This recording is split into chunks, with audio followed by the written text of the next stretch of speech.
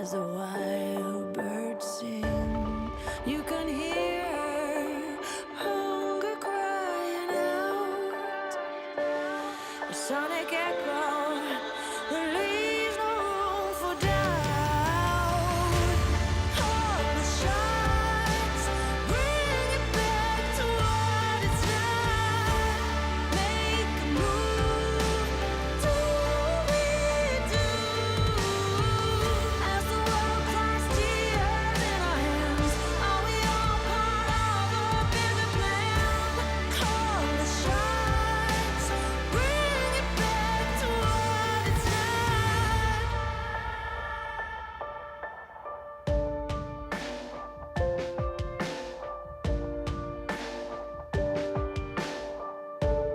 Deepest oceans, they can't portray enough empty spaces, time to rust and dust. There's no wonder left for us to love. No warmth or shelter, just satellites above. Hold the shots, bring it back to what it's not. Make a move, do we do? As the world cries tears in our hands, are we all part of a bigger plan? Hold the shots, bring it back to what it's not.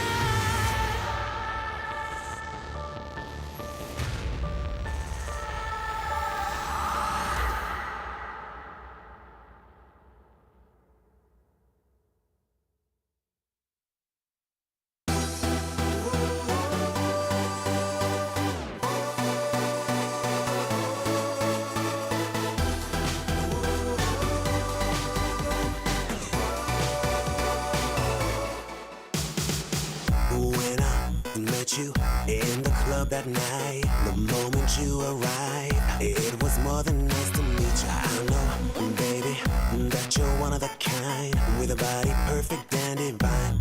Oh, so come and let the music play, so we can move our bodies. And girl, no matter what you do, just do it hot and naughty. We drink the bar 'cause we don't pay. Tonight nothing brings me down, down, down. Oh, I can tell you now, this is gonna be the best time of your life. I can see it now. This is gonna be the best time of your life, time of your life, yeah, yeah, time of your life, time of your life, yeah, yeah, time of your life, time of your life, yeah, yeah, best time of your life. Finally, baby, we've been up all night. The sun's about to rise, and it's nothing but a feature dancing, moving slowly out of sight, feeling vibrant and alive. Oh, let's do a thing and celebrate, cruising a Ferrari. Let's live it like it's the last day and head for the next party. There's nothing they can take away from me, yeah, 'cause nothing brings me down, down, down. Oh, I can tell you now, this is gonna be the best time of your life. I can see it now. This is gonna be the best time of your life, time of your life, yeah, yeah, time of your life, time of your life, yeah, yeah, time of your life, time of your life, yeah, yeah, best time of your life, best time of your life. Best time of your life. Best time of your life.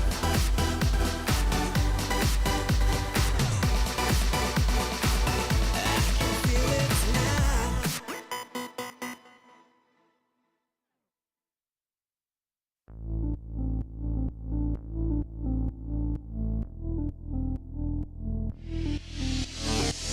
On the floor, baby, you and me. It's easy like 1, 2, 3. I don't care if it's day or night. We together make me feel alright. It's a feeling that you can't describe. We don't stop till the morning light. Please, I know what you want, and I set you free. Starts when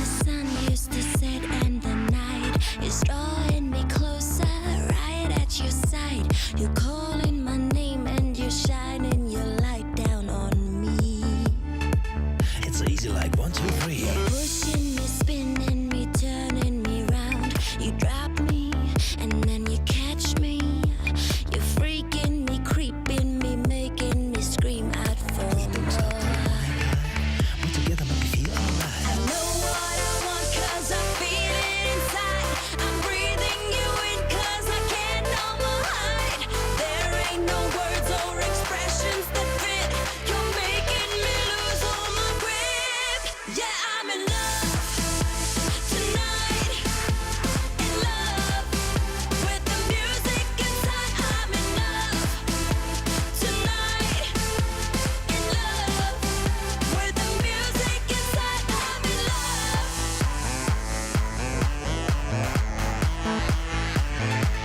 It's easy like 1, 2, 3. Twisting me, running me all up and down. You hold me, control me. You comfort me, settle me, and you are driving me mad. We together make me feel alright. I know what I want 'cause I feel it inside. I'm breathing you in 'cause I can't no more hide. There ain't no words or expressions that fit. You're making me lose all my grip. Yeah, I'm in love tonight. In love with the music inside. I'm in love tonight. In love with the music inside. Yippee, yippee, yo, yippee, yo, yippee, yay. From New York to South Korea, everything is just okay. Yippee, yippee, yo, yippee, yo, yippee, yay. From Japan to New Orleans, where do you wanna stay? We stop at the greatest parties, we shop around the clock. We hop to the hardest parties, we rock and roll and rock. Yippee, yippee, yo, yippee, yo, yippee, yay. From LA to Tokyo, where do you wanna stay? Yeah, I'm in love tonight. In love with the music inside. I'm in love tonight. In love with the music inside. I'm in love tonight. In love with the music inside. I'm in love tonight. In love with the music inside. I'm in love.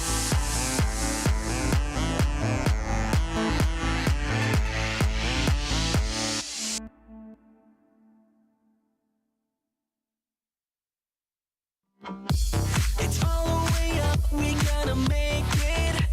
The party won't stop until we break it. I head for the top, we gonna take it. Tell me, are you ready? Tell me, are you ready? We want it all, we cannot fake it. We're standing tall, it's time to break it. We go for the clubs, we do the kingship. Tell me, are you ready? Tell me, are you ready?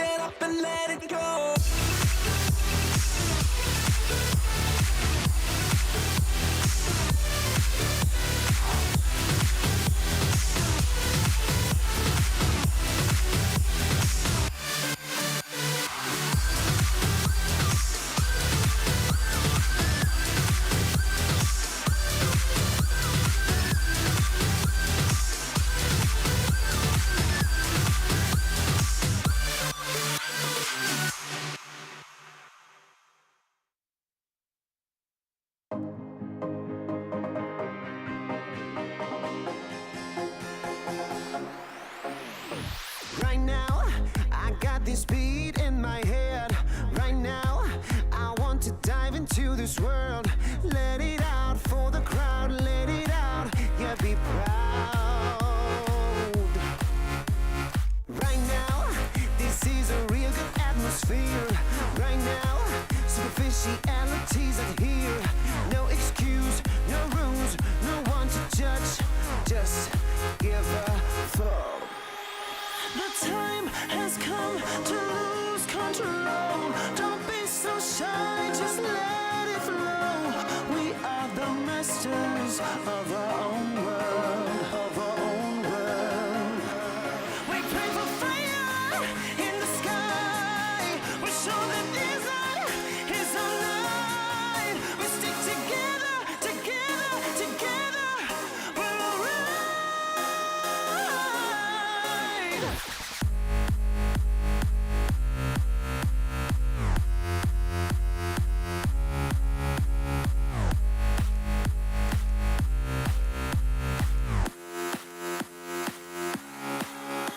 The time has come to lose control.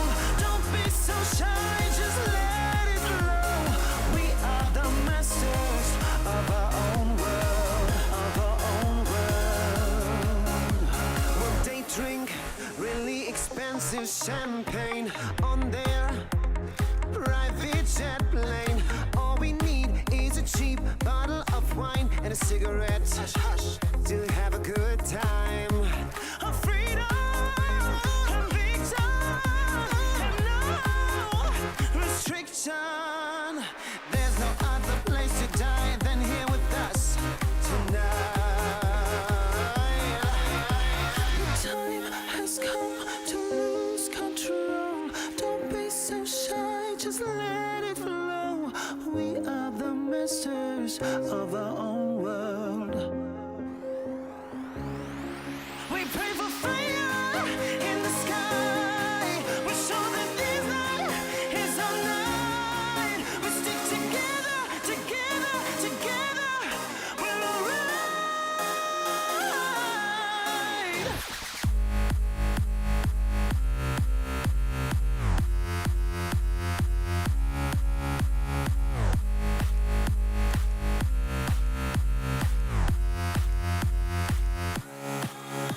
The time has come to lose control. Don't be so shy, just let it flow. We are the masters of our own world, of our own world.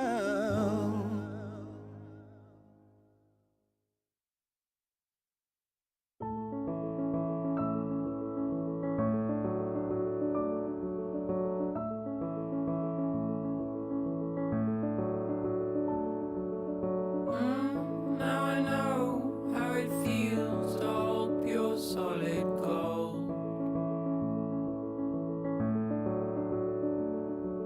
Sleep in the arms of my only, my new tiny world.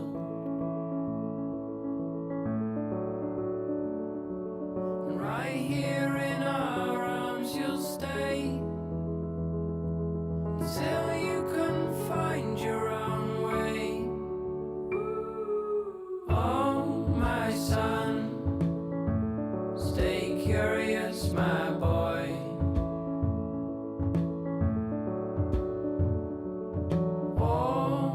Always ask where this road goes.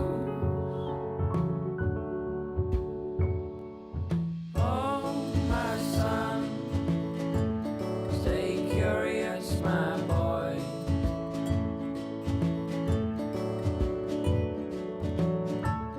Just outside your door, you'll find love where you don't know.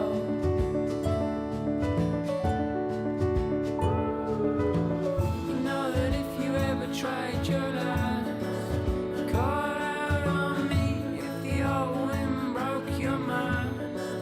Set out to sea if you've fallen down. You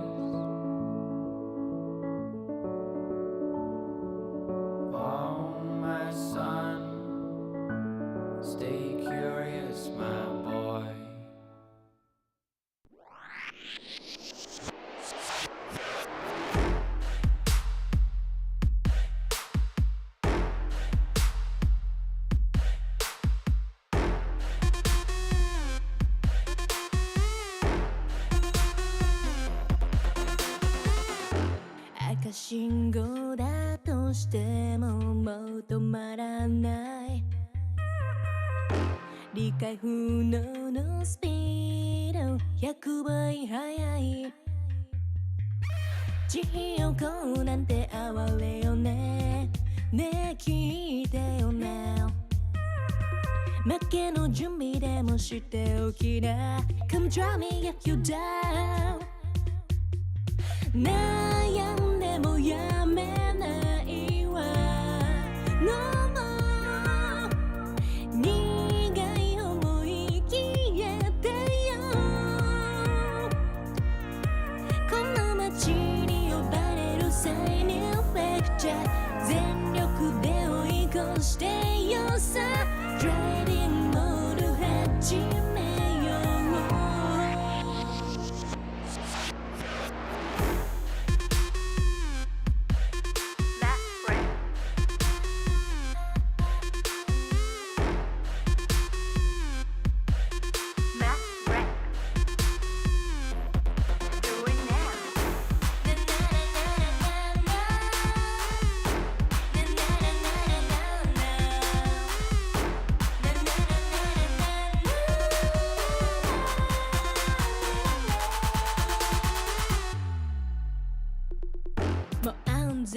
近道なんての完全にアウトだからあんたの後悔楽しみだわすげた気づいてよマジでベイビー一番でノックアウトするわ You better be listening 地獄なんて哀れよねねえ聞いてよな負けの準備でもしておきな Come try me yet when you were down 悩んでもやめないわ No more 苦い思い消えてよ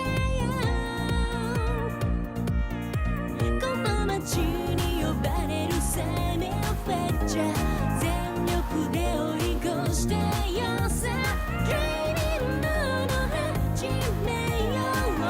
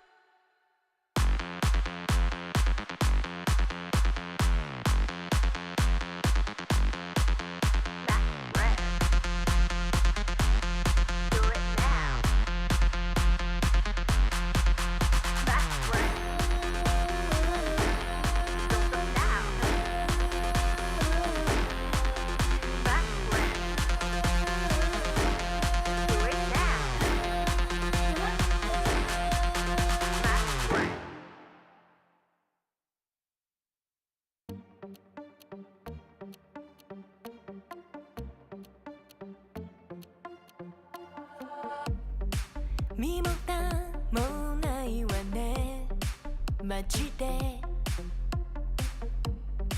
メール既読無視でもてめトラブルならすぐ相談してよだなんて細い指先が僕刺す Please come this way ピンヒールで突き刺す血の味が欲しいまで純粋だと思ったバカね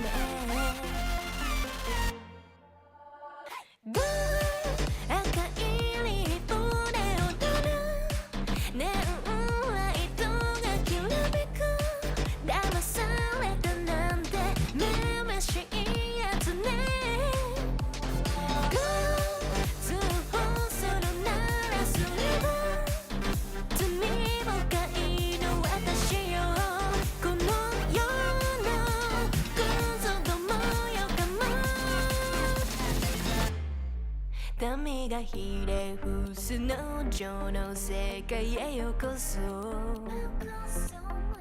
落とし穴に落ちたあなた Please come this way ビールで突き刺す血の味が欲しい前に純粋だと思ったバカね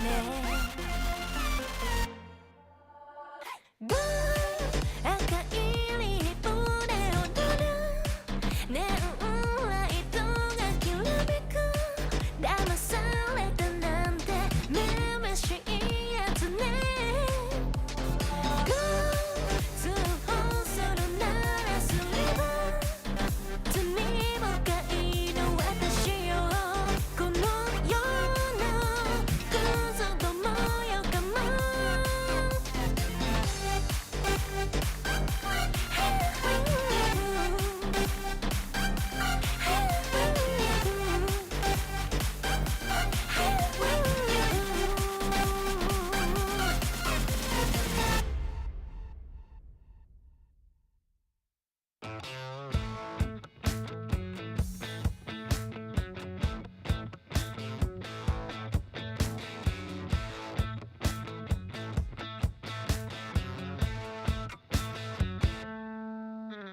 You and me going out tonight.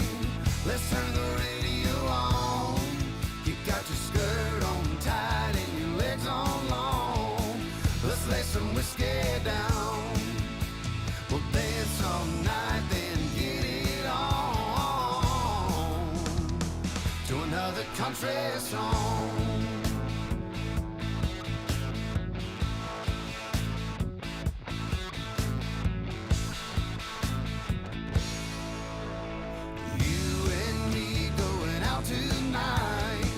Let's turn the radio on.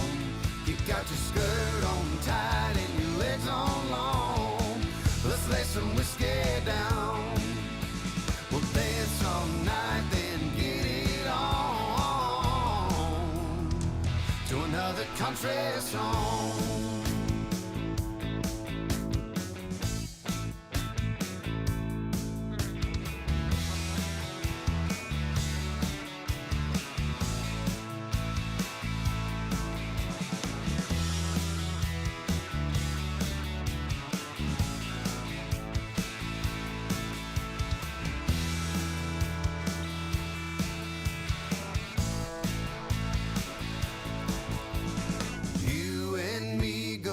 Tonight, let's turn the radio on. You got your skirt on tight and your legs on long. Let's lay some whiskey down. We'll dance all night, then get it on to another country song. You and me going out tonight. Let's turn the radio on. You got your skirt on tight and your legs on long. Let's lay some whiskey down. We'll dance all night, then get it on to another country song.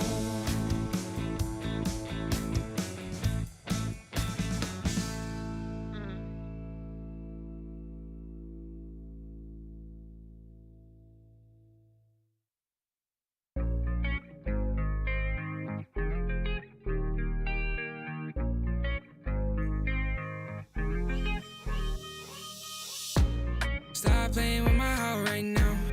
Girl, I need you in my life right now. Though I'm all tied up, need your love right now. Stop playing with my heart right now. Girl, I need you in my life right now. Though I'm all tied up, need your love right now. No, I'm balling out, yeah, but my heart plays loud, yeah. And I'm all freaked out, cause I got nothing to say to you. But will I be down, yeah, when you come around, yeah. So let's get right down, cause we ain't got much time. And every time you hold me, I think about the times that I was lonely. Keep reminiscing about how you the only one that makes me wanna look into your eyes and say, stop playing with my heart right now. Girl, I need you in my life right now. Though I'm all tied up, need your love right now. Stop playing with my heart right now. Girl, I need you in my life right now. Though I'm all tied up, need your love right now. Yeah, we could take time to work things out, oh, yeah. But I want you in my life so we could have each other, yeah. I know it seems hard to shine, but you're a million stars at all the same time, yeah. And you know I really mean it. And every time you hold me, I think about the times that I was lonely. Keep reminiscing about how you the only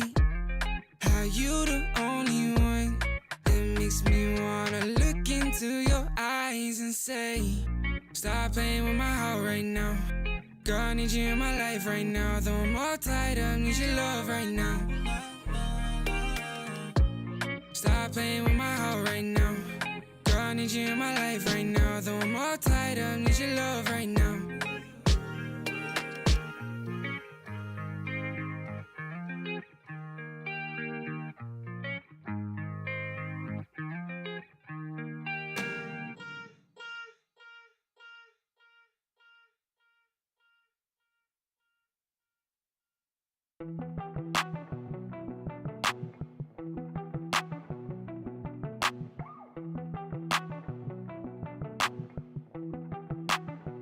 I saw you sitting in the moonlight, tripping, pain runs through your heart. Oh, we were skinny dipping, slowly sipping, then we fell apart. I'm just trying to catch a break from your love, oh, hey.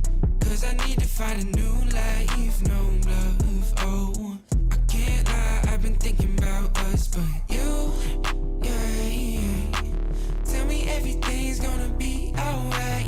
Tell me that you're never gonna need spotlight. Just say how you feeling, I don't wanna waste time. I saw you sitting in the moonlight, tripping, pain runs through your heart.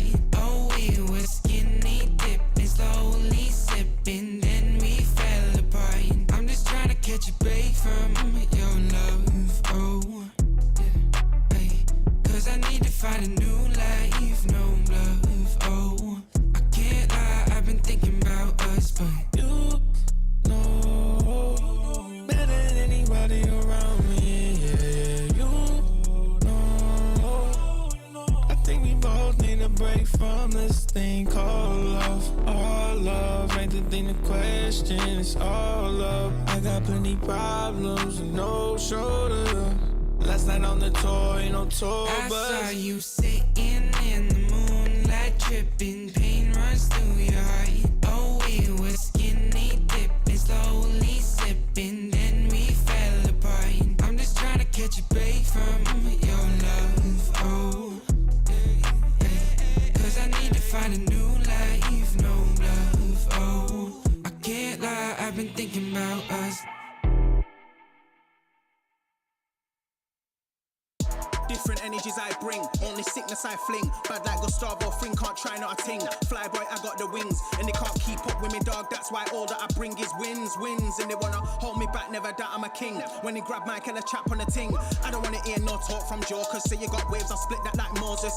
The way that I catch it is flawless, it's awkward, cause they can't do it when they talk up. I don't wanna hear that ever. Stay on the ground like Cellar, they know man shell off. Feel man trying to get ahead of me. They should've known they ain't really got the energy. I got the energy. Run laps and laps round them, they ain't even got no energy. So that means no power. They don't wanna be my enemy. That might end up in a penalty. I got a different energy, no matter what I encounter. No, I got the energy. Run laps and laps round them, they ain't even got no energy. So that means no power. They don't wanna be my enemy. That might end up in a penalty. I got a different energy, no matter what I encounter. No, I got the energies.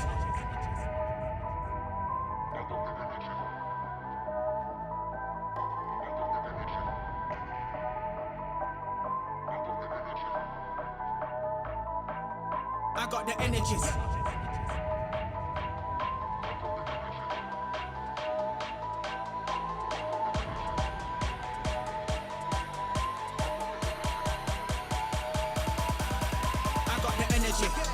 Run laps and laps round them, they ain't even got no energy. So that means no power. They don't wanna be my enemy. That might end up in a penalty. I got a different energy. No matter what I encounter. No, I got the energy. Run laps and laps round them, they ain't even got no energy. So that means no power. They don't wanna be my enemy. That might end up in a penalty. I got a different energy. No matter what I encounter. No, I got the energy. They ain't even got no energy. They don't wanna be my enemy. I got a different energy. I got a different energy. Putting out the fires, my head calls me a liar. Sick of breathing in your smoke. Leave a little longer, embrace a little harder. Yeah, every time we're not wrong, it's like we're walking on water. Oh, too good to last long. Putting out the fires and looking for a miracle. It's like we're walking on water.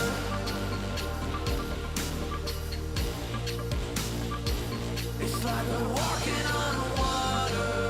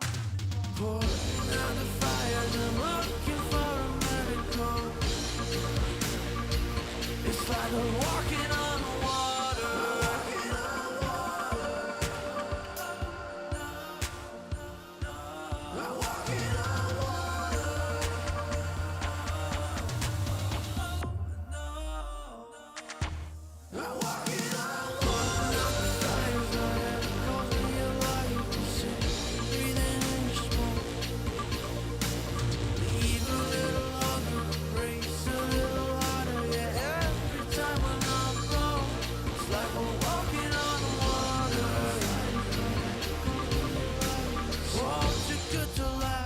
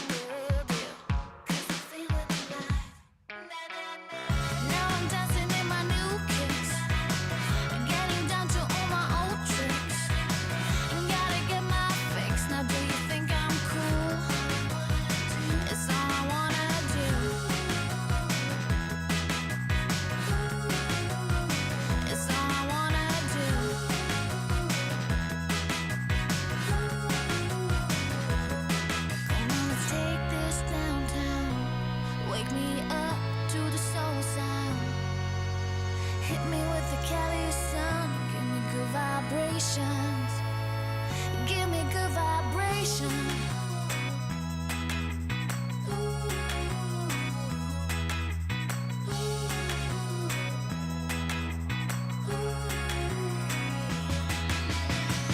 Now I'm dancing in my new kicks, getting down to all my old tricks. Gotta get my fix. Now do you think I'm cool? It's all I wanna do.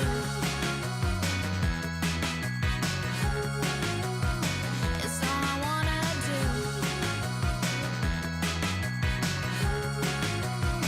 It's all I wanna do.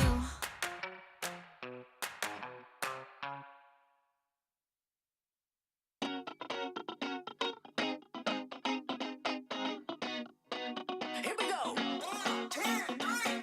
I don't really care about like all them fancy things. Never had a lust for cars or sparkly diamond rings. I don't really care about them platinum studded boys that run around the whole damn town just showing off the toys. Like do-si-do, I'm ready to go. Been a damn long week, it's time for the show. Call my girls like, ooh, don't you know? I'm with my girls, yeah, my girls. We've been working all day. It's time to dance the night away. I'm with my girls, yeah, my girls. We got records to play, so come let's dance the night away. Like do-si-do, we ready to go. Sneaker fresh for the halftime show. That's right, girls, we dropping it low. Like do-si-do, we ready to go. Sneaker fresh for the halftime show. That's right, girls, we dropping it low. Here we go.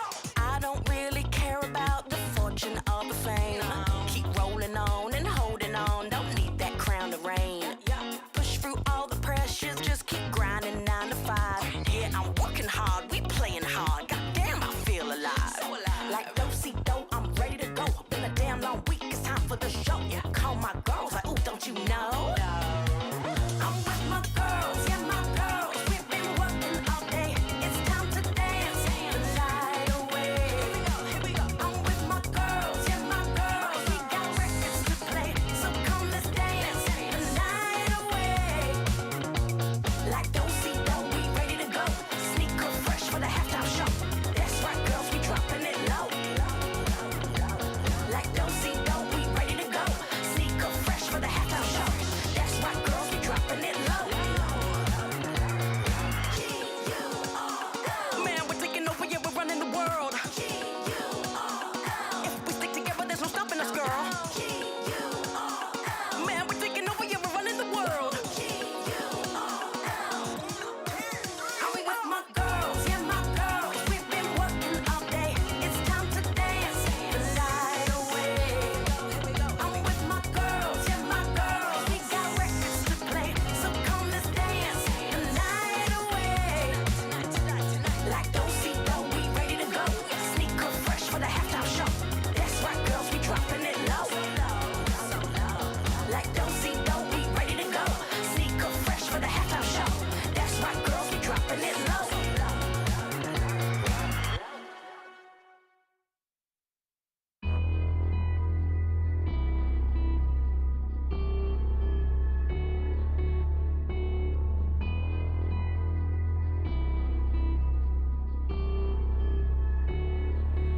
Can you take my bad side?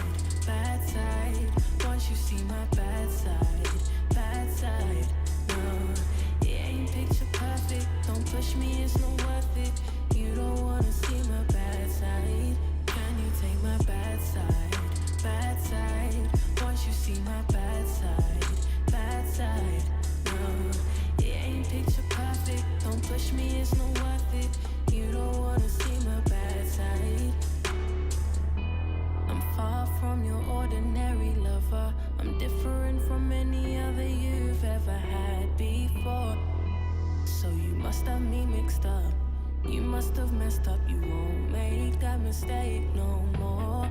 Or I might just lose it. I might just lose control. You might just push me far enough for me to let go. No, you don't want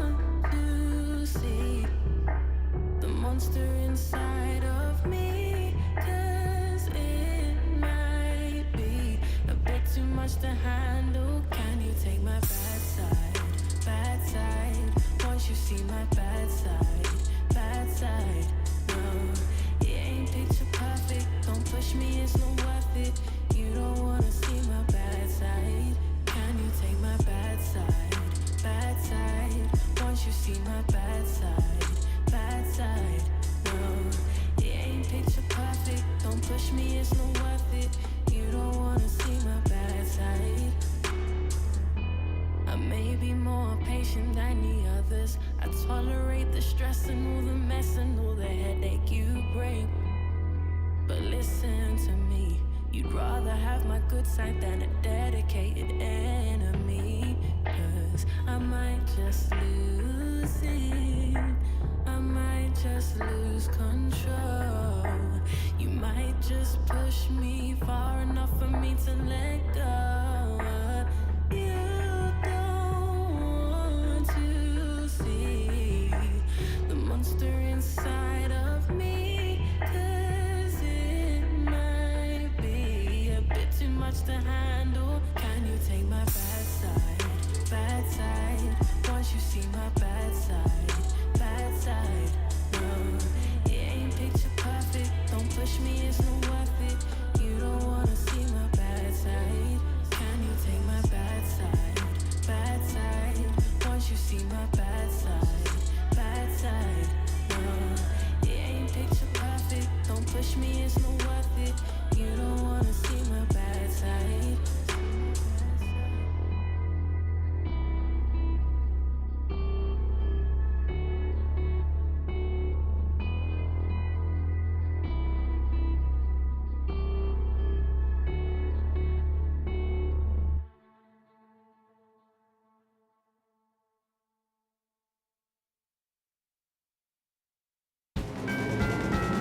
Excuse me, please, but I'm standing. Left or right when you're trapped in the middle. Excuse me, please, but I'm crying. Catch your breath before you get old. I couldn't stay for the battle. I couldn't cross in the middle. But we are far too much too young. I couldn't stay for the battle. I couldn't cross in the middle. I'm losing my mind. I'm losing my mind.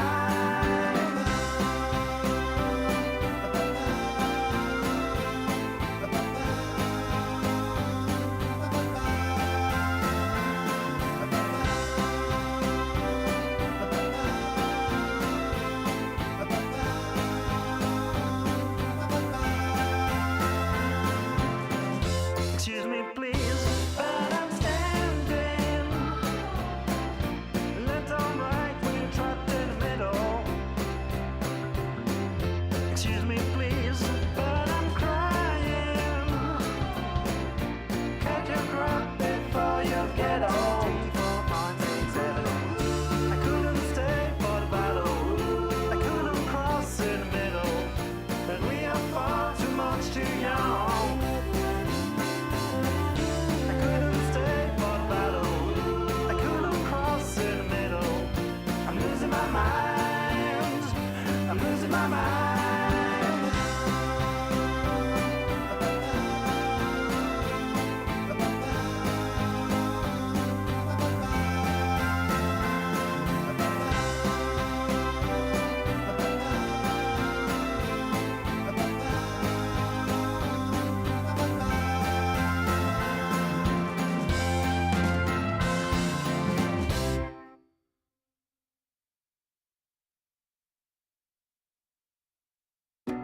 Wanna wake up in my bedroom with you right next to me, holding my hand. Something I could get used to, 'cause you're by my side.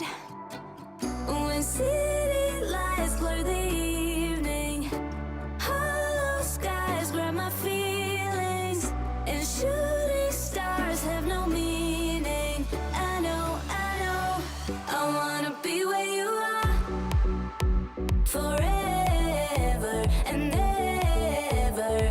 I wanna be where you are, forever and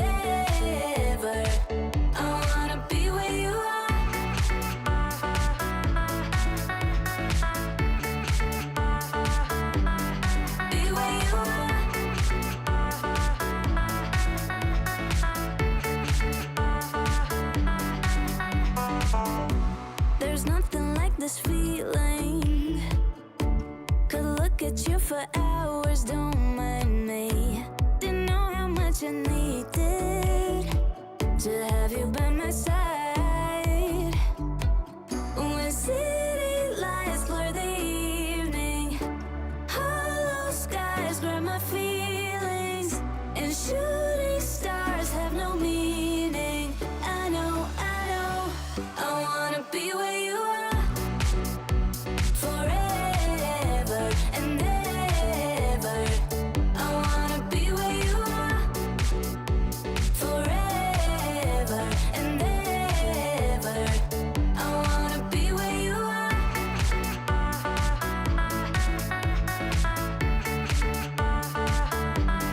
Be where you are.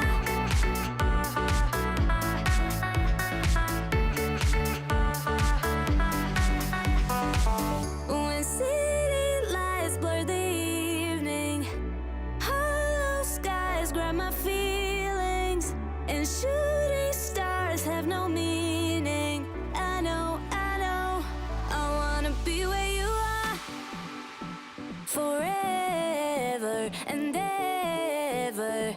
I wanna be where you are forever and ever. I wanna be where you are.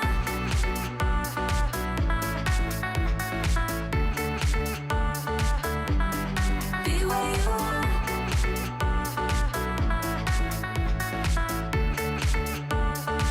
I wanna be where you are.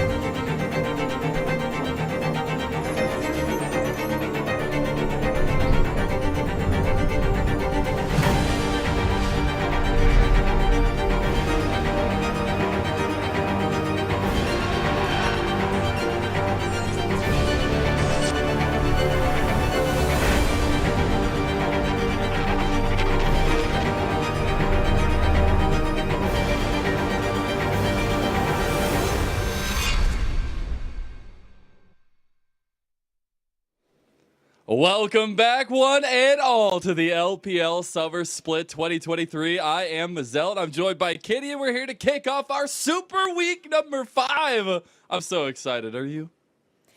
I'm also excited because I just took an entire week off, so I'm going to be back for week 5. And it's Let's only go. the start of the week, but I'm excited as we have 3 series for tonight. We did, but yesterday we did not have 3 series. Now it's just the lame day out of the week where we don't have super tied to it. But in actuality, it still is the LPL, so it's pretty super in its own right. We started off with LGD versus OMG, Kitty, and you know, it was a series itself. I feel like it had a lot of strength actually from LGD in a few of these moments, but it was OMG who came out holistically on top. I mean, all I have to say is Abel's pretty good at the game. This guy on Kaisa is something else, and it's great to see OMG kind of continuing their trend into the summer split and just giving us a lot of chaos for the fans to consume. I know Dom is really appreciative of this, and of course, LGD, they're trying something new. They brought out the Tristan, also the Renekton, which has been getting a bit of priority in the previous drafts, but it's okay because I feel like LGD, we have seen them take games away from these really top-tier teams, so there's still some light or shiny hope for them at the end of the tunnel. But the series that I really wanted to focus on is the last series which we got, which was between WE versus Top Esports. And I know a lot of fans are pretty confused with the end result, as we had WE 2-0ing Top Esports, Mazel. Yeah, hey, W were angry that they came back and they were losing back-to-back games, all right? They were a little bit salty. But no, it actually came through a lot of really good decisive moments within the game, and it came down to Rookie and Jackie Love not being able to pull out TES from the depths. Yeah, the biggest standout to me was Shanks and Hung's performance throughout this 2-game series. I just feel like they felt a lot more connected compared to, like you said, Rookie and Tienth. But when it came to these major team fights, another huge standout player for me was Hope. I feel like Hope has always been a person where he is that shining light for WE, and he's definitely meeting those standards for this team. And it's really nice to see them get back onto their feet after those 2 series losses.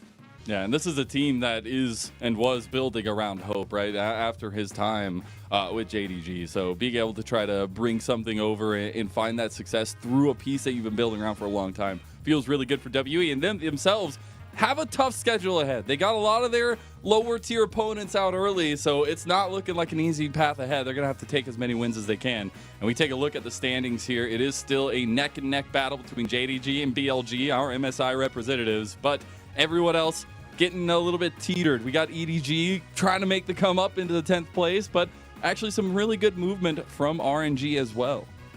Yeah, I love how different the standings are compared to spring, and EDG, they managed to scrap that series in their previous wins, so they've managed to get into that 10th position. But I wanted to highlight that NIP and RNG having a really good start to summer so far, both 5 and 4, and I think that they do really credit the jungle player of both of these teams. I think Wei and Shadow have been performing out of their minds, and it's something really spicy that they always bring into their games. But today's matches are also very exciting. We have so many big names. We do. We got JDG versus NIP to kick us off on this super week. We got Weibo versus FPX. Can FPX upend a chaotic Weibo? And then BLG versus IG. It is BLG day, but also it's Shun versus his old organization. Gotta love it. Where he came up, where he was finding a lot of his growth early on in his career in the LPL. So awesome slate of games ahead of us, but starting off with JDG versus NIP, we do have to set some expectations. JDG, they're on a clear road, and maybe, just maybe, it's paved in gold, but this team needs to be on aces. We've seen them absolutely crush lesser opponents, and we expect them to come out swinging tonight. Most definitely, and I think coming off such an adrenaline rush and having one of the best runs so far in summer, the audience expects them to pretty much win Worlds and nothing less. We get a look at the team statistics, and something I wanted to highlight is I think JDG, they love prioritizing their draft for comps over laning matchups, and we obviously see that through the top side where we see 369 picking champions like the Ornn, where often you would see the champion not in the most favorable matchup into champions like the Renekton or the Jax, but he is more than happy to challenge them in a 1v1, often seeing solo kills. But I think the rare instance of him sometimes going against the player Bin, you do see some of that weakness shining through. So JDG, they are gods of the league so far, but they do still show a bit of weakness. But NIP on the other hand, I mean, they've had a very good kind of change up through the summer. I mean, they're currently 5 and 4. I took a look at their spring results, and unfortunately they were in that 13th place position after regular split, and they were 5-11, but currently they're already 5 and 4, so it's only way up. It's only on the way up here. We do get a look at our key players of each side. Both of these guys have been crucial, while you could look at the rest of JDG and say, okay, sometimes Kanavi can slip up and you still have a lot of strength on the other side. For NIP, it does feel like Shadow is the live or die moment for NIP. They do find a lot of success with that. They do also end up finding a lot of carry performances out of Photic and Angel, but usually it comes with cohesion of Shadow and the rest of his team.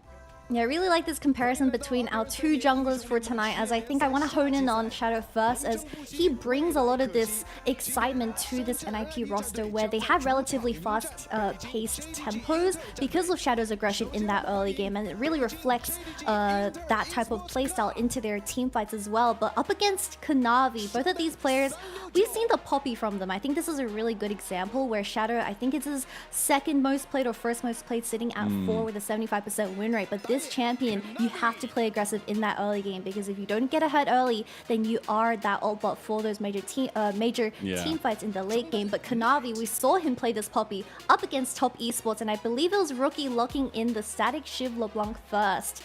But we saw JDG cooking, they locked in the Tristana and the poppy, and it was a terrible time to be on the receiving end, to say the least. But the biggest difference for these 2 junglers is that I feel like Kanavi, he is mainly looking for those team fights, while Shadow, he needs to get ahead early.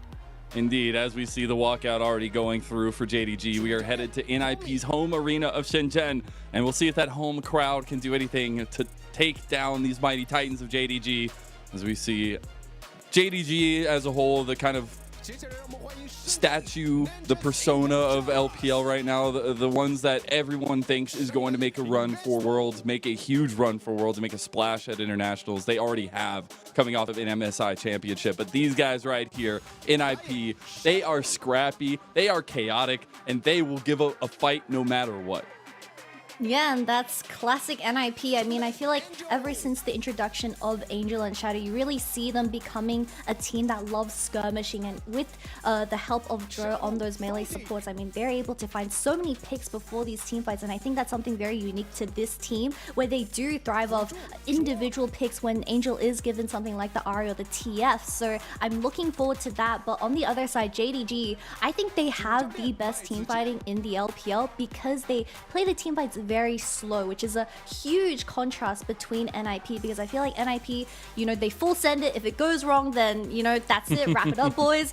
JDG, just give them 30 seconds of time and they're able to win these team fights somehow in a miracle. And it's kind of cool, Joel going against his old teammates in Knight and 369, also the man he sat behind and missing when he was on WE Academy. Gotta love little throwbacks like that. I don't know if it actually means anything to Joel, but it means something to us on the broadcast. And you also just want to give a little bit of that extra oomph to the bot lane, because if Ruler and Missing get ahead, that's it. That's game over. Ruler has decapitated many a team so far in the LPL easily. When it's all pressure on him, he thrives. So now it's really JDG should come out 2-0. What do NIP have to show us and surprise us with tonight? You know, I have a bit of a fun fact for you, Mazel. So I was taking a look at the damage share percentages for the carries of JDG, and Knight has a higher average damage share, sitting at 27 compared to Ruler's 26. So that's a pretty rare occurrence to have in the current meta because of how high damage or ADC centric it is with the kind of team compositions built around these hyper carries. But yeah, I love how you kind of highlight Missing and Ruler, but I really want to kind of talk about Missing in his previous two series up against BLG and Top Esports, which were both 2-0 wins. I feel like Missing, he has become such a standout player on this roster, and especially given something like the Rakan, I mean, his laning phase has improved so much compared to MSI, and that was one of JDG's biggest critiques going into the MSI finals, where people were saying that Missing wasn't consistent enough with his laning phase, but he's definitely done a 180 and he's showing up every single time, and that goes into another problem for JDG, or at least when you're facing JDG, they just have too many champions to ban. You have to think about Knight has his Annie and Jace. Cool. Missing has his 12-game Rakan into the summer split. That's insane. And 12 also games. Yep, 12 games, and you also had the OPs like the Zeris and the Nikos, and of course, there's just so many to ban, so it's going to be really tough what NIP's approach is going to be for this game on, but hopefully it's going to be a bang. I absolutely expect it to be. You got to see if comfort does come to town for JDG. As you were saying, 12 games on Rakan. Yeah, I like the growth from Missing, but I also love the way that he's kind of changed that style, like you were kind of foreshadowing to, and connecting much more with Kanavi, with Knight. And that comes off the Rakan play, right? And that does beg questions. What happens when we see maybe Rakan taken away? How much of that mobility is still left on the table for bottom lane? But that is something that can come into focus for NIP in this first phase if they want to. But first and foremost, I feel like it is going to be get bot lane something safe, something strong here in 13-12, now that we've adapted starting off yesterday, and figure out what this meta is going to look like going forward. All right, everyone, welcome to League of Shiv, because we even have 80 carries going Shiv as their first item, like the Kai'Sa, like the Tristana, even Ezreal, which we might see in the mid lane. But I'm really excited to see how NIP is going to kind of approach this first game's draft, because do not fear, as LGD and AL were able to prove that even gods bleed with taking those wins up against JDG. And I feel like during those single game losses up against JDG in those recent weeks, JDG prioritized draft for the Millia plus a hyper carry, which is often Jinx or Aphelios. And we saw it insta-slam of the Blitzcrank. And I feel like this Blitzcrank champion, although you might not be successful in the laning phase, during those team fights, that one crucial pick could mean everything. True that. We're already neck deep into the bans here. NIP on the blue side banning away the Annie, the Zaya, and the LeBlanc. We got JDG on the red side with the Nico ban, the Melio, and the Poppy ban towards Shadow. Or That I guess does it could be leave up- Invincible too. That does leave out something like the Wukong or the Vi that NIP has decided to prioritize, but that also means you could potentially be giving something like the Ari and the Wukong over to JDG, and I'm pretty sure they haven't lost on this champion duo in the past 20 games, throwing it back to probably spring, and that's the 13th game for missing on this Rakan as well. God, if he just locks in. Why not, though? I mean, you can still feel pretty confident in jungle in third pick if you want to go for it and just make sure you get this Rakan locked away. That comfort, that cohesion for missing, so important for JDG. And I do expect a lot of this kind of wombo combo style situation coming out, especially with JDG lending their hand to the Ari. It's all about combining and finding those pickouts. Yeah, you still have something like the Aphelios available for the side of NIP, and they can also lock in a utility mid laner, which we will see in the TF. And I love this pick from Angel. He's just such a standout player when he is on this champion, making those macro plays around Invincible, where he is able to play something like the split push in terms of either the Gwen or the Jax up against 369, where he has been enjoying those tanks in the top side, especially blind. But we'll have to wait and see because this Kai'Sa, I mean, there's a new build for her. It's the Shiv, it's the Nash's second. Yeah. And she does have to really rely on that third item, so it does stall out the game quite a bit for JDG to poke at them. And I do see some iterations of the traditional, Kraken Slayer style build for Kai'Sa sometimes, but you do like that pressure you can give by insta-clearing the wave. Also, it's just special shout out to Angel. Twisted Fate is a comfort for this man, right? He has almost a 60% win rate on 34 games on the TF. It is static Shiv meta, but maybe it's just Angel meta at this point, as we did see that Wukong locked away and locked in for JDG.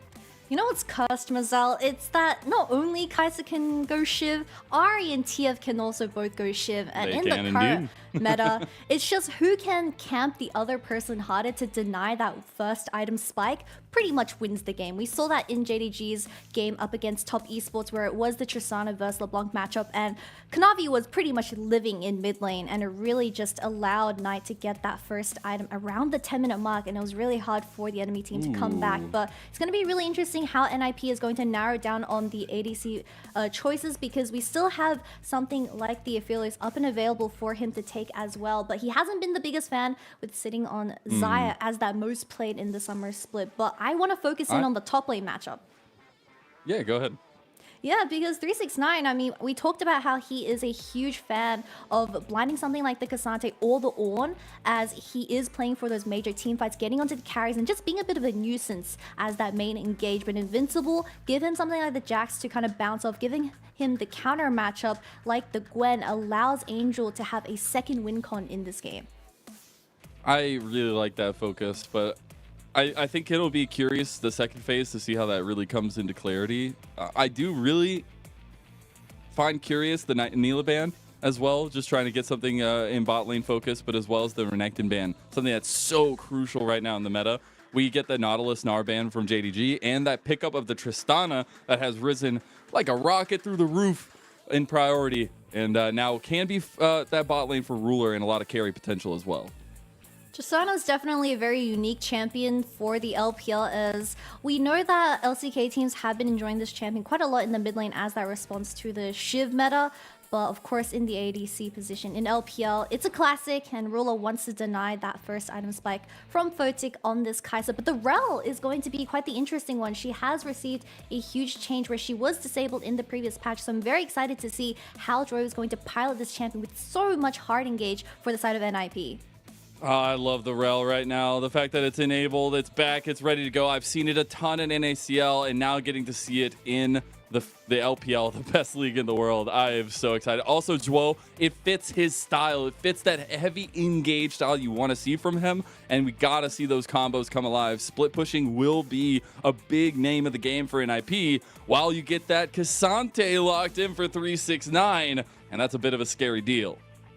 JDG doing classic team fight oriented drafts for this game one, as we have a relatively aggressive bottom lane duo coming out of both the Tristana and the Rakan. So I'm going to be really interested on how these two junglers are going to pub towards that bottom side, because we see that the iconic macro play for JDG is that they, I mean, really depends on Missing, right? Because Missing, you often see him finding those angles and getting so many great engages onto the enemy team where they burn those summoner spells, and it allows Kanavi and Knight to roam towards that bottom side and deny XP and gold from this Kai'Sa. And especially if you want to go something like the Nashes and the Shiv, you really need that CS. So we'll have to wait and see how NIP is going to be able to deny this, as Angel, I mean, he's on the TF and he can match that wave clear up against the Ahri.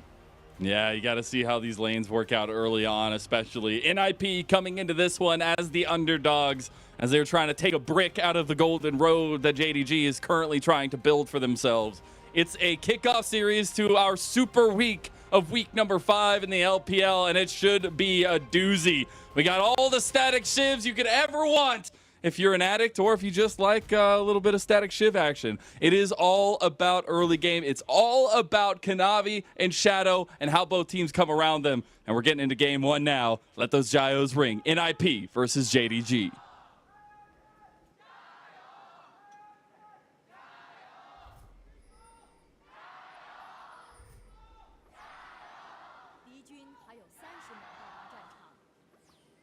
First Gotta of all, love the Giselle, audience cheering. love the energy from the boys in the live crowd. But Photic and Ruler, they're having a great Tuesday start as just they're a dance. just vibing. Oh, I mean, it's a bit of a truce in the bottom lane, but I think. Oh, no! Okay, they give each other back. All right, no, they're good. They're good. They traded 1 shot back each. It's okay. It's okay. Everything's good. Everything's fine. It gives the little UV like, guys. I love a little bit of action between Photic and Ruler. Honestly, Photic has been such a mainstay for NIP for V5. He's also been an all-star AD carry in the LPL. We had those moments where V5 were looking like some of the best team compositions that we've had in our league, right? But then the faltering, the breaking of the heart of V5, and Photic still standing strong through all that, I think, is a testament to his will, but also his strength as an ADC. And now going against Ruler, be a little bit more difficult. A little bit more difficult, but he has to stand out, as he has the Kai'Sa for this game one, taking the Hob on the rune page, which I'm assuming he's going to go the Kraken Slayer build and be that main carry in these team fights. But I'm really worried for the side of NIP, as they have slightly low range when it comes to these major team fights. So Kanavi and Knight can find really easy angles to get onto Photic as that solo carry, as I'm assuming Invincible, he does want to be mostly in that side lane. So we'll have to wait and see how Duo is going to be able to play around Photic, because I love how NIP is kind of adapted into a playstyle where they do only play for Photic and they play very well front to backs. Yeah, and that's the kind of style right now that's set up really well for them. I think, we got a little bit of that glacial augment action from Jwo on the Rel, which I actually really appreciate, because once you get that crash down in, they are not leaving in that 2v2. But we actually want to check in on the bottom side pathings now that Kanavi and Shadow have finished their one side. They're maybe looking for a bit more aggression early on. Angel did take the grass, so he does have that extra bit of sustain, but Knight most likely has to look for a flash E onto Angel if they want to commit Angel to this. Steps forward, and that's a beautiful flash charm from Knight. And the golden left hand sets up his jungler and Kanavi for first blood for JDG. But Invincible is roaming towards his mid lane. He wants to stop this wave from pushing. Angel has the TP though. Can he get his hand onto Knight? Runs straight into that charm, does get the counter-strike off, but now he took that tower shot. He's going to have to flash Shadows there to save the day, but Kanavi is a hungry monkey, and he takes his second kill of the game. Should be traded right back over to NIP, giving this over to Angel. Could be used. The yellow card did come through, and it will be Shadow that ends up getting the kill. And in the end, JDG 2 kills onto Kanavi does mean he is going to be so much faster into getting that Sunderer as that first item on the Wukong. And for some reason, JDG, I mean, most of the damage is from Kanavi if he gets ahead, especially on the Wukong. So it's going to be very scary for NIP, but we expected action in the early game, and NIP is kind of delivering. I'm just happy we're not sitting at 2 kills in 20 minutes. We got all the action you could ever want here. But I do expect, that continuous turn up in action. A lot of early game-centered compositions. We also do see a pretty aggressive 2v2 down here in the constant trades. Actually got Kanavi heading back towards this bottom side. Do wonder Shadow, after having full cleared that side, maybe trying to come influence his bottom lane because we are so evenly stalemated here. Actually looks like he's going to start it back as we get a replay of that mid lane.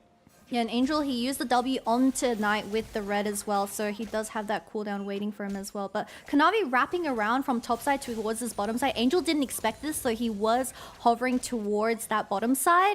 And really nice flash charm out of Knight as well, which he waited for Angel to use first. But, I mean, how do you react to this? Because Shadow was still trying to clear his red buff. But we're getting a we're on dive! the tower here. What is going on? JDG!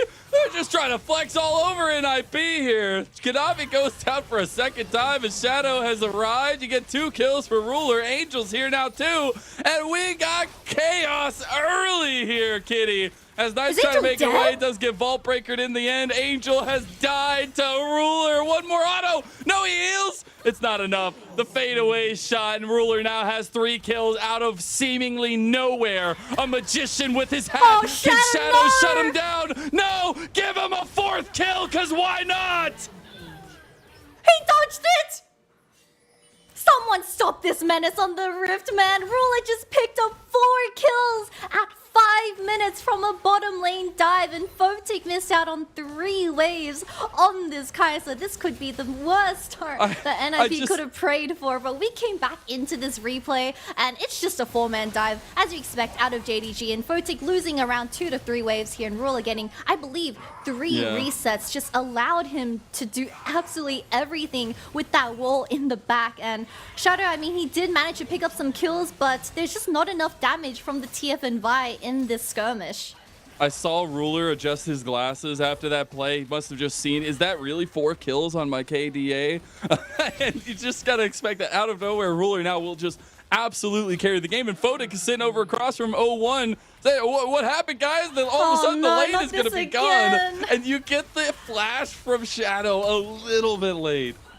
It kind of just feels like you're watching a train wreck in slow motion, especially with Ruler also dodging out on that last Kai'Sa W. I mean, man sitting on that those items now, and it's going to be so scary up against double buffs as well. No summoners available for Photic, so it's going to be extremely hard for this NIP bottom lane to look for those engage angles. I mean, Angel is level 6, so there's still a chance, right, Mazel? Yeah, still a chance. There's a light at the end of the tunnel. One of these days. Maybe it's Static Shiv that'll maybe be the difference. We do need that rush, though, coming through from Frodo, because he needs to be able to clear the wave. Right now, Ruler will just constantly have push, and that gives so much decision-making power to JDG, and we've seen what happens when JDG have decision-making power around Summoner's Rift. I mean, JDG bottom lane getting ahead early and having this lead. Name your more iconic duo, but Shadow is now level 6 and missing no flash. Oh, the cease and desist has come in, but he rocket jumped. I've never seen that. That's actually insane. He buffered an unstoppable ability. What a moment. At the last second, Ruler gets the rocket jump, and Shadow's gank goes wide. And I'd be looking more CC because I just have a buffer ability on this Tristan. I mean, how does he get away without even burning the flash? I've never seen and that. Shadow I has to thought just it was a back full here. lockdown. Yeah, I thought that would have been a kill, but Ruler's going in now. Really good timing from Ruler, and then they can play aggressively back instantaneously because Kanafi is hovering. NIP, you got to get away from the tower. He's about to get dove. As the crash down comes in, this should be another plate over to Ruler. I need to find out what Ruler's having for breakfast because I want what he's having. Now he's having another 2 plates for at least dinner in China and another perhaps extremely good early game for the side of JDG, but NIP desperately trying to look for something towards that top side, but the problem is that it's a Jax versus Cassante, and the best thing about 369 is that he's never going to be dying as that weak side for the side of JDG. Yeah, it's going to be so difficult, at least from this point onwards. I don't think it's going to be an easy affair, and they're definitely going to have to find a way to make things work here. But it is still a road they must travel, Kitty, and it is JDG in a triumphant position right now. A lot of advantage gained from that bottom lane. But maybe you're looking somewhere else for an IP as well, getting out on the map, trying to influence a little bit of these solo lanes. my main focus is that how we set up NIP for this composition to work around the Kai'Sa, but unfortunately she's now down 20 CS and there is no prior whatsoever for NIP to work off for Shadow and Drone. That is getting rid of a huge element that NIP so desperately rely on when it comes to these skirmishes, because we say that they work perfectly off picks, but giving JDG this type of advantage is going to narrow down those angles so much. And I'm getting a little bit worried for NIP because they can't have Photic behind, so they do have to work off Angel and Shadow to find angles to shut down Rule, but he has double summoner, so they have to attempt it twice. True. That's... Why does it just keep getting worse, Kitty? It just keeps getting harder and harder. But you don't get that first item completed yet for Ruler. That's pretty nice. But you do get Missing, looking to dive onto Photic.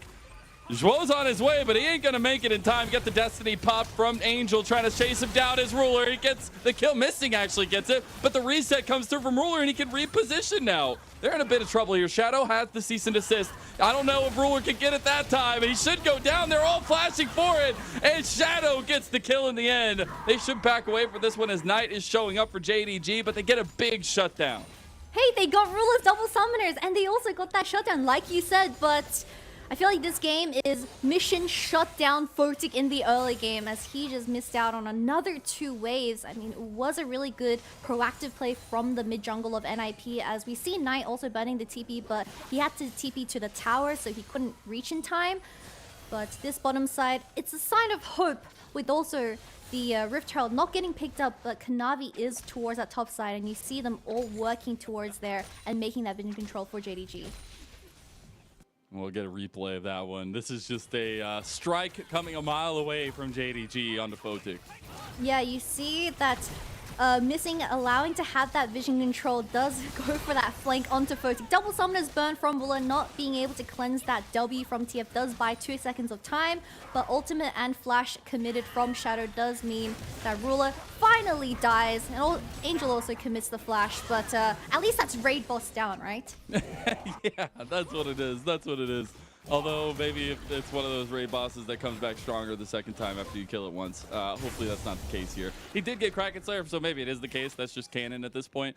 They did also take the Rift Herald, so a lot more pressure available on the map. You also have movement from Ruler to mid lane, more plates in tow, and potentially a first tower for JDG. Angel does not have flash for this mid lane dive, but Missing, he does see Drawer hovering, so it might not go into the hands of JDG, but that's a tower, and 5 plates into Kanavi's pockets. He's already sitting on the Sundera. Yeah, that's just insane. As that actually is a nice charm. Knight! What? Decisive as ever! Golden left hand of JDG with the solo! Look at his lap. Let's give Photic a break. He's just catching strays under this tower for the past 12 minutes. But we'll get a replay of what happened towards his top side, as we have Ruler getting engaged on. Shadow's just so angry right now. He's like, Ruler, you cannot keep getting away from me like this. And Ruler just keeps rocket jumping away. Ta-ta! Doesn't matter if you burn double summoners from this Shisana, because she can just reset with the W and run 2 screens away. But Photic once again making his way towards that mid lane, but Knight picking up those plates for himself in the bottom side does mean it's going to open up the map so much, as that bottom tier 1 will fall eventually. But NIP, this composition, it really relies on those picks and how Angel utilizes this ultimate. However, we haven't seen that too much, so hopefully, I mean, Invincible on this Jax, he's down 40 CS, but if you get to the 3 item stage, that is still a win con for NIP to win on. At this point, though, we're saying that about everything, you know, but if you just get there, you know, you just gotta get there. You just, you know, you gotta get there. All right, someone check Knight's PC, because he just landed 2 E's onto Photic. I believe Photic had that ultimate available as well, but he just wasn't able to react to this last E hitting, as he was desperately trying to get some CS under tower. Just a crumb, please, JDG. A crumb of CS. Just a crumb. Not for you today, Photic. Sitting at 0-3, got Destiny popped in the side lane. Knight is gonna pop that Spirit Rush still. Oh. Okay, NIP, we're worried about the collapse that was on its way for JDG. They decided not to pull the trigger on it.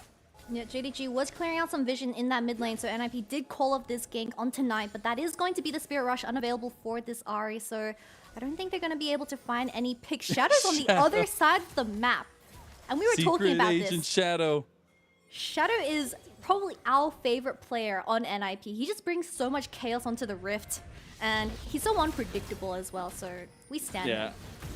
It was so interesting when he came over from Mad Lions to the LPL, right? And we got to see a lot of him on LGD and never found real success with them, right? He was an aggressive jungler that continuously went for picks and tried to find avenues. But with NIP, it's worked out pretty well. And a shadow from the backside brings in a kill for Angel. And you have a nice little move from NIP on the side. But now Invincible, it's trouble. Okay, who's gonna get it? JDG's 369, of course. Roll those dice and it comes up all nines, baby. All nines and Cassante getting a solo kill on to Jax, but NIP is trying to scramble back into this game through these picks. We can't have the solo laners losing 1v1 like this, but hopefully, I mean, getting those slight picks on tonight is going to be a ray of sunlight, because I think that was a little bit disrespectful from the Ari. However, they're still going to naturally pick up the second dragon.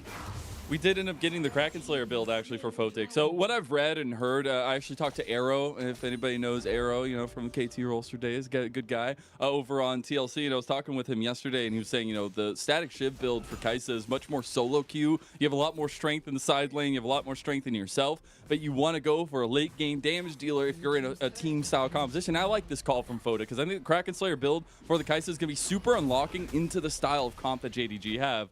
We're going to take a look and maybe talk about that after, as we did get Invincible versus 369.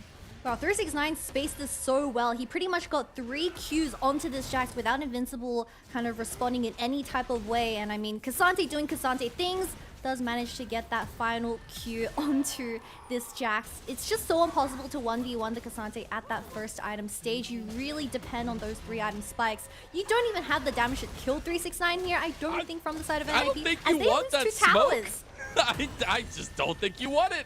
You look at 369 not taking any damage there, like maybe he takes a 1v2 here. I'm pretty sure he 1v2s there if NIP goes for the tower dive, as Shadow is backing on a ward, so 369 being a little bit of a cheeky bastard. He's gonna look for a kill perhaps He didn't get the onto Shadow. pushback though, but he's looking for the all out. He goes for it, and another solo for 369, man. Somebody check those dice. I mean, I love Cassante, guys. What's the copy pasta again? Get that going in the Twitch chat, because Shadow, his Q got cancelled by the knockup from the Q3 in 369, and that's also going to be a top tier 1 tower going to the hands of JDG, while they were secretly achieving through the bottom side as well. God. I mean, the map is getting destroyed right now. Just one fell swoop at 16.5 minutes, and they're about to lose an inhib tower here to JDG. Luckily, you have that full clear style coming out for those minions. As Woe actually going for an engage onto Kanavi and missing. Trying to get some damage follow-up, but it's missing. That follows up at the Charm. Knights here as well. And it's all gone to hell in a handbasket right now for NIP. You tried your hardest, but in the end, did it even matter? And JDG says no. Look away, NIP fans. This is a massacre at 17 minutes. No way. They're just going to take the inhibitor, because it doesn't matter. It doesn't matter that Baron isn't even up and available. They want to end the game very early on, as there's They only have 2 the people Tristana, alive. they have the TPs. Oh my God, they're actually just going to end the game right now. This could be our fastest game with a split by far, by a mile, and it's JDG using NIP to put more bricks into their road right now. It's the last Nexus tower here, but a fight back comes from NIP. JDG have overextended, but have they? As Invincible almost goes down, he heals up, and that means that JDG need to get out of there. Kanavi had already fallen. Bit of a YOLO play from with the JDG. TP. You do get the Destiny pop. Invincible's trying to make it around here. Ruler goes preemptively onto Angel. Ruler should go down here. One more auto attack. They find him. Angel gets them on the back line. As I got the follow-up from NIP. And this was JDG on the precipice of getting an early finish, but then it cost them almost everything. Almost everything, but luckily Baron and Dragon isn't available on the map. I doubt NIP is going to even find an angle to get that Rift Herald into their pockets, but that is going to be extra gold into both the jungler and mid laner of NIP. Unfortunately, no kills on the Kai'Sa or Jax either way, so I feel like JDG, they were a little bit impatient, definitely going for the fastest game time we have in the LPL Summer Split, but just a little bit greedy, Mazel. Just a little bit greedy. We'll see if they want to turn back over and try to get this Rift Herald before it despawns. But they wanted to go for it. They wanted to try to find the end, and they could see it was right there, but a bit of an overextension, the respawning bodies of NIP. Yeah, there were no minions available for a good 5 seconds, so you have 369 getting chunked out, also missing getting chunked down. Kanavi died to the tower here, surprisingly, and that became a 4v5 while everyone was so low on HP, and especially Ruler not having that mana available either, and a TP from Angel getting that flank in his pockets onto this AD carry where he does have no flash.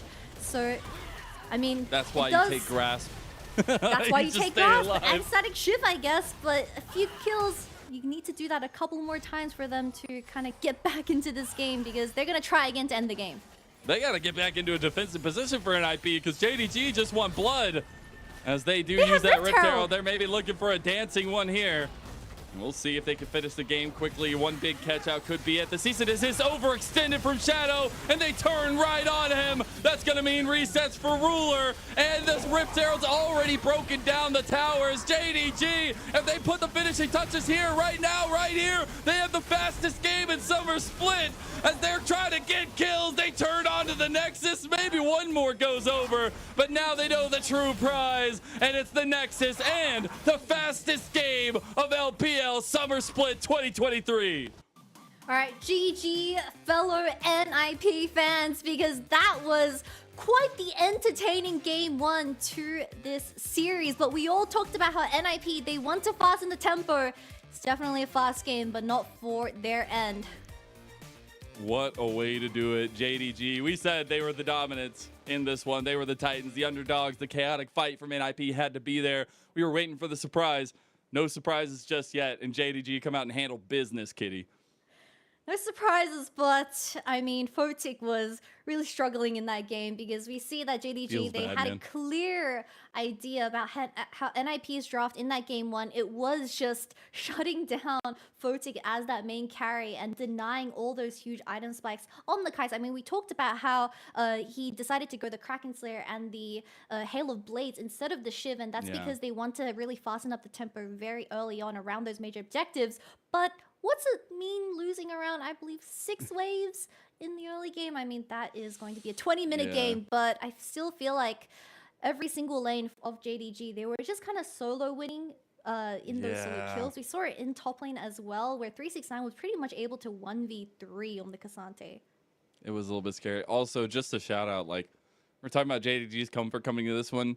They might not have been able to get every comfort piece that they wanted, but they got almost all of it, right? The only difference was that Knight was on his second most played champion, and that we have Ruler at least being able to try and have something on Tristana for the first time in the split. It still looked so damn good, because you had the Cassante, the Wukong, and the Rakan to all stabilize that, and that's where JDG looks so ruthless. And the reason why JDG, they love the Wukong, Ahri, and Rakan trio is because you just have so much gap closing when it comes to these skirmishes. And Photic, yes, you have the flash, yes, you have the ultimate on the Kai'Sa, but you can't escape from 3 dashes on the Ahri, especially with so much follow-up from them as well. And this is all thanks to JDG finding that first blood in the mid lane onto Angel, forcing that flash out of the TF where he wasn't able to really step up in his lane anymore. And JDG was just consistently forcing these skirmishes towards the bottom side and just shutting down Photic. While they knew that NIP, they were playing for the late game. They were playing for Invincible with that side lane win con, but they never got there. And Kanavi was just throwing his body at NIP early. And what did that end up giving him? Ruler blinked and had 4 kills from bot lane. And it was just over like that. Look at that damage difference in bottom lane. Almost 18,000 to less than 4,000 for Photic. It was an obvious focus for JDG, and one that NIP has to find an answer for at this point, or we're going to get another 20-minute game. I mean, I definitely blinked and Ruler got a 4-0 KDA at around 5 minutes. But I feel like Ruler on this Tristana getting those consistent resets on the W just became such a problem. I mean, we see this Tristana pick getting locked in for that early game, shutting down all these scaling AD carries very early on the game. So it's definitely going to be a very big pain to deal with when it comes to these drafting phases. But I feel like JDG, you can't ban out every single champion. Unfortunately, that is the case for this game one, but I like how they are a little bit more experimental, locking in something like the Rel paired alongside the TF, which is a classic Angel champion, and trying to go for those individual picks, which we did see in the side lane, especially on tonight on this Ari. Yeah, I think the Rel really gives a lot of power to Jwo, but it's about getting the rest to come online with it. And I think you do see a lot of positivity from the early moves from JDG, a lot of that cohesion we get from them. Now I'm wondering what kind of draft we get from them going in game 2 specifically. If we do get a lot of that comfort coming through here, it could just be a quick series for them. But that's where I'm wondering, NIP, was it just an execution thing? Or are you able to try to find something that worked with this composition? Because if you can save Photic and not have him go 0-3 early, I feel like it makes a big difference. Yeah, most definitely. And I mean, maybe they can change the support champion when it comes to the bottom lane 2v2. Go with something like the Braum, where it has a bit of more anti-dive and anti-engage when it comes to the whole champions. I mean, NIP were the ones to take away that Xayah. Xayah would have been a perfect AD carry for Photic to take in this game one, where he could have denied a lot of those kills going into Ruler's pockets, but obviously trying to deny that away from Ruler, where it is his most played champion in this split. I believe on 8 games so far, he prefers this champion more than Aphelios, and we know that Aphelios is giga broken in this meta right now. So, you know, you give, you taketh, and sometimes you just also get a 0-5-0 Kai'Sa, but it's okay because we have the game 2.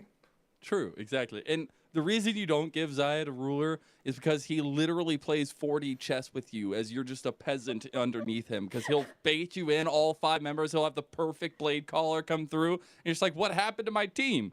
We'll see if he does get that Xayah for game number 2, or if NIP can fight back to some extent. We're going to take a little break, and we'll be right back.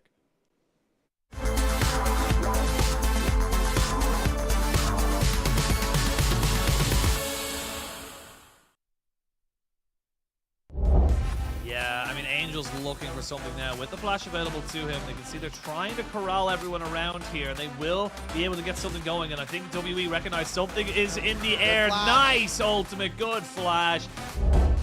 Not going to come and steal plate gold. Just going to keep on mentioning that. Lien is Fofo.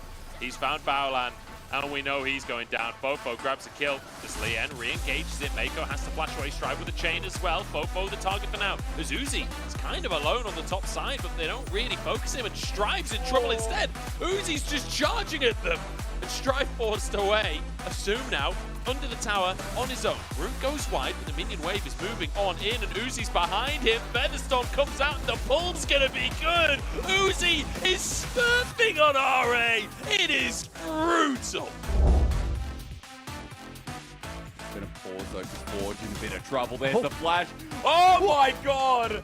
A level 2 solo kill. Scout does it again. 3k gold lead for FPX. They've had full map control for the past 10 minutes. Okay, hang on. Why is Cam? What?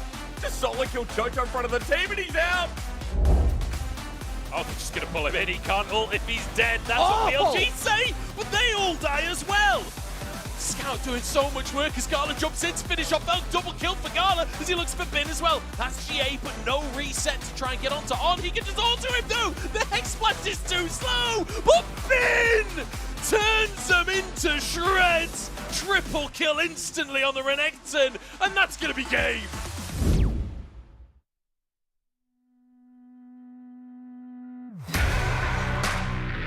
Oh, won't you break me out? Oh, won't you break me out? Oh, won't you break me out? Break me out, break me out. On the lock, on the key, and I'm doing time. Someone just save me, turn on the light. I don't know what is wrong, but it just feels right. Won't you break me out? Won't you break me out? Like a bad dream, but I can't sleep. Seems that I just can't get past me. Oh, oh, oh, oh, oh, oh. Won't you break me out? You're the chain, you're the lock. Won't you hold me down? You're the key to the door. Won't you break me out for my freedom? For my freedom. You're the chain, you're the lock. Won't you hold me down? You're the key to the door. Won't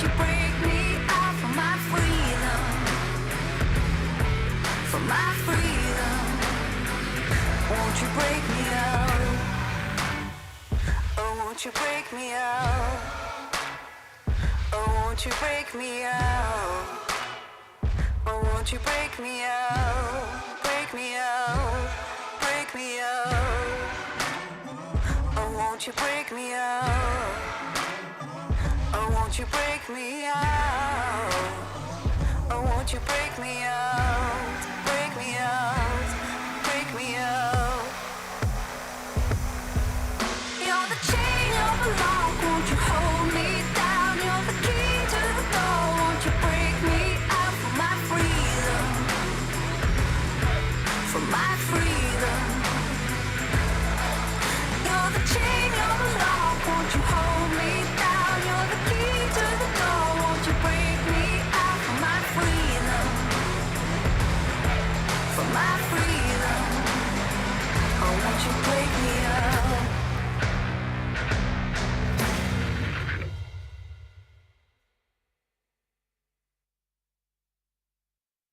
They're gonna know my name. Well, there's a will, there's a way. They're gonna know my name. I'm gonna stake my claim. They're gonna know they're gonna know my name. Head down, I'm almost fading. I walk on with tired feet. No time for hesitating. The world's coming after me. But I got no time to be bitter. No doubt I will succeed. I ain't got no faith in you. There's only one thing I believe. They're gonna know my name. Well, there's a will, there's a way. They're gonna know my name. I'm gonna stake my claim. They're gonna know they're gonna know my name. They're gonna know my name.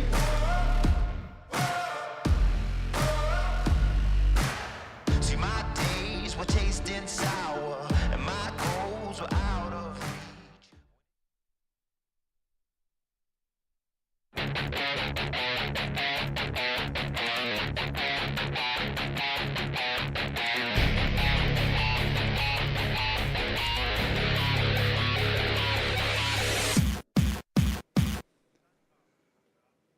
Welcome back to the LPL Summer Split 2023. I'm Mazel. I'm joined by Kitty. We're getting in game 2 of JDG versus NIP. You saw the teaser there. We are in the home arena of the Ninjas in Pajamas in Shenzhen, and it should be some home crowd advantage going their way.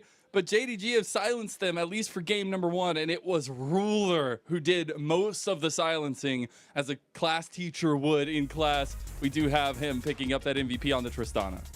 I mean, I'm pretty sure everyone in the audience and also people watching on the socials platform was pretty silent after we had a 4-0-0 Tristana at around that 5-minute mark, and it really was just getting those kills onto Photic and not slowing down at that 20 minutes and ending the game so fast. I mean, we can just say we pretty much blinked and the game was over for this game 1. Of course, JDG in that 1-0 lead, but we see a very clear idea of how they want to play this series. It's just shutting down Photic and getting him behind, and it allows Ruler to really play whatever he wants to in this bottom lane. And Shadow, I mean, he was trying his damn hardest to find those picks alongside Angel, but you have to be stable in that early game to really get to that stage. But JDG definitely having a bit of fun in this game 1. They absolutely did. And I think you saw a little bit of the fight back from NIP, but it was just all JDG and all Ruler all the way down. And coming into this, we knew that NIP were the underdogs. JDG are destined for greater things, apparently. But it was a question of what can they do to try and change things? What can they do to try to change that narrative, at least for this day, in their home arena? And now that question needs to come even more urgently going into game 2, where NIP will be on the red side, so at least they'll have that counter pick as their 5th. Yeah, and the biggest problem when you are facing a team like JDG, there's just too many champions to ban. We take a look at game 1's draft. The Annie, the Zio, and the LeBlanc was taken off or gotten rid of by NIP on that blue side, and that's 2 mid lane champions were allowed the Ari, the Rakan, and the Wukong, the three most comfortable champions going into JDG's hand in that first game. So I would like to see NIP kind of denying this instead of giving it over, as we see the Vi getting locked in first. Perhaps something like the Ari just for Angel. We've seen him do great stuff on this champion as well. And then kind of drop the jungle priority towards that bottom side and really narrow down Kanavi's champion pool to the point where he has to bring out very miscellaneous picks like the Rek'Sai or the Elise. And that could potentially put JDG in an uncomfortable position, but get missing off Rakan. That is a big problem for a lot of teams. 13 games, I believe he has like a 93% win rate on it so far. He's only lost on it once, so we just can't be giving this champion over to missing. It's a very big debate in my heart right now, who's the better Rakan, on or missing, and missing is definitely Missing a bit said of he a learned from bias On, wrecker. so there you go. You get the back and forth. And he's definitely delivering, right? The lessons have taught off, and I feel like another... we do have NIP on the red side for this game too, and I would love to see them kind of saving that counter pick for Invincible, where get rid of the Cassante, that champion just solo kills any bruiser in that top side, so it doesn't matter if you get a counter pick, but something like the Gwen can also work into that champion where you need to place an AD champion in that mid lane, like the Jace, to really make up for that damage. Yeah, see where that's going to come from. I also want to see if maybe Kindred becomes an option for either side, things along those lines. But specifically, don't fix what's not broken for JDG at this point. If you get the powerful picks, if you get the comfort picks, just let it happen, let it fall, and take it where you can. And I think this first pick is going to be very interesting for me. I do wonder where they want to go. They've obviously shown they're fine playing a little bit flexible with Ruler, willing to go with that Tristana. So maybe leaving that as a secondary priority going to the second phase for this second game. But it is interesting enough to see kind of if that Kai'Sa is going to be the answer again for Photic, if they just need a better plan around it to make it work. The scary thing is champions like the Kai'Sa and the Tristana can both be flexed towards mid lane, as we have Shiv being the most prioritized item on these AD carry champions nowadays. So that could be something that NIP cooks up, but I wanted to highlight that JDG, we see them playing or at least experimenting with these champions. We have champions like the Ari, the Ezreal, TF, and Kai'Sa also rising in priority due to that, but we'll have to wait and see because game 2, the Poppy and Vi have been taken away by JDG. We'll see a couple of those big picks already gone. The Blitzcrank also joining the table against Jwo. We get the Rakan ban like we wanted, as well as the Annie yet again for NIP. See what their last ban is going to be, and then what that priority first picks is for JDG. That does leave something like the Xayah up and available for the side of JDG to pick up in this first phase, but NIP, they have to consider maybe taking rid of the Wukong where Kanavi isn't able to play his comfort champion and really opening up that mid lane champion pool. So I wouldn't be surprised if JDG just first pick the Wukong away, but this Millier champion could be considered for JDG. But here's the trap, NIP, if they can lock in something like a hook champion, the Nautilus or the Thresh, where they're able to force flashes and summoners out of Missing's Millier, I believe he has a 0% win rate on it so far, 2 games, where they were both losses up against AL and LGD. Love the peace sign there for Missy as well. But the LeBlanc still open, something that was banned away in game number 1. And a primary Shiv user here as well. Something Angel can use to get a lot of strength there. But they're actually going to last second switch to the Tristana. And like you said, some flexibility here for NIP early on in their drafting. Bit of a different approach for NIP, and this time Photic's out for revenge pretty much, and I'm expecting this Tristana to fall into his hands. Maybe something like the Nautilus where you are able to get a guaranteed CC onto the enemy team, but it is going to perhaps be the Rel once again. I mean, we did see decent skirmishes from this Rel, but she was just way too behind in that game 1, so hopefully alongside Shadow they're able to find those picks early on in the game. But that leaves, I mean, JDG, they have so many mid jungle duos to kind of play off. Wukong and the LeBlanc could be considered here. God, that's just such a strong pick combo to give over tonight. Oh God, he's gonna get it. Okay, it's fine, Kitty. LeBlanc for JDG is going to be actually terrifying. And we've also seen a lot of strength when you fall to some of these crazy meta picks that have been rising in priority. It's not just the comfort, right? They are willing to take the hands checks against you. And we'll see if that's going to be the case this time. Already a powerful duo in the Emilio and the LeBlanc.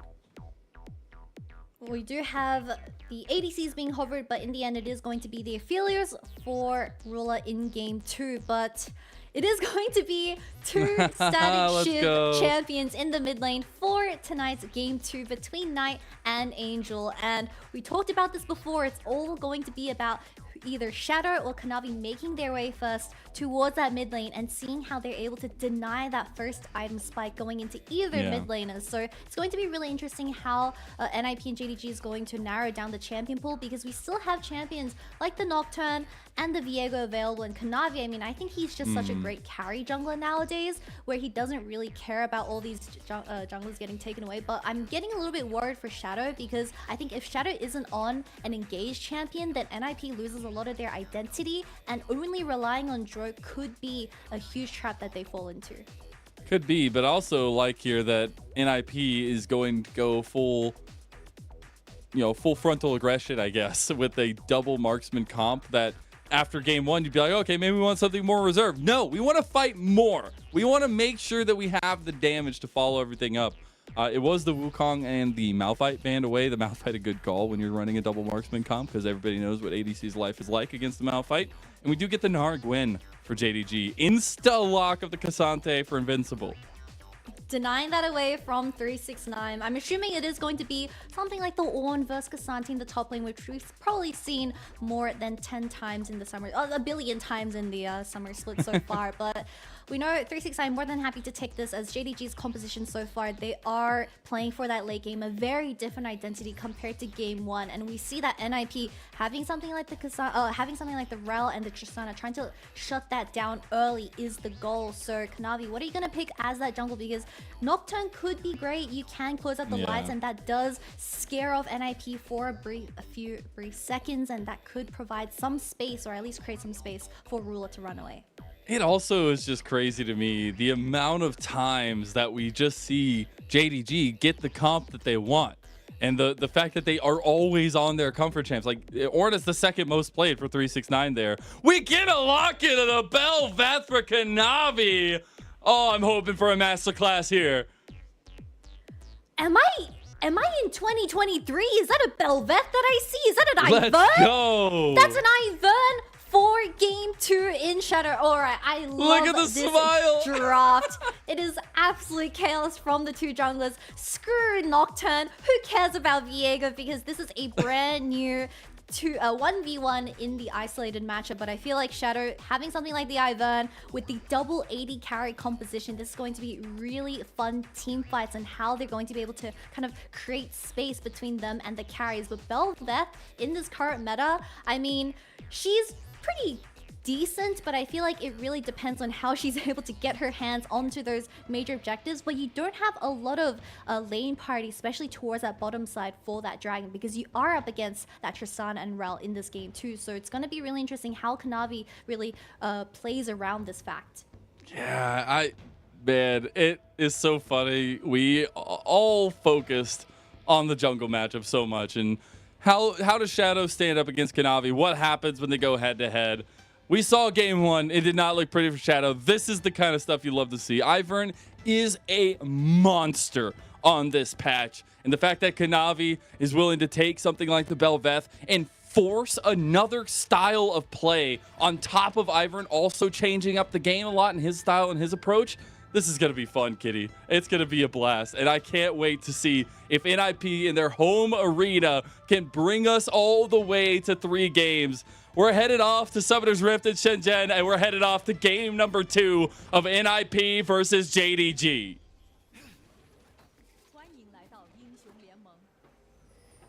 Alright, so there's a reason why Ivern has been such a menace in solo queue. This champion pretty much solos carries, but I need to pause that because we have a huge kind of face-to-face confrontation in this bottom side. Something I appreciate so much with these comps is not only the craziness of the comps, the styles coming through, some of the nature of the adaptation from game number 1, but also just smiles, man. For me, the emotion, the feeling behind playing a video game and making sure you're having a little bit of fun while you're still some of the best damn players in the whole world, it makes me glee. It makes me happy. It makes me so enthused at what this matchup between specifically Shadow and Kanavi is going to be, but hoping that everybody's buying into it as well. You know what else makes me happy? We get our Ivern game in the LPL in patch 13.12. And the reason why this champion has become a bit popular in a lot of the between the pros is that we see it often getting flexed between jungle and top lane, but I wanted to specifically talk about it in top lane because there's this current build where you go Rylai's and Nash's Tooth, and Daisy pretty much just smacks you to death. This champion is so busted with the AP scaling right now where you can pretty much 1v2 because Daisy's just the 6th member of NIP. NIP Daisy, might I say. So it's going to be really interesting how Shadow's going to be able to get to those item spikes, as both of these junglers, they really rely on those items. But I think Kanavi, he does want to play around those objectives a little bit more, while Shadow slowly trying to get Photic ahead on this Kai'Sa. Yeah, I love the focus on Ivern. We got Missing burning a flash down bottom lane, getting aggressed by Joe's Rel early on. But I also want to focus on the other side, Kanavi. We had a lot of attempts of Bel'Veth when she first came out towards the end of the split. And honestly, it was lackluster. All right, there was a lot of Bel'Veths that did not go their way. But Kanavi was one that, yes, some rocky moments on the Bel'Veth, but he has consistently been one I've looked to that I'm excited to see this because he's able to find a way to play through the play style that Bel'Veth represents, which is very different from a lot of other style junglers, maybe besides Ivern. Yeah, it's really interesting that Kanavi is trying to look for an early gank onto the bottom side of NIP. However, I don't think they have enough setup to even burn a flash. So Kanavi going to try and look to find Shadow in his own jungle, but not being able to spot out this Ivern just quite yet. But I feel like this Bel'Veth champion, yes, it was very hyped up on release, but a lot of players have realized how heavily she relies on when it comes to those major objectives, especially around Rift Herald. So JDG, they need to prioritize that when it comes to the mid game, but we seems to have a 3v3 in this bottom side. Shadow just trying to get over to his teammates a little bit quicker because he knows Kanavi is right behind him, gives the thumbs up, and that's perfectly fine for the way they want to go. As also, just a little shout out, I saw the tag there, Angel in his 400th game in the LPL. Love to see that. It's also on Tristana, something he hasn't played very often in his career. This is his 2nd competitive game on the Tristana, so at least on stage. See if he can do something against Knight on the LeBlanc, which has been banned away for a reason and maybe needs to be even more so here in 13-12. Knight's only had 1 game on this LeBlanc so far in Summer Split, but it did end up in a loss. So a very different approach with the Shiv, of course, as that first item, and going for the Night Harvester. So it is going to provide quite the different type of carry ability when it comes to those team fights. But I feel like NIP for this game too, their overall team composition, they heavily rely on Joe getting successful engages onto the enemy team. But you have to consider the disengage that Missing provides, and for Ruler specifically, and Knight being so slippery, it's going to be really tough to execute. We'll see if the connection makes it. The flash comes out from Knight. That's really nicely timed, and able to get away from the root caller of Shadow. Observers, can we stop going towards top side? Because it's just a fridge versus a fridge. Come on. I mean, maybe they just want us to eat some pasta because there's a bunch of noodle fights up there. Yeah, but it's wet noodle fights. Who likes wet noodles? Well, I mean, don't like pasta wet noodles get wet when you cook them, right? Or Yeah, we I just mean, say there's just a pile of pool noodles. I never said dry noodles were better. So. All right, I got a question for you then. Pool noodle sized noodle or a noodle sized pool noodle? I think a noodle-sized pool noodle. Just a little baby noodle, pool noodle.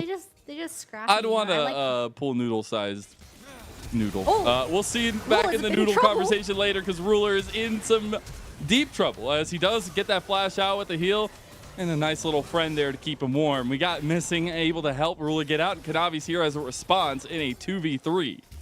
We have both junglers hovering around this bottom side, but NIP, they do have a slow stacked wave, which they could potentially go for a dive. They don't know Kanavi's here, but they do spot him here now.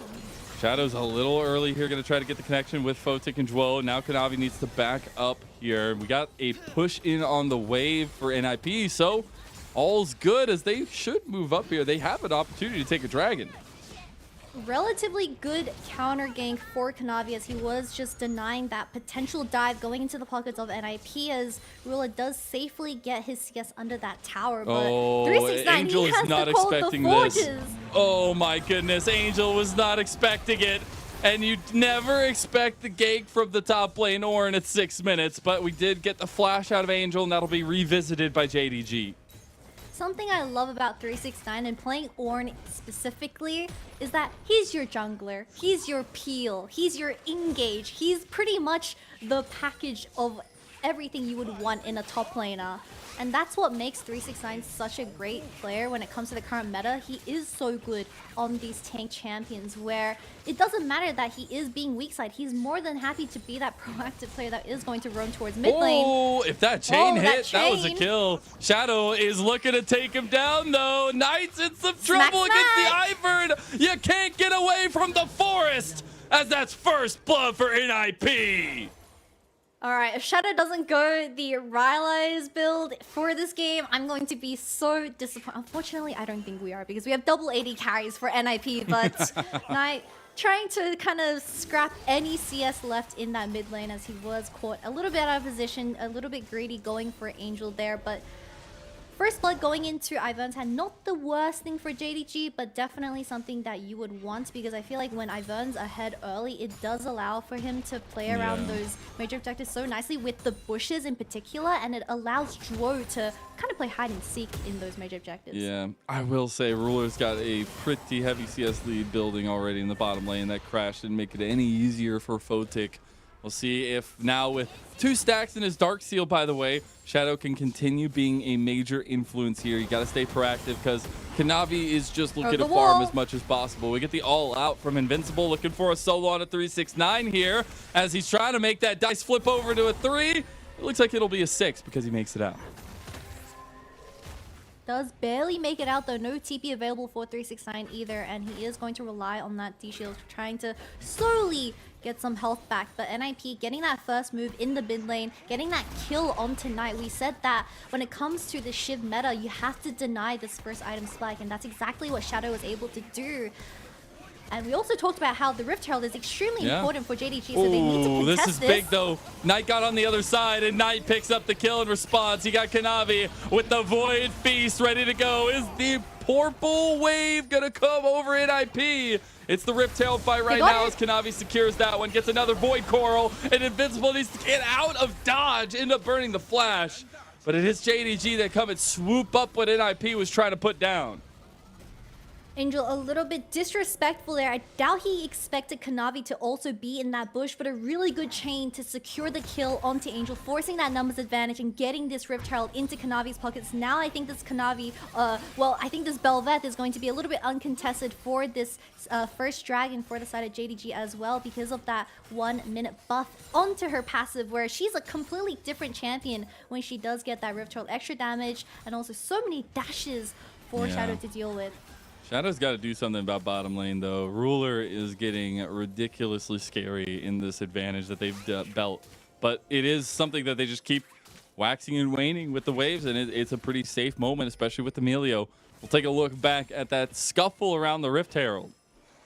I mean, Angel had vision of LeBlanc, but not the Bel'Veth, and just chain CC after chain CC onto Angel. Definitely not where you want to be, especially when Shadow was committed towards this Rift Herald. But also having that Rift Herald in his pockets, I mean, it is going to be about the dragon. I still feel like it's surprising to see Rula having that wave, or at least wave advantage, compared to Photic, because Dror, he was getting those flashes out of the Aphelios and Millia, but they were going unpunished. Yeah. It's a bit insane. Now, we do have Kraken Slayer maybe looking to be built again for Photic, as it is going to be the static shift for Angel on the other side. So trying to find a little bit more of that consistent damage to back up a lot of the tankiness that they will have in their front line and make good on the double marksman comp. But no early Dragon priority. Dragon's been up for 5.5 minutes. No team is really feeling confident because they're both fine kind of letting this early game play out. When you look at NIP's draft, you kind of expect a similar playstyle of how JDG was able to execute their draft in Game 1, but unfortunately, JDG not giving those opportunities other than that one kill from Knight in the mid lane. As Rula, I mean, sitting on 100 CS now, he's going to slowly work towards that Kraken Slayer as well.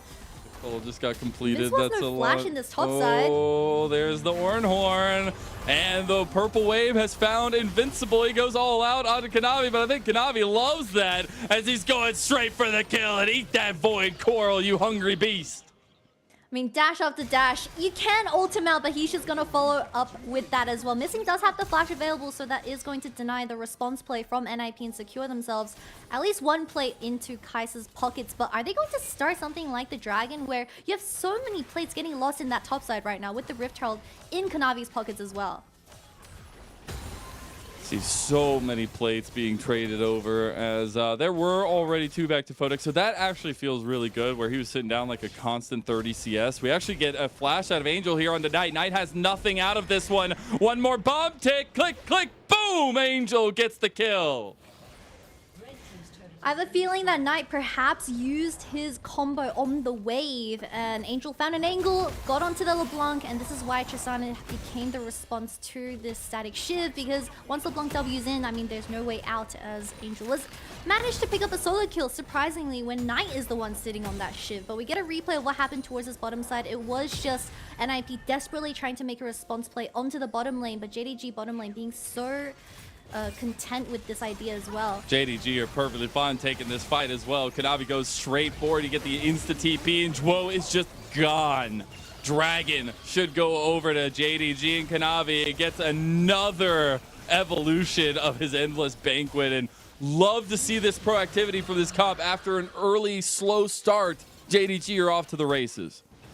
That's double Kraken Slayer getting picked up by the carries of JDG as well. So also the first dragon. I mean, Kanavi is pretty much going to take over this game. Unfortunately, you already see this Bel'Veth zoning Photic out from his own tower in this bottom side. We talked about how NIP, they desperately rely on Jwo being the main carry in these skirmishes, but the Rel is extremely squishy once she goes in as well. So if the first engage or the initial engage doesn't work, it's all disaster from there on. But JDG 369, he's looking a little bit cheeky on this one. He is just pressing Invincible, knowing that Kanavi was no top bolting tower up here. There's nothing for Invincible to call home to. And as the Purple Sea takes over yet again, Kanavi has found another evolution, and royalty has come for JDG. You see them once again trying to force something towards this bottom side. However, this time around, JDG, they don't have any summoners available for the bottom lane. They do have the Okay, nice little AoE, but Photic actually gets Ruler, and a Killer Instinct gets him out. That's 2 kills back. 2 for 0 trade, so it's pretty good, but Angel just died mid lane, so I guess in the end it is a 2 for 1 as 369 had to TP towards that bottom side. Ruler died while Missing was unfortunately CC'd with his ultimate available, so it's really well executed from the side of NIP, but they are going to lose the mid lane tower for this. Okay, well, Angel's death ends up getting activated on by Kanavi, and they should be able to take this tower as well. Oh my goodness. Look, NIP, you get 2 kills into the pockets of Photix. I think he just got ganked by Kanavi over the wall. Angel does have the W available here though, so I'm not too sure how he died. Unless Kanavi flash W'd onto... Unless his W got cancelled or something by Tristana. No, it was just everyone stepping on him and unfortunately suffocating in that mid lane, I see. You know, I heard you're not supposed to run into a Royal Maelstrom. Maybe Angel will figure out a way to run away from that one, but it's hard when you're at home under your tower with a nice cup of coffee, and then all of a sudden a giant purple monster butts into your living room and you know, takes your head. Look, here's the problem with the double AD carry comp. The Ivern can only help one person, right? And he's already decided that Photic is going to be the main carry of this game. Double static shift getting picked up by the side of the AD carries of NIP. Yeah, so a lot of Wave Clan, they want to play for these side lanes, but with that mid tower being gone, it's going to be so hard for NIP to kind of push up into these side lanes, as we see Kanavi being an absolute menace on this Bel'Veth so far, and they want to also secure the second Rift Herald into their pockets as well. 3-0-2 early proactivity on the Bel'Veth is something you'll love to see. Shadow trying to find a way back in on this Ivern. Hasn't had a bad game, but it's just been a Bel'Veth game from Kanavi at this point. We do have the TP available for Invincible, but he has to be careful about how he uses the 369. Can cancel it, but I don't think NIP has the circumstances to even contest with the top lane wave getting pushed in here. But unfortunately, we see this common trend in NIP in this game too, is that they're consistently trading kills or objectives on the other side of the map, but failing to get something as a response, and slowly these results will turn into immense bleeding, and we already see that with the gold lead that JDG have created at 5k. But we have to go back to what we said. This is the expectation. We have been sitting with our popcorn, our drink, ready to go, waiting for NIP to surprise us, to upend this underdog matchup. And so far, JDG have been at every turn like a boogeyman. And JDG now looking to press in the side lanes themselves, having so much strength through Knight and having a Rift Herald under tow and a minute till Dragon. I like how you compare JDG to the boogeyman. The real boogeyman of this game is Kanavi on the Bel'Veth, because you see Angel consistently trying to look for angles to kill Knight, but he blinks, or at least he looks around the wall, and Kanavi's there, just God, like it does this so skirmish. much damage as it just goes down as the endless banquet is feasted upon by Kanavi, and IP have to run. I mean, that's just the Kraken Slayer on the Bel'Veth, also getting that passive stacked up on this champion makes her such a different kind of beast when it comes to the mid game. But we already see that NIP struggling to keep up with the DPS in these team fights, as we have Kanavi sitting on level 11 while all side lanes are getting pressured right now. That's very hard to deal with, and now they're just going to use Rift Herald on a tier 2 in mid lane. This just opens the sieve for JDG, for the pressure that they can put on NIP. And Kanavi's just going for it. He says, why not? I've got the Royal Maelstrom to back me up. And now feasting again. He's going to have to be a little bit careful as the rest of his team's getting engaged on by Invincible. It's a flash out from Missing, though. And the Rift Herald knockback actually got Invincible caught up a little bit. Does make it back alive, though. The tower does not, as it will fall. Its flashes forward from JDG. They are right back like a deja vu from game 1. 18 minutes in, they're pounding the base of NIP. And the problem is that Baron isn't even up and available, so JDG, they're willing to just end this game as fast as possible. They're not trying to play for those major objectives, as Kanavi is just way too far ahead in this game. Now 5-0, also picking up the Black Cleaver. So much shredding ability, so even Invincible is going to die in the blink of an eye, but this composition that NIP has decided to lock in this game too, they needed this Tristana to be ahead and get those towers in the side lane, but currently sitting on 0 towers. I mean, this is just a bit of a disaster in the mid game, but Kanavi gets to do whatever he wants. Dro is way too squishy on this route. Yeah, it's just really difficult when you haven't found a lot of that tankiness yet and you don't have a lot of backup because you are one of the central front pieces. And then Invincible tries to get a catch out, right? But there's just so many tools still available. Missing had that flash as well, and everything committed onto this melee just meant JDG was able to follow up with the amount of CC they had in damage. Angel does have a flank angle, but Shadow's dead! Okay. Well, Shadow's already gone. They've cut the tree in half. Dwo makes it out alive for a moment, but now JDG are looking to put more push in the mid lane as Kanavi and Ruler finish off Dwo. They're on to the Nexus turrets right now. They're trying to make better than last game.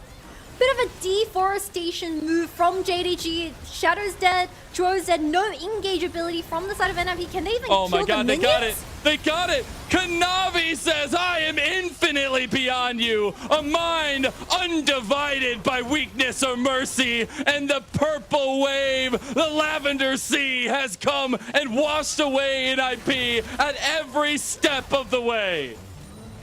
Call up the Forge, going out, hits the carries of NIP, and it's going to be a game at 20 minutes, Mazel. We wanted NIP to surprise us. We wanted a surprise from somewhere, and it ended up coming from JDG. Back to back, they'll give us the fastest games of the split. They had 2020 in game 1, and it's 2005 in game 2. What a slugfest from the World Championship bound JDG. We said that JDG, if they're not ending these games this fast, I mean, we see both Knight and Missing going up for a little hug for Dro, even though they just destroyed NIP on the Rift around 5 seconds ago. But it's really nice to see JDG meeting those expectations in the home arena of NIP. And the standout player for me was definitely Kanavi in this series. Absolutely. It was incredible. Just also camaraderie as well as just sportsmanship. The relationships between 369, Knight, missing with Dro, still knowing that this was a tough loss for sure. Wanted to give a little bit of comfort along the way. That's just the kind of stand-up guys it seems like JDG is. And on the Rift, off the Rift, it seems that way. Kind of felt like it's like, guys, I have a dinner planned for 5 p.m. Let's just end this series in It's an literally hour. Because been an hour and 20 minutes. quite literally, Oh I mean, my if you add gosh. both the games together, 40 minutes. Some of our LPL games go to 40 minutes, but JDG, they were set to finish the game before Baron even spawned. We see them taking the inhibitors before those major objectives, and we see that they were just not giving any chances for NIP to get back into this game. I mean, Photic had a much better game too, but unfortunately, not having the setup or at least the forcing ability that you would want for the Kai'Sa to work off, it was so hard for Photic to get anything done, especially when you're up against a Millier and a 369. So it's gonna be this too much peel pretty much. Yeah, the Ivern looked good early, but Kanavi was farming. Kanavi had a game plan, and then that Rift Herald fight, it all turned on its head. And that's where something, I talked about it earlier. Kanavi, for me, is the Belveth of LPL at this point, right? Like, every time we've seen, specifically for me, the second kind of running was Xiaolong Bao, but we don't see Xiaolong Bao have a lot more success on Belveth than Kanavi has. And specifically when he's willing to bring it out, because it changes that game plan style. It puts a lot more resource emphasis into Kanavi. But that's something that JDG, but Kanavi himself, is so willing to take on.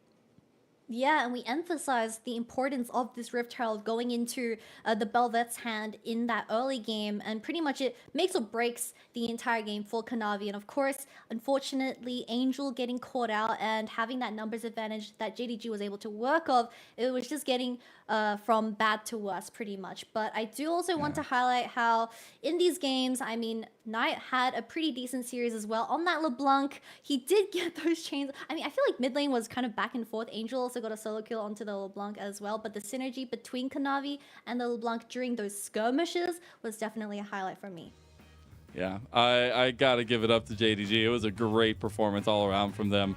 The double ADC competition, still have to say, I loved it from NIP. Game one didn't go your way. You know, you can go two avenues. You can go safety or you can go aggressive. They went aggressive. Didn't work out. But that's the kind of stuff you want to see, the risks taken.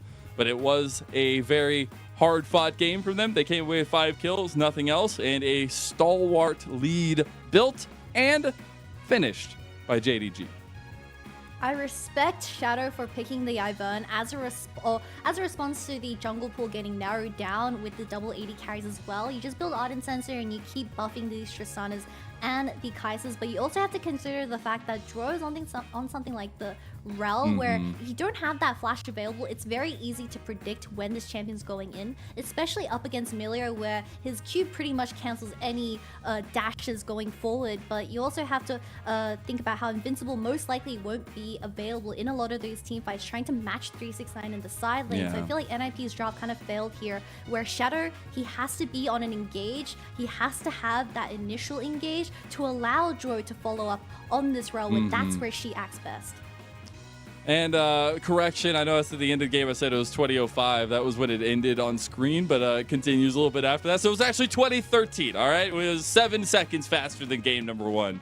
JDG, still incredible stuff. Kanavi has to come out with the MVP. He hit so many spikes so early, and he had so much influence on the early parts of the mid game, and especially when they started grouping that Rift Herald again like you were talking about.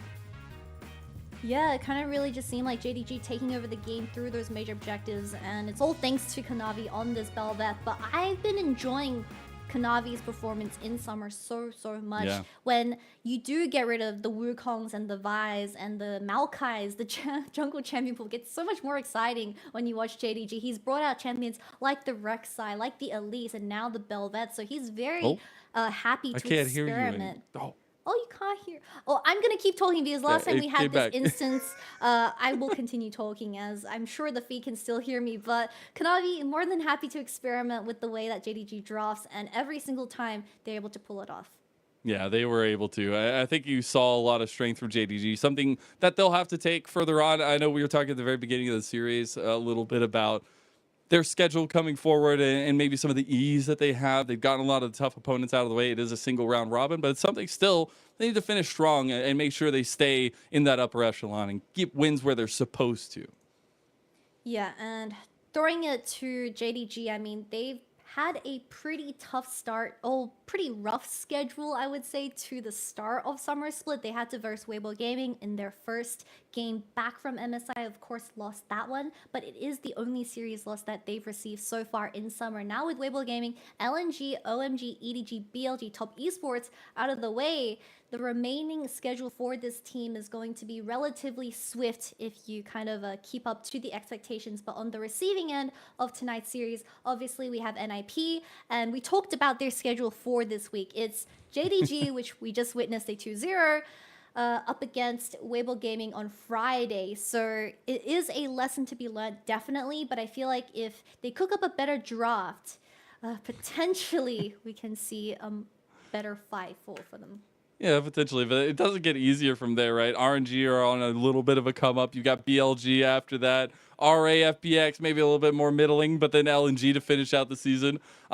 Season ends coming quick. I know it feels like we just started yesterday, but we're already in week number 5 and we're already getting close to the end of the season. So a lot of these wins become even more important. And just like we all knew, it's Death by Lavender, baby. It's Kanavi that gets MVP.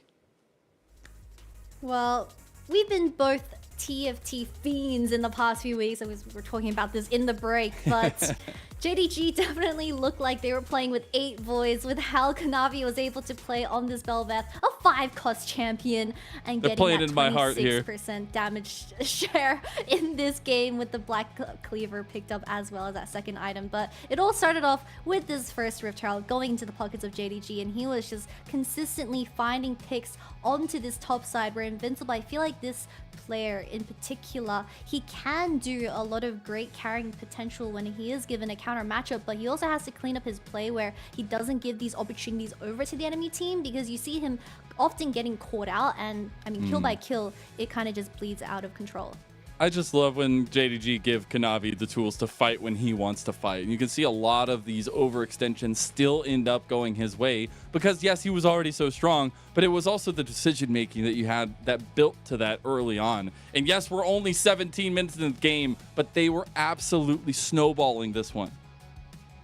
Yeah, and I believe I was looking at JDG's results for summer so far. They played 10 series now, and 2 of them, 3 of them went to 3 games, and the rest were all 2-0s, including today. So if you can even challenge JDG to that 3rd game, I'm gonna give you a round of applause. AL, LGD, great for you. I believe LNG also took them to that game 3, but fortunately JDG were the ones coming out on top for that one as well. So obviously relatively swift schedule waiting ahead of them in the remaining weeks of LPL summer, but NIP, they're currently 5-5 now, even scoreline, but it's only way up from here. Yeah, looking at an interesting schedule for them, but also trying to pull together the meta pieces and make Photic shine a little bit. We are going to send it to a bit of a long break before we get into our next series, where we'll have Weibo taking on FPX, brought to you by Munchables and Lyric. We'll see you there. Stay hydrated. 나는 프로게이머를 하면서 그냥 행복하게 살고 싶었던 것 같아.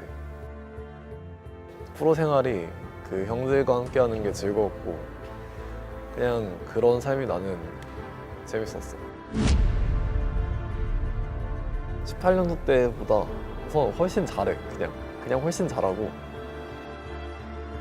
챔프 폭도 훨씬 넓고 그냥 이제 거의 모든 부분이 훨씬 잘해 이번 연도가. 프로게이머로서 나는 그냥 매 경기 잘하려고 하는 것 같은데 초심을 버리고 난 열심히 살아야 될 것 같은데.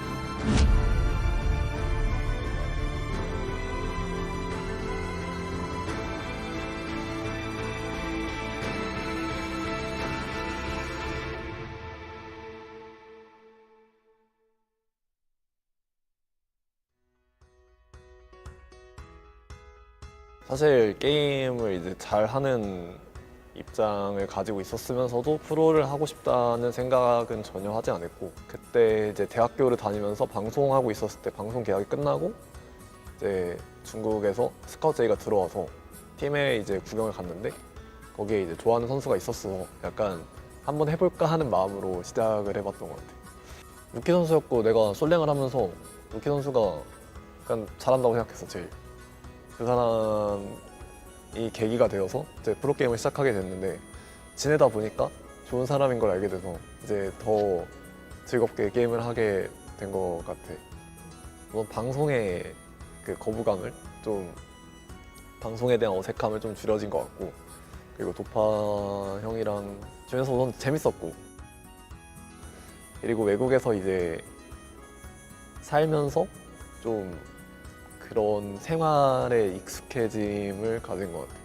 IG 要更换自己的队员，而且是2名队员要来做一个更换。哎，是的，对。首先是大家非常期待的晒啊，这名选手我相信很多观众都看过他的 rank 集锦，看过他的 OB 视频，看过他各种各样在韩服惊为天人的乱秀。 딱 지금 영상을 봤을 때 내가 느껴지듯이 긴장을 충분히 하는 상태인 것 같고 그냥 딱 그 상태지 않을까? 긴장했을 때 딱히 뭐 다른 생각을 하진 않았을 것 같아.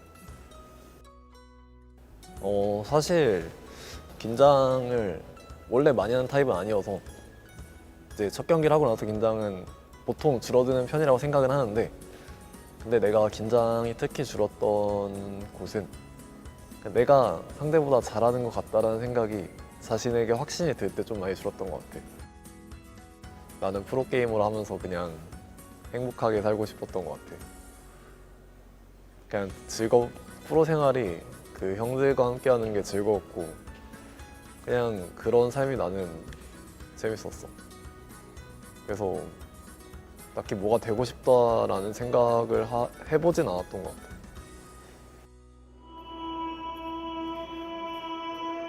게임은 즐기려고 하는 거고 프로는 이기려고 하는 거지.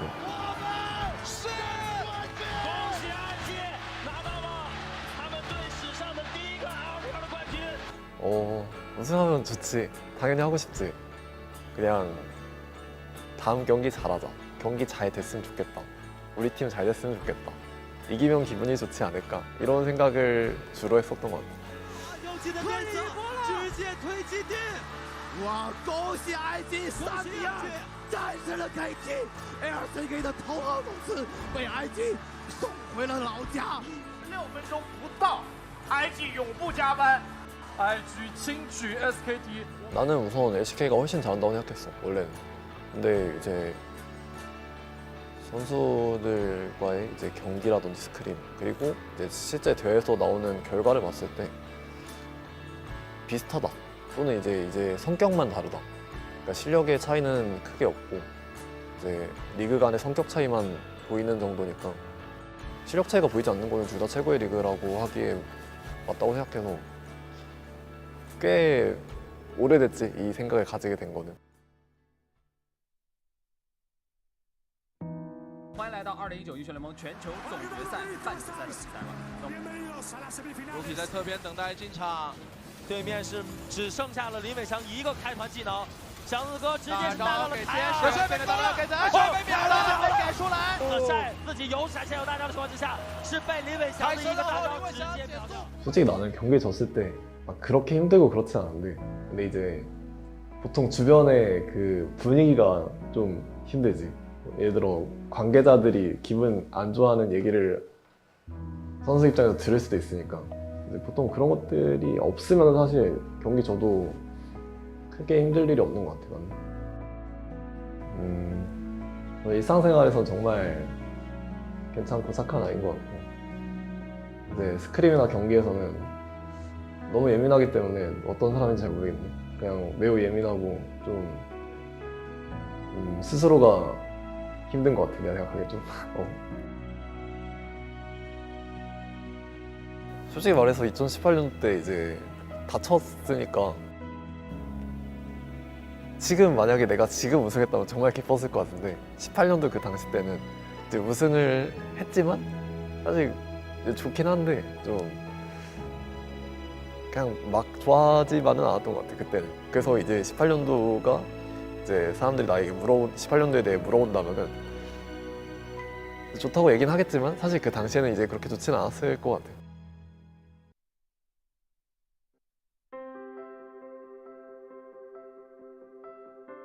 그 생각은 사실 19년도부터 이미 하고 있었고, 사실 18년도부터 사실 그 생각으로 게임을 했었고 좀. 근데 이제 그 생각으로 하다 보니까 좀 사람이 많이 차가워진 것 같아요. 사실 이번 연도까지 그랬는데 내년에 이 성격이 좀 바뀌었으면 좋겠어. 有请微博 Gaming 上单的晒。来德泰去了 WBG 之后，会不会带来战术体系上面一些变化呢？ 우선 내가 생각해 난 이번 연도가 제일 잘한 것 같고, 내 개인적인 그러니까 대외적인 실력으로 봤을 때 그 전에는 그냥 다 비슷했던 것 같아. 18년도 때보다 우선 훨씬 잘해. 그냥 훨씬 잘하고 챔프 폭도 훨씬 넓고. 그러니까 이거는 이제 게임적으로 봤을 때 그냥 이제 거의 모든 부분이 훨씬 잘해 이번 연도가. 今年我们引进了很多新人选手，而他们的名气也好，他们实力也确实挺好的。这个时候德赛对他就是其他4个的选手的信任也好，期待还是蛮高的，所以我们整个团队的氛围还是真的很好。其实他在我心里就是比较腼腆害羞的，在生活方面还是跟大家一起相处的挺快的，然后也自己会开非常多的玩笑，讲一些冷笑话。我刚来这边不久的时候，就第1天的晚上，那个浩轩给帅哥就是点了个外卖吃嘛，然后他吃了之后也觉得挺好吃的，然后第2天我们现在才打完，就晚上差不多10点的时候，他对浩轩做了一个这样的手势，然后浩轩一开始没看明白，然后我跟他说他要你点外卖，我觉得就是大家都相处的挺快的。 이 팀에 있는 관계자가 모두가 행복하면 행복하지 않을까?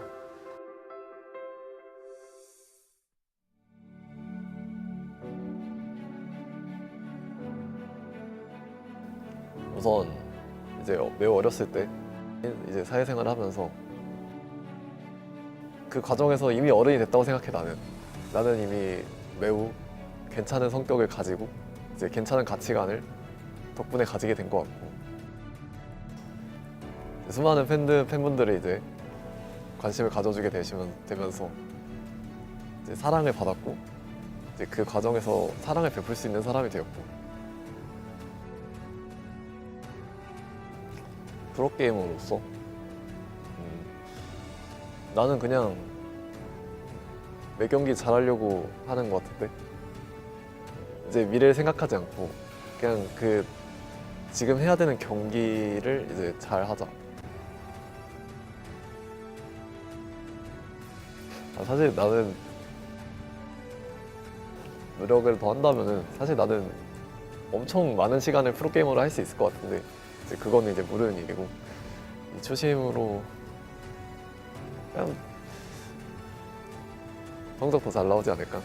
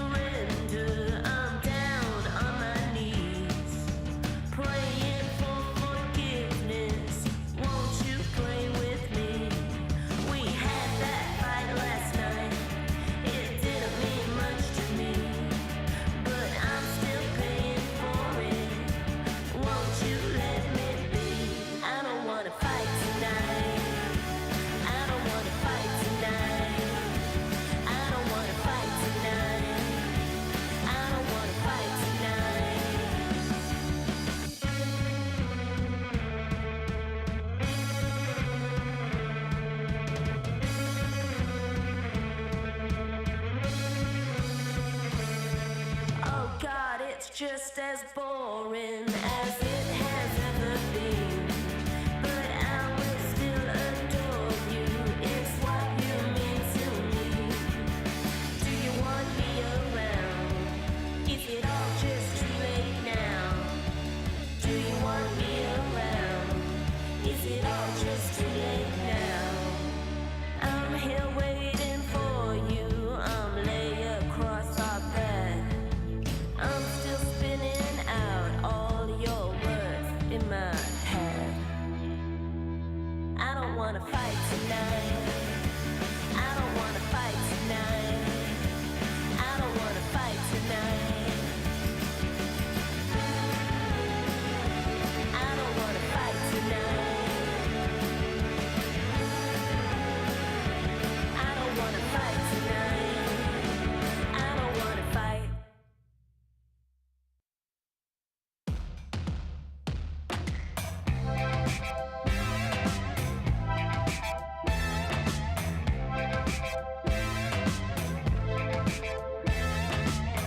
I met you at some party. You were talking about your band. You bored me with your stories about your tour in Amsterdam. But you spoke so politely, drinking gin out of a can. I knew that you liked me from the way you touched my hand. But I don't care if you play guitar like Johnny Marr. And I refrain from laughing when you compare yourself to Kurt Cobain. Yeah, I don't care. I don't care. I don't care. I met you at some party. You acted the part. Had your Ray-Bans on, even though it was dark. I met you at some party. You acted the part of a rock and roll superstar. I don't care. I don't care. But I don't care if you play guitar like Johnny Marr.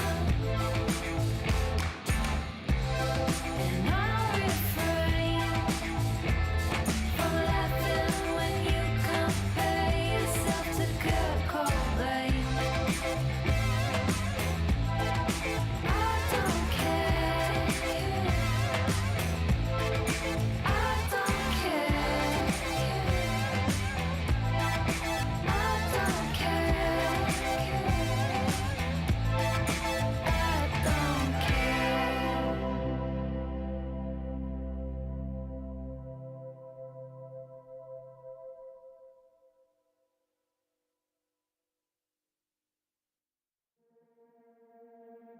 It's in my blood to lift it up and hang my halo on a miracle. And you don't see the scars in me. I defeated the demons of recovery. Every inch I was wrestling in the rubble. Never gave up, I weathered every trouble. I'm a hero, I'm dying in my own light.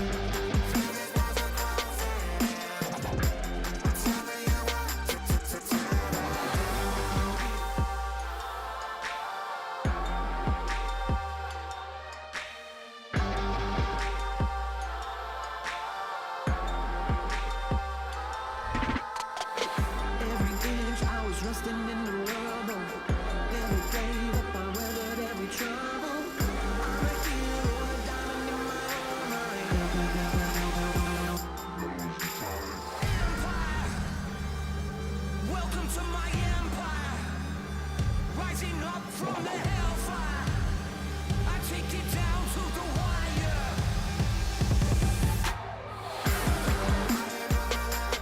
Welcome to my empire, rising up from the hellfire.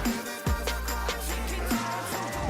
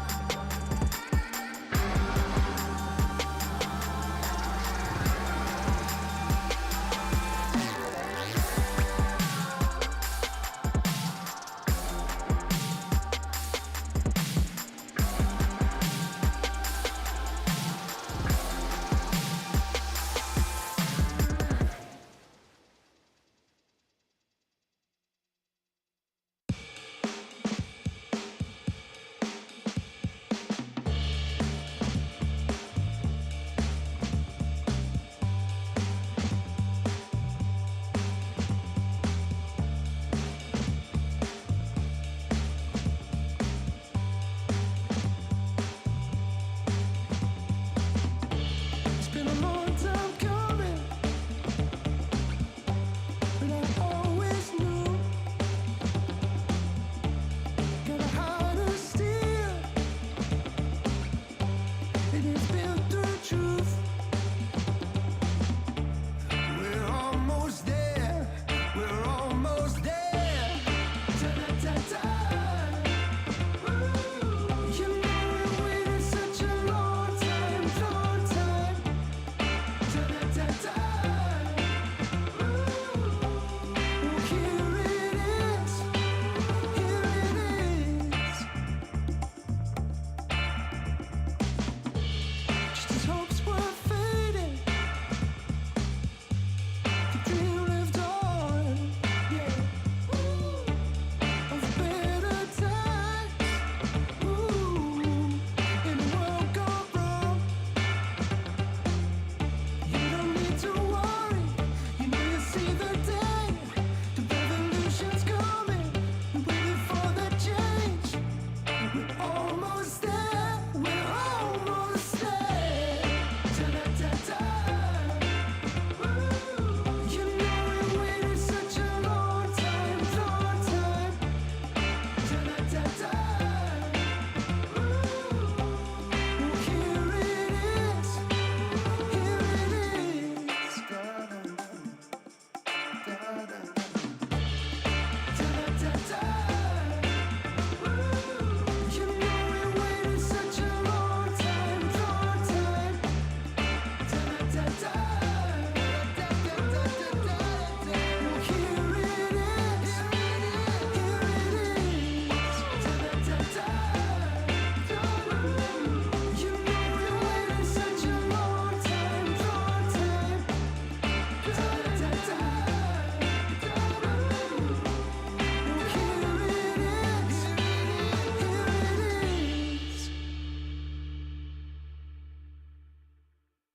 Always looking, always praying. Now heaven's waiting on us to believe. Spread our wings, meteorite. We can be stars for them to see. It's like we waited our whole lives, we waited our whole lives. It's only you and me tonight, yeah, you and me tonight. Yeah, only you and me can decide, yeah, you and me can decide. It's time for us to open our eyes and look down at the sky. Now we're a place that so high there ain't no stopping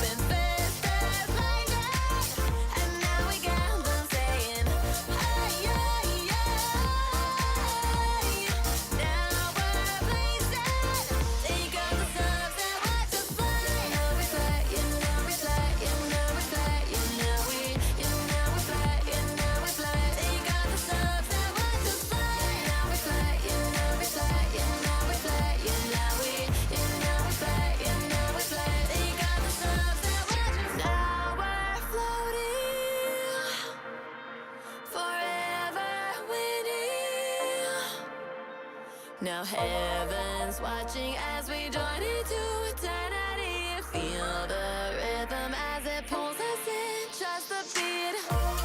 It's like we waited our whole lives. We waited our whole lives. It's only you and me tonight. Yeah, you and me tonight. You're only you and me can decide. Yeah, you and me can decide.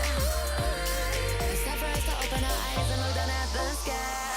Now we're blazing, so high there ain't no stopping through. And now we got them saying, oh yeah, yeah. Now we're blazing, take off the subs and watch us fly. You know we're fly, you know we're fly, you know we're fly. Take off the subs and watch us fly.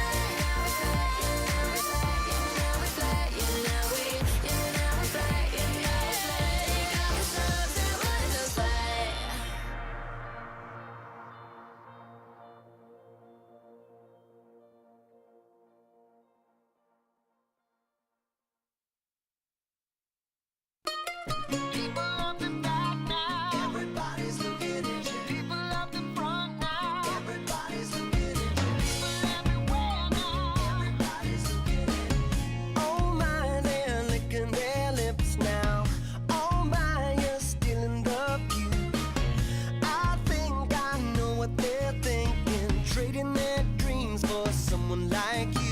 I don't know why they never noticed what I knew, but everywhere you go now, everybody's looking.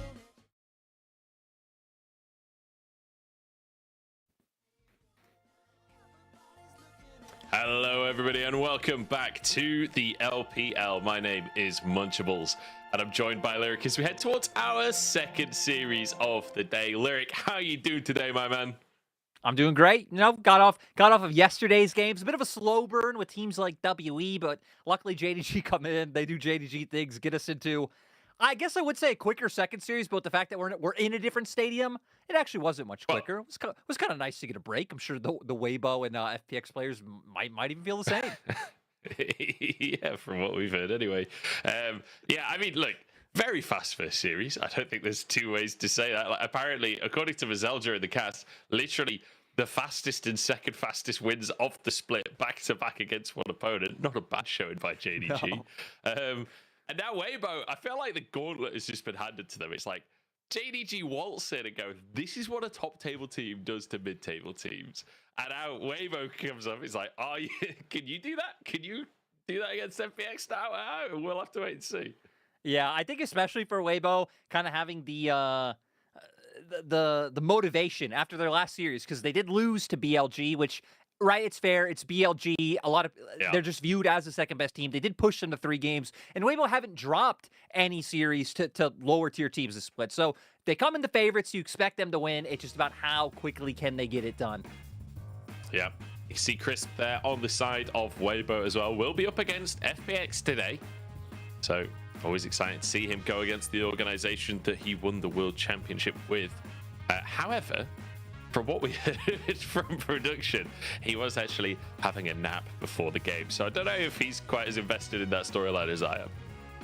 You know, it could even be the opposite, right? He knows going up against LWX, he needs to be at full power, full strength. And, you know, he wanted to come in being at the top of his game. Bring it. Bonus winks in. Exactly. Which, wink. God, you know, we have that guy's team playing later today as well. But, you know, with Weibo's champion pool being shown up, one thing I want to highlight is what's not on here, which is, you know, with Rel coming back into the meta, 2021, when Rel was meta, that was Crisp champion. It was his most played champion in spring. It was his most played champion in spring playoffs. So I think there's a lot of interesting things now with things like Ivern, Rel, the Tristana coming in that Weibo might be able to take advantage of and put on the dominating performance that we're saying we want to see from them. Yeah, I mean, when you look at Crisp most played this split, it is the Rakan, which in my mind, Rakan is just squishy Rel that can also escape. Whereas Rel's like tanky Rakan that doesn't get the get out of jail free card. It either works or it doesn't, you know. I love. And he's up against Jojo as well, which is another hard engaged support. Yeah, another Rakan player. I love that you mentioned that because I still remember back in like 2020, 2021 when we were in China for the LPL. I was talking to WE's coach at the time. And he's like, Rakan is just so great because it's one of those champions where you get to engage, you get prio, but you can also kind of play a little bit dumb and not int, right? You can face check the enemy jungle and have so much survivability tool to be able to get away. And I mean, for FPX who've been on a bit of a downward trend, I think champions like that, where you're not going to be punished for the mistakes that we kind of expect to see coming out from them, would be a pretty good shout coming into this one. Yeah. I feel like Rakan is the Lee Sin of support, where like, they're just so many dashes, you know? You can just never quite actually punish them no matter what they do. I don't know if that's really accurate, but I'm sticking with it. So everyone at home, you can deal with that. Yeah. How do you like them apples? Tristana, another champion we're talking about. I feel like Tristana has been a theme today over in the first series. We saw Ruler play Tristana in AD carry. We've obviously seen a lot of Tristana in the mid lane. Kais is coming back in because we're on 13-12. She got a bit of a buff. And like she was already being played a little bit on 13-11. Yeah. I feel like things are actually shaking up a bit in the LPL. I feel like the meta is finally getting mildly exciting again. I agree. And, you know, it was one of those things where Riot even came out and said they wanted to kind of like push enchanters out and kind of bring in more action, a bit more brawling. And we're despite the WE series yesterday, I feel like we're definitely seeing that. We saw that in today's first series, NIP JDG. OMG versus LGD yesterday was another great example, especially with the Tristana priority. Whichever team got it first pick did end up winning the game. And I'm a bit surprised. With this graphic that our kind of key player matchup is going to be the Shy versus Xiao Lao Hu. You know, if this graphic came up like the split when Xiao Lao Hu came in and he was botting people on the Jace, I get it, but hasn't had the best of time lately. Yeah. But I guess the same thing can be said for the Shy, which Weibo don't really heavily play towards the Shy. He actually has the second lowest jungle proximity in the league for a top laner. And I guess just by that context, maybe whoever messes up first, that could be one of the defining parts of this matchup. Well, true. I guess I'm just looking at all of the stats of like the rankings within the league. Like the highest ranking of any stat on this table is 7th place, and that's damage taken per minute. Like, it's not exactly a super complimentary graphic that we're getting for these guys. No. Yeah, the Shy has had an interesting split, hasn't he? Because I feel like he has had some games where he looks really good, but it's also like he's been solo killed. I think it was the first like 4 or 5 series he got solo killed in a row. That it's not a great start to the year, but I guess not the year. No, So- last time I checked, he was actually second for isolated deaths, which, you know, can mean being solo killed, can just mean getting caught out in a side lane. The only person he was behind at that time was actually Bin. And Bin has been able to make it work. So we know the style that the Shy likes to play, high forward percentage, you know, looking for the fights, looking for the kills, can work out. I guess it would probably take Weibo enabling him a little bit more, because we said with his low jungle proximity, way around the bot lane is actually second highest in the league. So for Weibo, maybe it would be investing a bit more in top side. But with the fact that they haven't dropped games to like lower or middle tier teams, they really have only dropped to the top dogs, I can see why they're sticking with the playstyle that they found success with so far. Yeah, we'll see what kind of playstyle is going to come out today. I feel like FPX, when they've looked good, have been a little more aggressive, kind of fighting for those skirmishes early on. So see what they can do to bring that to Weibo, who will be stepping out onto the stage here. And I feel like this is... Where are they? Oh, there he is. I feel like he missed his cue there. Even like the kind of awkward smirk on his face right when he walked out kind of signals that one. That would have been so funny if That he was even a just full didn't bow. come out. Oh dear. Yeah, they've been here before. This ain't their first rodeo. So it just gives him a little wave. He's like, look guys, just turn. It's like turning up at the office, you know, for Weibo. These guys have been here before. Me and Mazav have this conversation quite a bit, just kind of gushing over UCal, because anytime UCal plays and UCal comes out, he always just looks so excited. He looks so excited to play on stage, looks so excited to be here. And it's even like more endearing when you think about some of the heights he's been on, like thinking back to his days in LCK on like KT and that, you know, still just coming out on stage in the LPL, playing a game of League of Legends is something that always gets him going, and it's just so wholesome. Yeah. Yeah, it's awesome to see that, and even stuff like YSKM coming into the league, right, and bringing out these cool intros, and like, I just feel like having a little bit more personality in the league is always going to be a good thing. And I feel like we usually just talk about storylines and stuff during this part of the broadcast, but I kind of like watching the walkouts. You know, sometimes it's not that crazy, obviously, but when it is, it's great. Hacker missed his timing there, but he's out just about. You know, I guess you're right. The Shy has inspired a lot of players. Now Hacker on that list of players. It's about like the small nuances, the head scratch of when Hacker walks out, which, you know, could represent a lot of some of the plays he looks for. As I actually love Hacker. And, you know, he's been a player that's heavily criticized. We kind of can turn this a little bit serious, because when I think of Hacker, I think of Hacker as like the premier guy that flashes over walls and terrain to like look and get ganks possible. I think it was 2022, might have been spring, but there was one split he was doing it so often I actually kept track, and like halfway through the split it gotten up to like, you know, 5 or 6 series played, and he like flashed over like Dragon Wall or like wall around bot lane like 9 or 10 times to get a gank off. So those types of cheeky plays that catch the enemy off guard and are a complete flip of you just giving away a free advantage or finding a big one, that's what I want to see from FPX today. I want to see them be bold, Hacker, and then the bot lane, because bot lane is really where FPX, I feel like, have always found their wins, even going beyond this split where right now, you know, they are only sitting at 3. Going back previous splits, I feel like LWX and Chocho actually are a legitimate 2v2 bot lane that has to be respected. Yeah, definitely. I think like Chocho, especially if he gets onto things like the Rakan, can be an absolute monster. Although, has actually been favoring Lulu a lot this split, which, you know, not the champion you think of Chocho for, but he's had some decent performances on it as well. But I'm looking at Care too. Like, we've seen Kiana in the mid lane. Obviously, Tristana was already something that Care's brought out in the past, but now it's good in the meta too. Like the Yone comes out. Silas from previous splits. Now, granted, Silas not exactly meta right now, but I'd love to see that flare coming out. I love when Care is on those melee champions. I feel like I say this every time I cast Care, and then every single time he just locks in Annie or Ari, and I'm sad, but, you know, maybe it'll happen. I think it's one of those things that's easily forgotten since he has expanded his champion pool since his tenure in the LPL, that he did come in as an Ari1 trick. Like, if you looked at his solo queue, it was like 300-400 games on Ari. Second most played champion was at like 70 games. So I guess just liking to rely on that. But, you know, maybe we get a bit more of that flair. You were talking about like Silas champions like this not being meta. I have seen Cream specifically like poking around with it as like a counter pick, especially now on solo queue we're starting to see like Varus mid lane come into the meta, just you know, another champion that has one of these builds that can kind of play off like Static Shiv and Wave Clear. We've also seen like Poke Forest come out bot lane. So I think there's like opportunities for interesting picks to show through, and I guess even our last series shows that, right? With the Belveth up against the Ivor. And so you're right. You said it earlier that we're getting to a place where the meta is getting more fun, and that's what we've needed. It's what we've needed all along, Munch. No more Yuumi bans, no more Yuumi picks. It feels like we potentially reached the promised lands. Dare I say it's a golden age of League of Legends. Season 4 all over again, baby.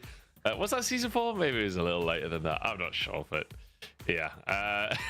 We'll see. We'll see what happens in this draft. I don't want to get too excited because I feel like JDG came into their series today and were kind of flexing a little bit. Like, it's very clear to me that they were going, okay, what else can we play? What are our options so that people have to worry about this stuff when it comes to playoffs? Whereas I don't know whether Weibo are in that same level of comfort in the league right now as what JDG have. Yeah, you know, I agree. It's kind of being able to see that comfort show through, seeing if they can put down an opponent like FPX. We said despite their record, do at least have strengths that have to be feared, like the bot lane 2v2. And seeing if it here starts with draft. We're already seeing all the priority picks taken off the table. I think Tristana needs to be banned. I am a bit surprised banning it away on blue side, because again, I feel like that OMG LGD series shows it is just such a good first pick champion on blue side. It's versatile, it's a flex pick, and they're just going to keep rounding it out. The one I want to keep my eye on is the Poppy, because it's another one that is specifically with the champions coming into this patch has just looked so strong. Yeah, certainly. I would say it's still situational, right? But I feel like those situations are so common in the current meta that it becomes less and less situational the longer we go on. Blitzcrank being banned away from Chocho, which Chocho's actually not played a single game of Blitzcrank across the course of this split, but obviously Weibo just not wanting to go up against that one. I am curious if we do get a bit of rel-based action today. Obviously, we saw it in the first series. I'd love to see it again here for the second series. But Milio, take it off the board.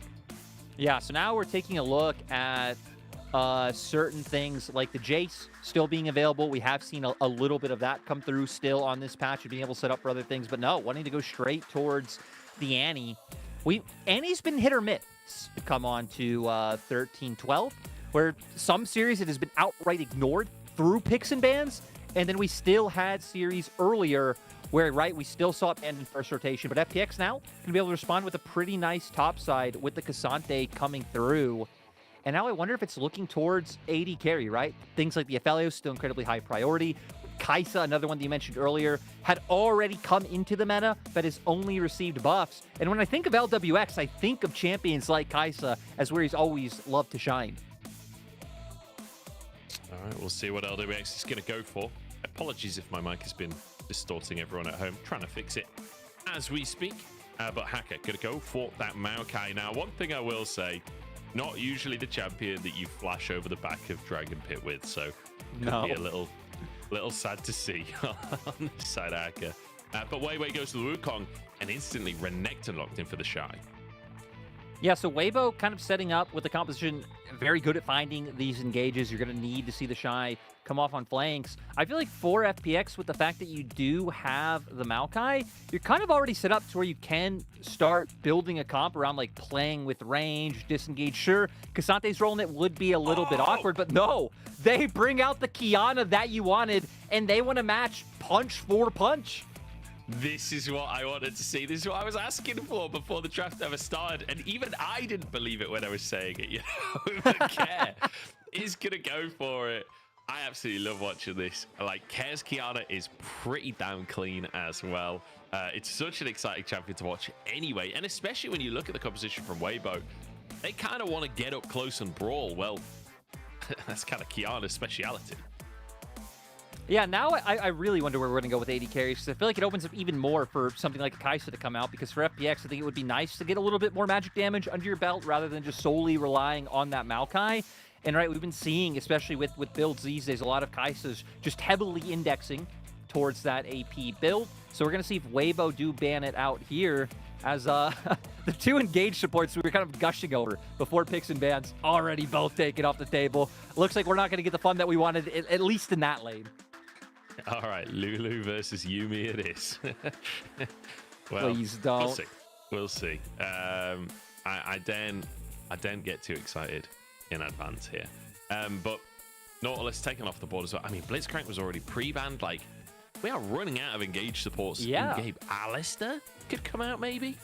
Well, it's also one of those things, right, where a lot of like your AD carry matchup kind of depends on, like, the AD carry that you pick is going to depend on like what duos or pairs you can get in that support role. So now with the Aphelios coming on through, they can still be flexible, right? We can see them default back to an Enchanter, even though they have taken some hits. Thresh is still there if they did just want to opt into like something they know that works. Brings the Lantern, right? So still definitely having some options there, but now it's about Weibo and where they want to respond.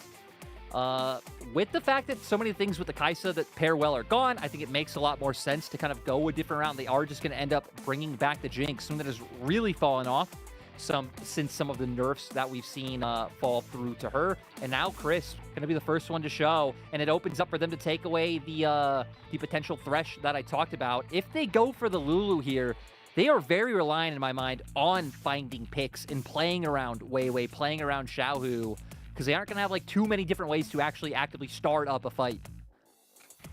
Well, the Lulu's going to be locked in for Crisp here. The Enchanter comes through in the end. I'm not going to talk about the Rumble Hover here. I would love to see the Leona. We've seen a ton of Leona. Oh, I see a ton. We've seen sprinklings of Leona across the world over the last few days. It does seem to be cropping up a little bit. You did this to us if this happens. You did this to us if it happens. No, I didn't. They did this when they banned Rakan and they banned Rel and they banned Nautilus and they banned all the fun supports. You know, we were so excited. We were so excited that we'd escaped this. At least we have the Kiana, right? We have Kiana coming out mid lane for care. We're going to look at the bright side. And I mean, you kind of hit on it, right? Both teams having some proactive tools to play around. I think FPX definitely bringing more to the table. Yumi going to be on top of someone like Care, Shallow, who run them down with that ulti, supreme display of talent, going to be able to come through the ultimate from Hacker in general. Weibo, like I said, I feel like they need to play a bit more around picks, especially with Xiaohu in the mid lane. They still have some team fighting options, right? Like, they have a solid front line.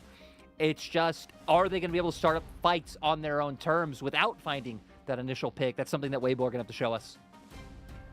That'll be the question. They do have that range advantage with the Jinx, so later on that can be devastating. The question is, how does Care play out this one? Because I feel like, you know, Annie, Wukong, not necessarily great targets for the Kiana. Annie can be if you catch her out of position, but the stun can just make it so difficult.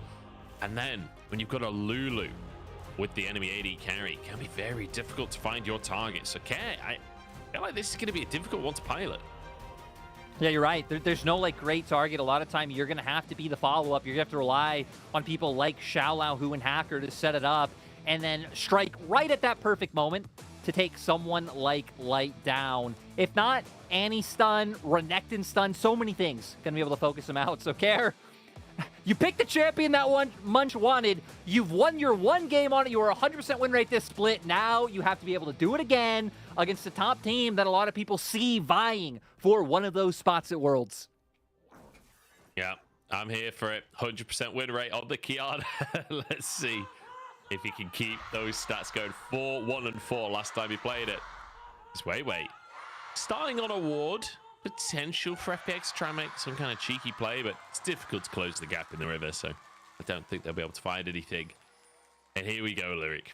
I'm excited to see what Weibo brings to the table here. Is Xiaohu going to walk towards Care?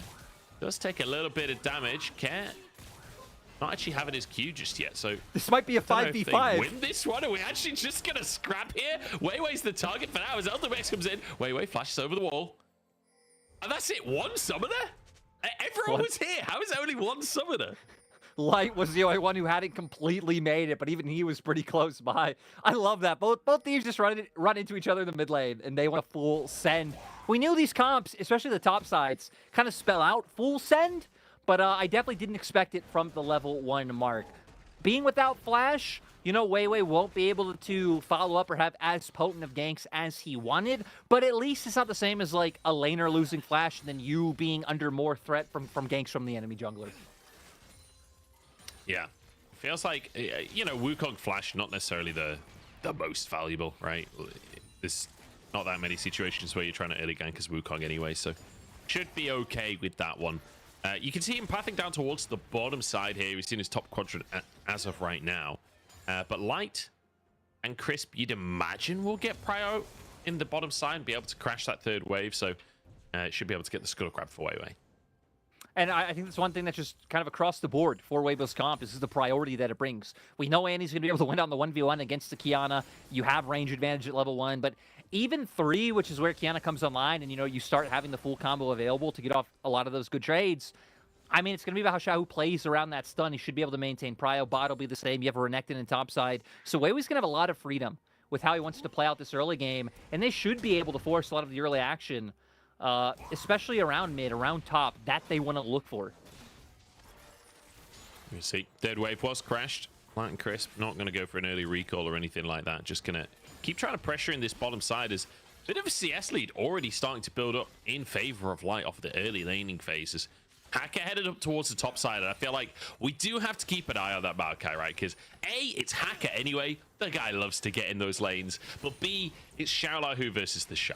The Chinese side gave us that graphic of these two top laners going at it, right? Like, inevitably you expect them to be aggressive. Wouldn't surprise me if Hacker tries to get involved in that lane. No, especially because right, Hacker is one of those players who likes to try and find those avenues, with the Shy being pushed up, and the Shy usually being known to not be thinking about the gank at all times. We might even just see it here. Yep, Shallow, who has the Q3. If he can find it onto the Shy, Hacker moving forwards, gets the root, but the dash. Well buffered by the Shy to dodge the Q3. Doesn't even have to use Flash. Yeah, great play coming out from him. And right, it's those small mechanical moments like that, which is why still to this day in interviews, so many of the other top laners in the LPL kind of rave about laning against the Shy and how difficult it is and how much they still do respect this player. But we kind of expected this Weibo, despite the fact that not much action should be able to happen around the bot side. Weiwei still keeping up that strong bot side prio, but Hacker looking for... I guess he was looking for something, but not going to be able to find it. Weiwei snuck through the enemy jungle here to get towards Care. Hacker's in the mid lane as well. That's a flash. Honestly, you take that from Weibo. You just clone on out from Weiwei. And look at the wave as well. This is really rough for Care. Weiwei's just going to keep on wailing on him. It's even worse when you consider the type of champion that Kiana is, and like her trade patterns to win trades, right? She needs to all in. She needs to put herself in harm's way to be able to come out ahead. And now that you don't have Flash, it's going to be so awkward. Xiaohu going to be able to get that stun up, bring Weiwei in. His Flash is almost back too, so I feel like we need to see Weibo actually take advantage of the play that they just found. Yeah, honestly, I can't believe, like, just watching that as well. I feel like Hacker was just a spectator in that play. He was just watching what was happening, had no way to actually participate. Just watches his mid laner have their flash burn. Now you see massive CS lead in that mid lane. I don't think that's going to get any better. As Light and Crisp now getting a plate at the bottom side, it feels like everything is just a hunky-dory across the map for Weibo. Well, and that's why when we saw things like the early Maokai come out and draft and how Weibo set up their top side, I thought maybe FPX would have been the team that would have indexed heavier into like playing with the range, right? We talked about things like the Jace that were left open, or hell, even the second rotation, once all the supports got banned, could have opted towards the Dukes themselves. Now, with the fact that they're already being set behind a little bit with some of these ganks, if Weibo, LWX. LWX in trouble, but looks like he will get away with his life for now. As Chocho does not want this fight to end. Just going solo cat, trying to find the trace, trying to defend his wards. Cares moving over. This is a level 5 Kiana, so no ultimate available. The Light could be in trouble. Summoners still here, and a cleanse immediately dropped as Care just about leaps over the Flame Chompers in time. And it's great that they do find the Summoner right now, potential like possibilities to be able to take down Light. But look at how much Care is going to be losing out in terms of CS now in mid. We'll be able to get back and at least catch the waves that Xiaohu is building back up, because that one was pushed in. But if you're not going to be able to convert those roams into anything, Care's going to quickly find himself not really having much impact. Yeah. We'll have to see how these early neutral objectives are going to go as well, because despite the fact that they have prio basically in all 3 lanes for the side of Weibo, they typically don't lean towards things like Drakes to the Heralds. They are 13th in the league for first Drake percent. In fact, no, sorry. They're 13th in the league for first Herald percent. They're 17th in the league for first Drake percent. They are changing their style here today. Actually going for an early Drake. Unless Hacker has something to say about it. Jumping on in. The combo is there. Can they finish the job, though? Drake taken down by Weibo. The shurikens are there, but Hacker has been abandoned. All the laners just leave. Yeah, I mean, Supreme Display of Talent connects, but no one really able to follow up on it and actually get inside. Weibo secure the objective. They find the kills, and they're just going to keep vibing with the way the situation has been. FPX not able to string anything together just yet. Not just yet. Let's take another look at how that... Because it looked so good for FPX to start off with. It felt like a play for them with Xiaohu just getting absolutely comboed, but... Oh, and gets the damage.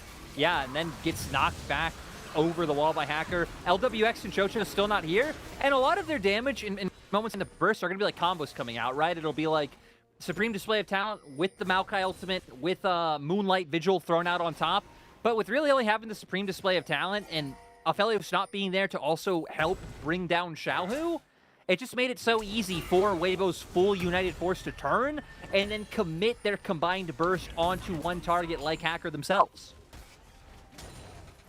So Hacker goes down. First blood for Weibo, which another stat I was going to talk about before that all kicked off is actually their first blood percentage. Also 17th in the league. This is a team that is not known for dominating the early game, changing all of the rules here against FPX or Weibo. But certainly when it comes to later on in the game, that's when the stats start to pick up. But so far, so good for Weibo, is they're going to get that first Drake. They're going to get their Herald as well. They're going to get first blood for themselves. Suddenly, everything working out. And the one thing they do well in the early game is first tower. They are best in the league. Yes. It's 70% of their games. So with the Herald in pocket as well, I feel like they're guaranteed to turn that. I kind of love that you bring all this up to kind of give context and explain how Weibo like to play. Weibo were really the first team that brought out the static shift LeBlanc in the LPL. I've seen it done in other regions like LEC, because LPL were quite slow getting on top of it.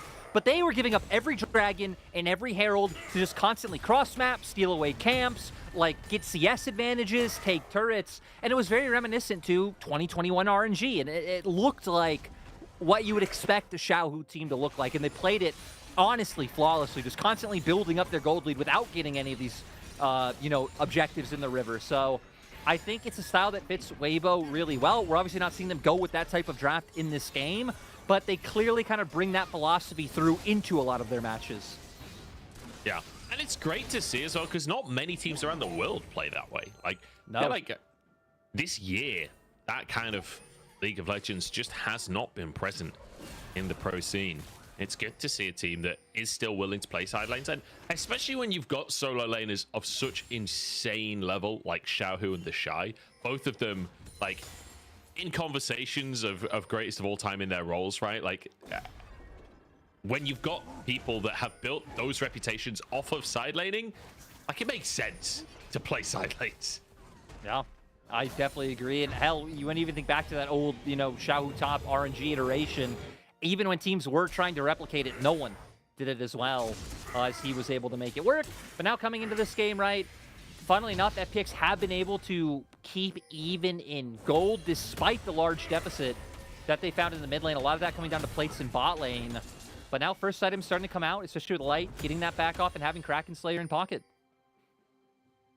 Shy needs to get out of dodge here, as we saw Xiaohu head back to base, TP back in on the wave, and you'd see massive item advantage off the back of that reset. The Shy, I don't know when the last time he was, the last time he went back was, but it feels like a long old time ago because he's only on those boots. But no TP available, so holding on for the time being.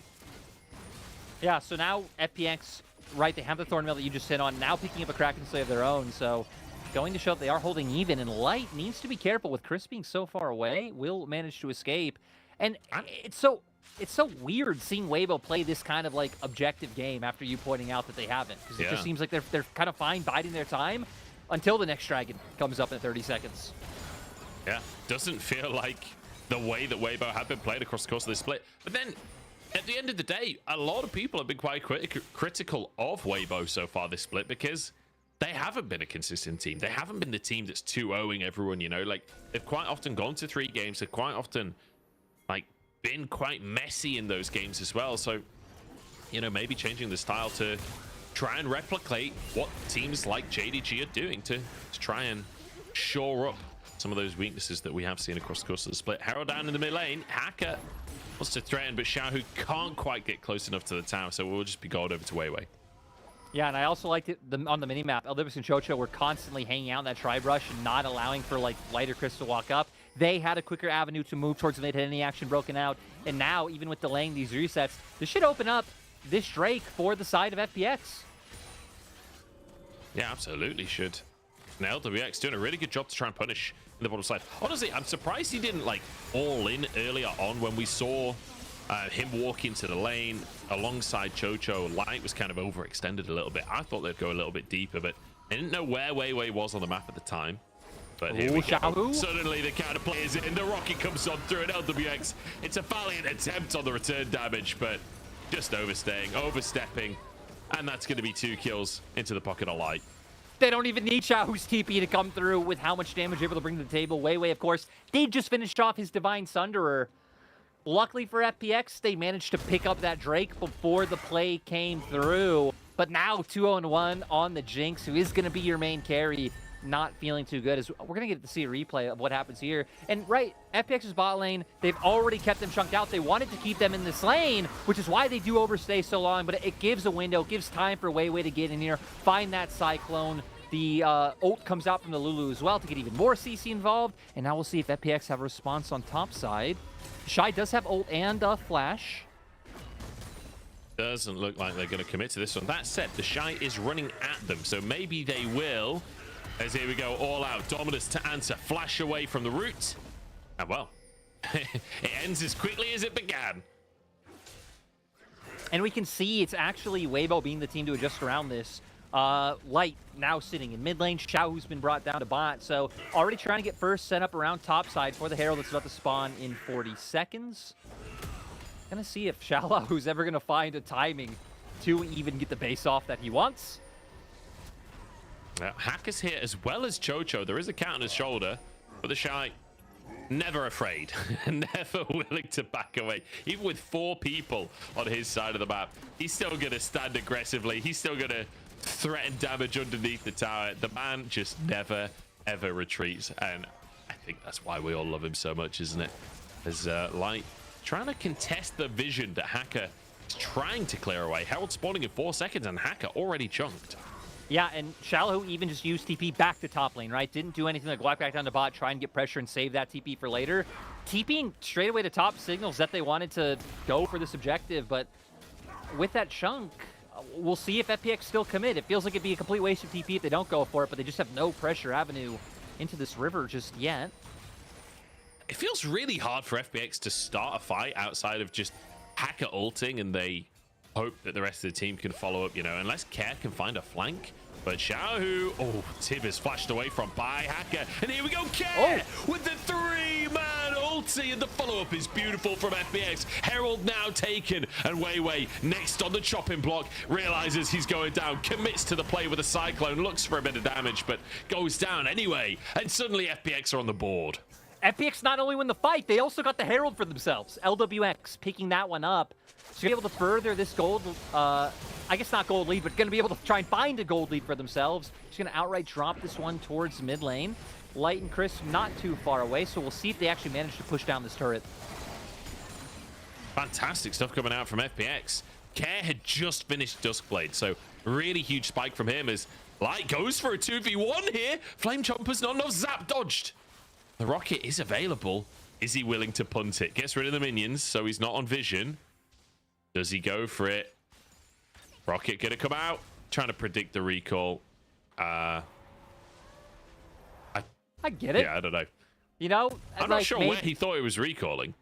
You know, thinking like it'd be too obvious to just do it in lane right there, and he's gonna try and mind game him, but ends up mind gaming himself. We'll see here. Care, I love the decisiveness.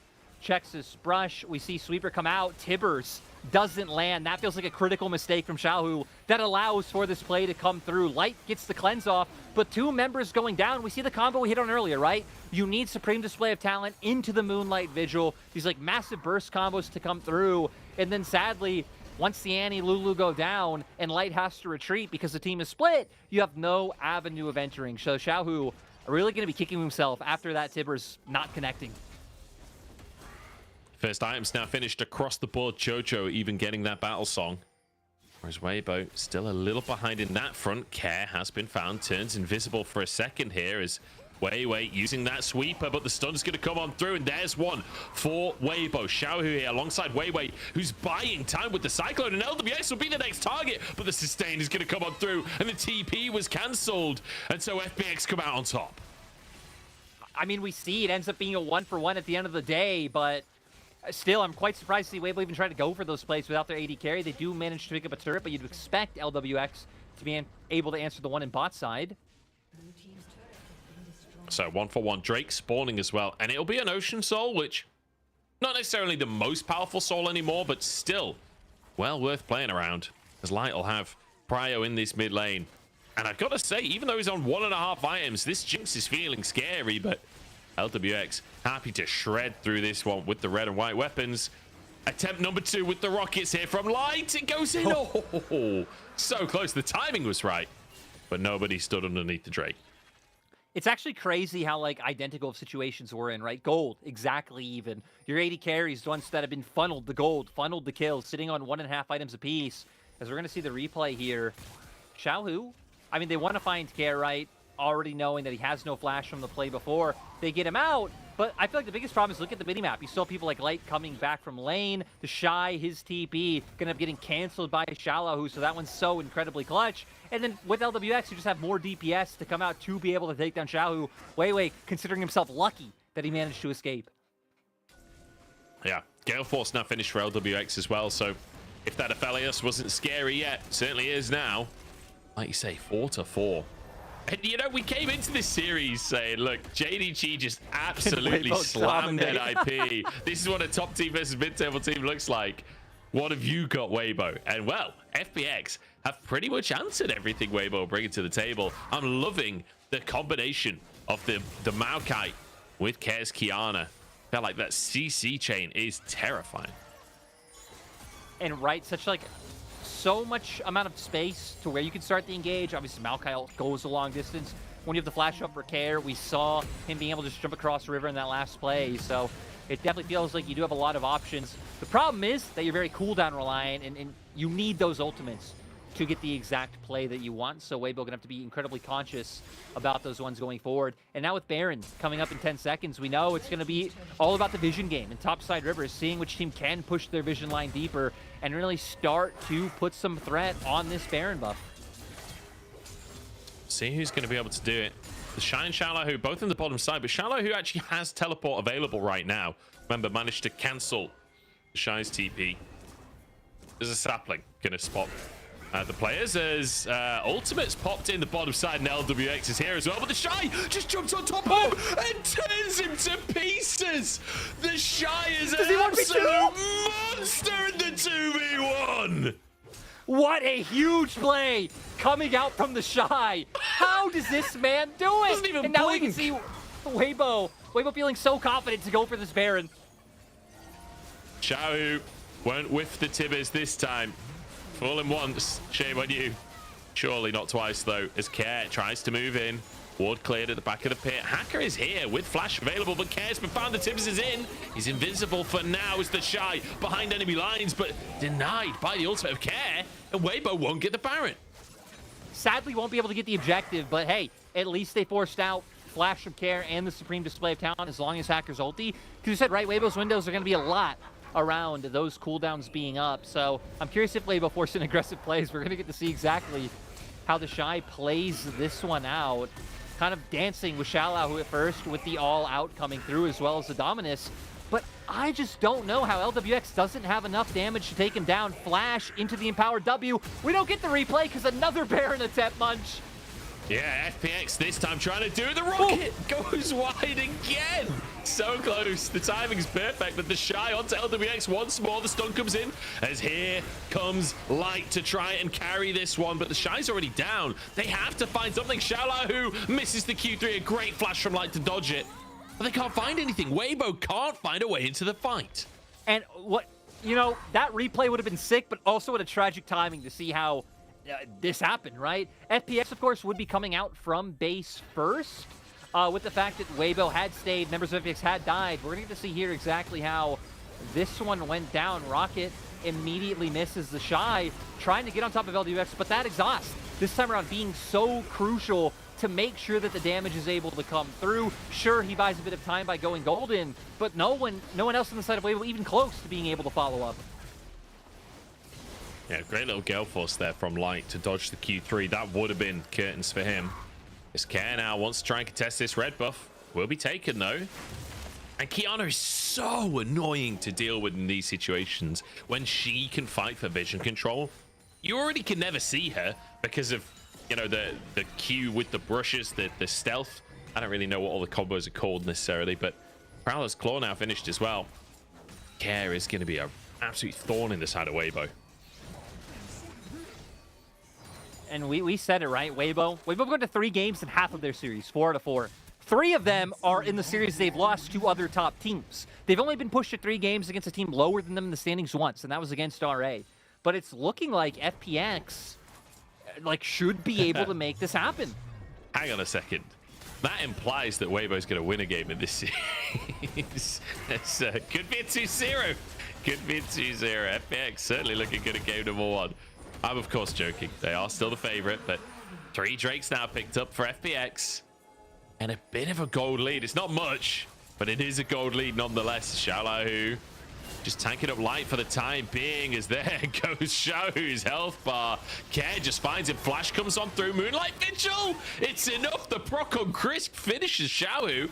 And now onto the chase. Hacker on the front line looking for the roots, and he'll find it. But in they go onto LWX's Weiwei. On his lonesome, though. Can't actually finish the kill off. The Shy in the meantime onto Hacker here. Trying to do the job. Trying to finish the damage. Look how much he's doing to the whole squad. But there's no support. There's no help. No, I mean, Light having to deal with Shallow, who not like he's not gonna feel comfortable just walking right past the giant Cassante. And with all of that, with members of Weibo kind of funneling one by one into LWX, you have the peel from the Maokai and the Yumi. It just set up for the exact type of fight that FPX want. And it kind of came out of us talking about draft. It felt like they had more tools, not only to force fights that they want with things like, you know, Yumi, Maokai, Kian, and Cassante, but also having some tools to be able to kite back and play around their AD carry. The range not really doing much for the Jinx when Cassante doing such a good job to zone her out. It's going to all start off with Xiaohu, though, getting caught out by Care. Moonlight Vigil able to follow up. That gives them the numbers advantage, and then they want to run Weibo down. So we're going to see Hacker be the one to first start off and engage. But again, I want to stop focus on that members of Weibo just kind of keep jumping in one by one onto LWX, where you have both Care, Cho peeling for him now. Hacker now gets involved. One taken down, the next gonna go down, and the whole time Light is just trying to bring down this big frontline Xiaolahu, and the setup for the fight was just perfect for FPX. Now half an item ahead for LWX as well. He's got a Bloodthirster in case he wasn't hard to kill before. Certainly will be now. Phantom there, red and white available actually as well. Should anything kick off in the next couple of minutes, but I think he'll have to just cycle away from those weapons, to be honest, as won't be able to just maintain it forever. Won't be able to use it to try and siege down some towers, though. Baron no longer on the cards, and I do feel like maybe that's where this composition starts to fall short for the side of FPX. Like, sieging without Baron, with a composition as short range as this, it's basically impossible. Yeah, exactly. I love that you point that out, right? Gonna need Baron, gonna rely on things like the fact that you're on Soul Point to at least bait Weibo out of their base and pull them into river so you can find a fight. But it's really gonna rely on things like that. If Weibo opt into playing a more like defensive style of game, just try and get defensive wards around the outer skirts of your jungle, group up as a team to get wave prio before walking into your own jungle. It's really gonna be about how good FPX can bait around these neutrals. We'll see what they can do, how they're going to be able to pull this one off. 8-6 on the scoreboard. And look, I'm just excited that we've got FPX with a 3K lead against Weibo here. We've got a pretty exciting game number 1 in the series as well. We've got Care bringing out the Kiana. This is the treat that we were all hoping for. We said earlier that the meta is finally getting more exciting, and I feel like this game is a testament to that so far. Weibo, though, you can never quite count this team out. I feel like Xiaohu, it's had a pretty rough game so far, but, you know, Annie, 2 items now. Any single Tibbers could still change the face of the game. Really could, right? If LWX just oversteps a little bit, but Light and the Shy would have to be there, would have to be the big damaging force. That helps take him down. Light, 3 items now, is on a pretty strong point for himself, so shouldn't have too much trouble dealing with frontline. But the problem is, you know, the exact fight that we saw before, it's that Weibo are going to have to find a position to where they can kind of encircle FPX and send Xiaohu, send the Shy, all jumping on top of LWX at once. But now that they're behind, they should never be able to find that positioning. LWX is stepped too far forwards. Light just got to free fire for a bit. Weiwei could be the target instead, though. The Cyclone, the last proc hits him as he goes down in the end. It looked so good for Weibo. It looked like they found their pick as Light goes wide on the rocket again. FPX, they're just indomitable and now playing in the brush. Oh, the Shy with a sweeper spots it. Still going to take a hefty chunk, though.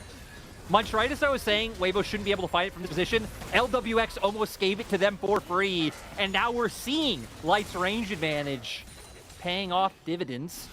This might just lead to them being able to pick up the Drake and deny Soul. Which is kind of insane considering they lost their jungler. Like, yeah. They should not be finding advantages off of this fight. But managing to do so. Control of the bottom river for now as Hacker starts to move in. 10 seconds on that Drake, and Xiaohu flashes for the stun. Cleanse immediately from LWX. And once again, the fight for mid prio. This time FPX win it out. Yeah, and like you said, that numbers disadvantage, not going to allow them to get in River to deny this one. But Weibo not giving up on trying to find the picks that they need. Light at least going to patch those damage numbers. TP.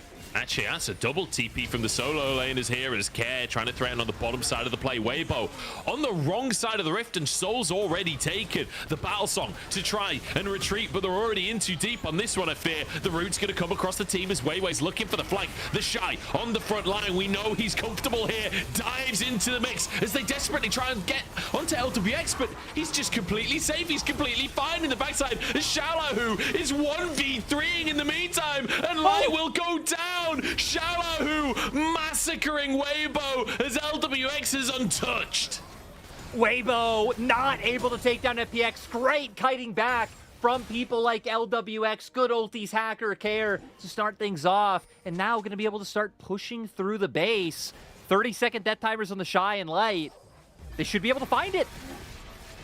I think that is going to be game. I think that is going to be game one going the way of FPX. Crisp and Xiaohu, what do you got in the tank? How can you hold on to this one? Because FPX are here to play. Crisp against his old team, against his bot lane partner from the World Championship, and LWX is winning this one out on top. And fitting that LWX was the main part of the story here for FPX as he takes down Crisp. Phenomenal game here. Weibo have not been 2-0'd once this split. And it would be insane if, like you're saying, it's done by FPX, it's done by LWX against his longtime support that he won Worlds with. Great performance by them. Things looked dicey early. Like, it looked like, despite the fact that they were able to find the flash level 1 onto Weiwei, it was Weibo kind of answering back with some of the nicer earlier maneuvers, you know, finding a flashback for themselves in mid, but not being able to repunish. And even despite the coordination on the first strike fight not being good by FPX, it took like that failure to then be like, okay, we got to play this a little bit differently. We saw a little bit more kiting back, a lot more peel for the Aphelios, and then things just looked beautiful. Also, just Xiaohu not really having the best game. You know, this game really started to turn the tide when that first Tibbers missed, so there were some misplays there, but ultimately I really loved the adaptation from FPX halfway through the game. Yeah, and to be honest, I kind of want to take back what I said about Kiana will struggle into the Annie. Like, yeah, sure, in the early laning phase, but like when it came to the mid game, when it came to playing around vision and stuff, like I felt like Care just had the advantage straight up. Like, I don't feel like there was a point where Care was under major threat from Xiaohu, and every single time Xiaohu tried to combo him, just pops his little shroud, keeps himself invisible for a minute, and then turns it around as the rest of the team tries to jump on. He gets an opportunity for a combo. Felt fantastic for Care. I feel like it also is part of FPX's comp, where it was really nice that they also had that Aphelios who also got a bunch of those early kills, because maybe had we seen a Weibo comp where they're allowed to kind of be around objectives first or win contests over mid wave, and then Kiana has to like try and jump into them, and you don't have to worry about like every moving part, it could work. But with Weibo especially falling behind and being pressured, we saw, right? They had to try and full send everything onto LWX, and that made Care's job even easier, even better for him to look for those windows. And Xiaolahu, funnily enough, a guy we didn't talk about all that much. I love that you pointed him out in that last fight, because I cannot believe he didn't go down to a 3-item jinx and just completely took over and dissuaded that backline for being, not even dissuaded, like didn't allow that backline to pass. No, he just mauled him. Like, he actually got the kill onto Light at the end of the fight. Yeah, insane stuff from Xiaolahu. And, you know, we looked at that head-to-head between the Shy and Xiaolahu at the start of the series. Popped off. We were thinking that was to do with laning, but no, it was all about who can 1v3 in the team fights harder. Yeah, I mean, we're kind of like poking fun at it a little bit because, right, I mean, the form from the Shy has always been a little bit hit or miss. Xiaolahu not been in the highest form as of recently, but both showing up this time. The Shy, it kind of sucks that he has that really sick 1v2 that is just overshadowed by his team losing the game, because we can see here, right? Obviously, did fine in lane. Finds 1v2, has the highest damage percent for his team. Tried to do his best, but it was not enough. Yeah, I mean, the fact that the 1v2, those 2 kills, are his entire kill participation in this game says a lot about how the rest of the game went for Weibo, to be quite honest. The Shy, as soon as the rest of the team was there, it was it's like he's got a passive built-in hull breaker, you know? He just does not want to be with the team. When he's on his own, yeah, absolutely unstoppable. When he's with the team, I don't. To be fair, he was great in the team fights. Just yeah, didn't work out for the side of Weibo. And I'm kind of scratching my head a little bit because I don't feel like this was a bad draft from them at all. I don't feel like this was, these are pretty much just standard meta champions across the board. This is more FPX bringing something else to the table that Weibo didn't know how to deal with in the moment. We'll see what they can do in the break, though, to figure this one out for game 2.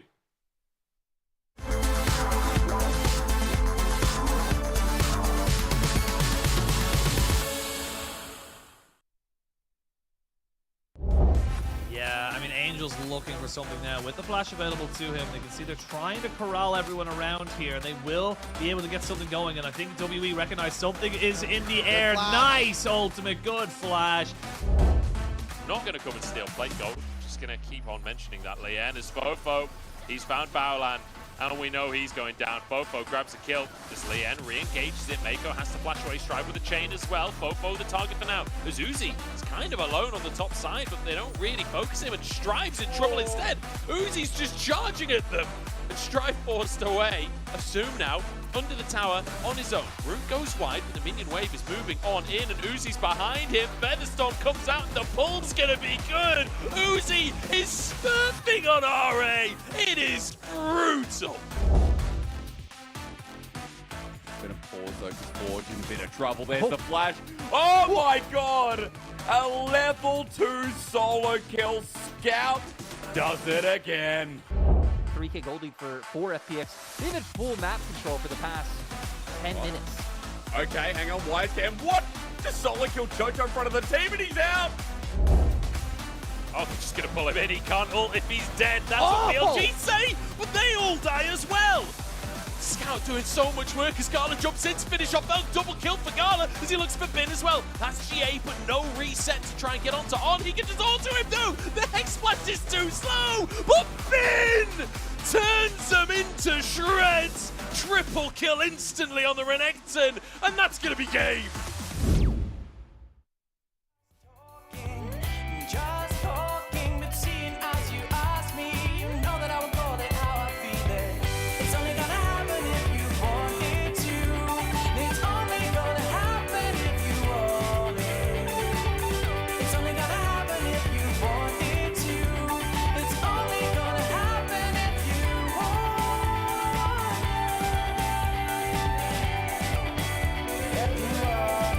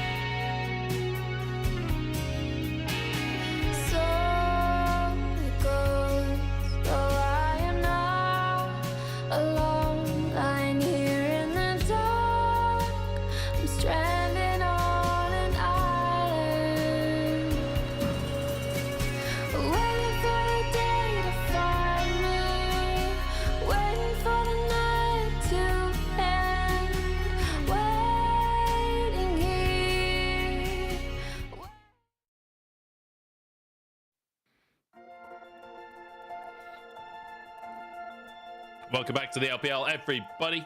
As we head towards Game 2, Series 2 here today, it's FPX kind of dominating Weibo in game number 1 of the series. Not something I think many people were expecting to see today in our second series, but the Kiana coming out for Care and looking damn good as he did it. I'm Munch, joined by Lyric. As, Lyric, what are your takeaways from game number 1? Because I feel like it was kind of a weird one, but Care all over on the Kiana.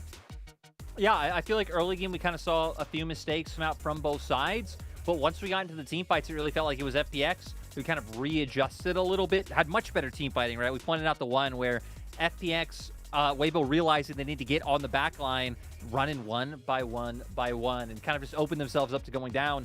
But a lot of this was set up off of Care finding either the engage or finding a pick to start things off. The memorable one is like Xiaohu over that wall around mid lane turret. This one obviously being the one that really started and put things in motion for FPX. So I think much better team fighting, very interesting draft. They keep up, the 100% win rate on Kiana. Now it is only out of 2 games, so that isn't really that big of a deal. But it makes it even more exciting, I guess, to look forward to other and what niche picks that Care can continue to pull out and see his growth, right? Because he really was that Ari guy in his debut split, and now showing he's comfortable on so many different dimensions of champions. Yeah, like the Silas, the Yone in there as well. I feel like there's quite a few options for him. And hey, just let the Annie over as well, because based on game number 1, Xiao not having a great time on it. Really struggling a bit across the course of the first one. We'll see as well, like whether or not you're willing to give over the Cassante, because I feel like the Cassante was just a menace in the team fights. And the Shy had a big impact in the team fights on the Renekton as well, but feels like Xiaolahu did more to deny what Light was trying to do, whereas LWX was quite happy to just shred through the tanks and then get involved in the rest of the fight. So I feel like this second draft is going to be pretty dramatically different, to be honest.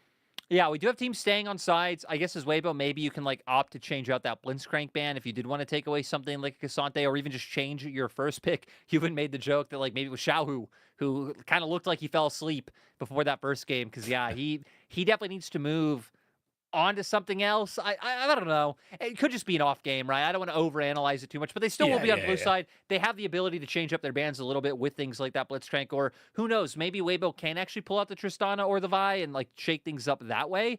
Because Weibo still, they haven't been 2-0'd yet this split. FPX could be the very first team to do so. I'd still say that's even more of a signal that we are gonna just once again go 2-3 games, but still great start off by FPX. Especially with the fact that it shows, hey, even though Chocho, very well known for the engage, sure, he's been playing more enchanters, has always looked better on engage, can still pull this out, can still go down to weaker picks that have been nerfed in the meta. And that, I guess, people like Shala, who we do have to pay attention to in these team fights, even if he typically does play more of an auxiliary supportive role. But he did a great job at just making sure that the backline was able to do no damage in game number 1. Yeah, and one of the previous plays as well, cancelling the Shy's TP. So yeah, influencing some of the plays earlier on in the game too, even without being on the right side of the map. So FPX across the board, honestly, looking pretty good across this one. And I liked kind of the Maokai with the 2 AD solo laners as well. Felt like a really solid combo for the team. Munch, how do you lose to anyone's legend and then come in and then make Weibo kind of look like team fighting chumps in this game? I don't understand. I'm really curious what Weibo's takeaways were from that. I would have loved to be a fly on the wall in the coaching room as they go backstage and what are they going to ban here? What are they going to change about their draft here? What was the takeaway? Is it just execution? Because actually the first few levels looked great. Yes. They were winning every lane. They were getting plates everywhere. They even got the first Drake, the first Herald. And then it got real bad real quick from there. Ivan is the ban. What? What? Trying to react to potential hits from the side of FPX. I don't know if it's the right call. I don't know if it's the right play, but I guess that's what Danny going to the back room is going to be pulling out from this. For FPX, I wonder if they change their bans at all. I don't know if maybe now this will push them to take away something like a Maokai or... Ivan... Vi, that's IV, which is the first 2 letters of Ivan. Are they going to ban Ivan twice? Once in the actual champion or once in spelling out his name across the 5 bans? No, is the answer. But I was gonna say, would be cool. what E champions do we even have? Ezreal, Elise, Evelyn. Nope. Yeah, okay, so None that are good. Ooh. So, okay, coming in, focusing out Hacker. I kind of like this. As Hacker has been the member of FPX who has struggled by far the most, has been the most heavily criticized as well. Pushing him down into something maybe where he isn't able to find as much of an impact. But I wonder if this is going to spell out like a first pick of that Wukong coming through. Of course, there's still a lot of other junglers you could pick. Like we still have Sejuani's being played, Poppy, obviously the end-all be-all of our last few series. So many things on the board, and despite 3 jungle bans, with Milio let through, it's what Weibo are going to opt into. Not super surprising to see the Milio. However, we saw that Blitzcrank ban last time around. Do FPX willingly go for that Blitzcrank? I mean, Cassante is open too. Annie, Ari, all of the priority mid laners open. Even the Wukong as well. I don't know. We'll see where we're going to go with this one. Kind of surprised to see so many jungle bans, but not a Wukong ban. I mean, Wukong has definitely been falling out of favor recently, especially with something like, you know, again, like the Poppy left open. Maybe that could be where you look. I'm just surprised at the lack of presence of it so far. I like the Cassante first pick coming through. I think with the amount of jungle bans, it kind of would make a bit of sense to just opt into one here. If they go for this, it sets up for potentially another melee mid laner coming out again for Care. You were kind of going off like on the number of melee mids that he feels comfortable playing towards the tail end of that game. So still leaving things very open for FPX, but also funneling them a little bit into, right, you know they're going to look for, once again, like very hard engaged dive-esque sort of composition. And, ooh, something that ended up slipping by, but I didn't notice, LeBlanc. I said it, when Weibo brought this out, being the first team in the LPL to bring out the static shift, they played it so well. They really, there was like never any team fights. They were dodging everything, side laning for days. And looks like they're going to go towards it once again. Tristana bot as well, right? You could lock in Tristana AD carry. Ruler did it earlier today to deny the counter pick for Care. Yeah, let's see if Weibo go for that here. I mean, and then having, right, Tristana, and the way her range kind of increases throughout the game now, pairing it alongside Emilio as well. I mean, these guys are going to be tower-taking menaces. So for Weibo, I mean, they have completely indexed into like the turret, the siege, kind of look for side lane opportunities. Still have that assassination, but that's right. Both LeBlanc and Tristana can just jump on a carry and instantly delete them. And now we'll see how FPX round out, because I think just keep all-inning on all-in. Like you already have a great pairing with the Cassante and the Sejuani. Blitzcrank would do a nice job of rounding out and put a lot of threat on this Emilio. Certainly would. Not great into the Tristana, but against the Milio specifically, if you can find that hook, it's huge. Neither carries locked in for FPX. We'll see what's going to be banned by Weibo. Maybe things like the Aphelios, if you want to try and get that off the board, or even like the Kai'Sa could work well with this composition. So I like there are options for Weibo on what they want to ban. Yeah, I like the shout of things like the Kai'Sa once again, even if they did just end up going back to like a similar Aphelios single that did in game 1. The thing I'm more interested in is that mid lane, right? And seeing if, you know, if they opt into something once again like a Kiana, if maybe they do want to bring out like maybe a more APS assassin, end up with something like an Akali. A lot of these early levels can be very hit or miss. But when you have a Sejuani, right, we already know the mid lane matchup in the 2v2 is going to be dictated by how much Hacker can play around Care in this game. Interesting to see the Kennen banned away from the Shy here.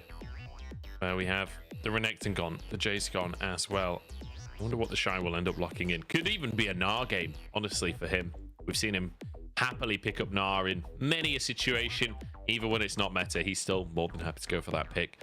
But over to the side of FPX here, what carry do they want to go with? Plenty of AD carries still available to them, and it will be that Kai'Sa. Well, you're going to want to round out. I feel like we're going to need to see some frontline options coming on through to make sure Tristana and LeBlanc can do what they do best. This does set up for the full-on 1-3-1 with Jax, LeBlanc, and Tristana. They can put a lot of pressure on turrets in all 3 lanes. And now Wukong being left open and really being, I'd say, the most consistent frontline jungle left through, with the fact that Vi's taken off the board, Sejuani's picked by the other team. It would make a lot of sense here.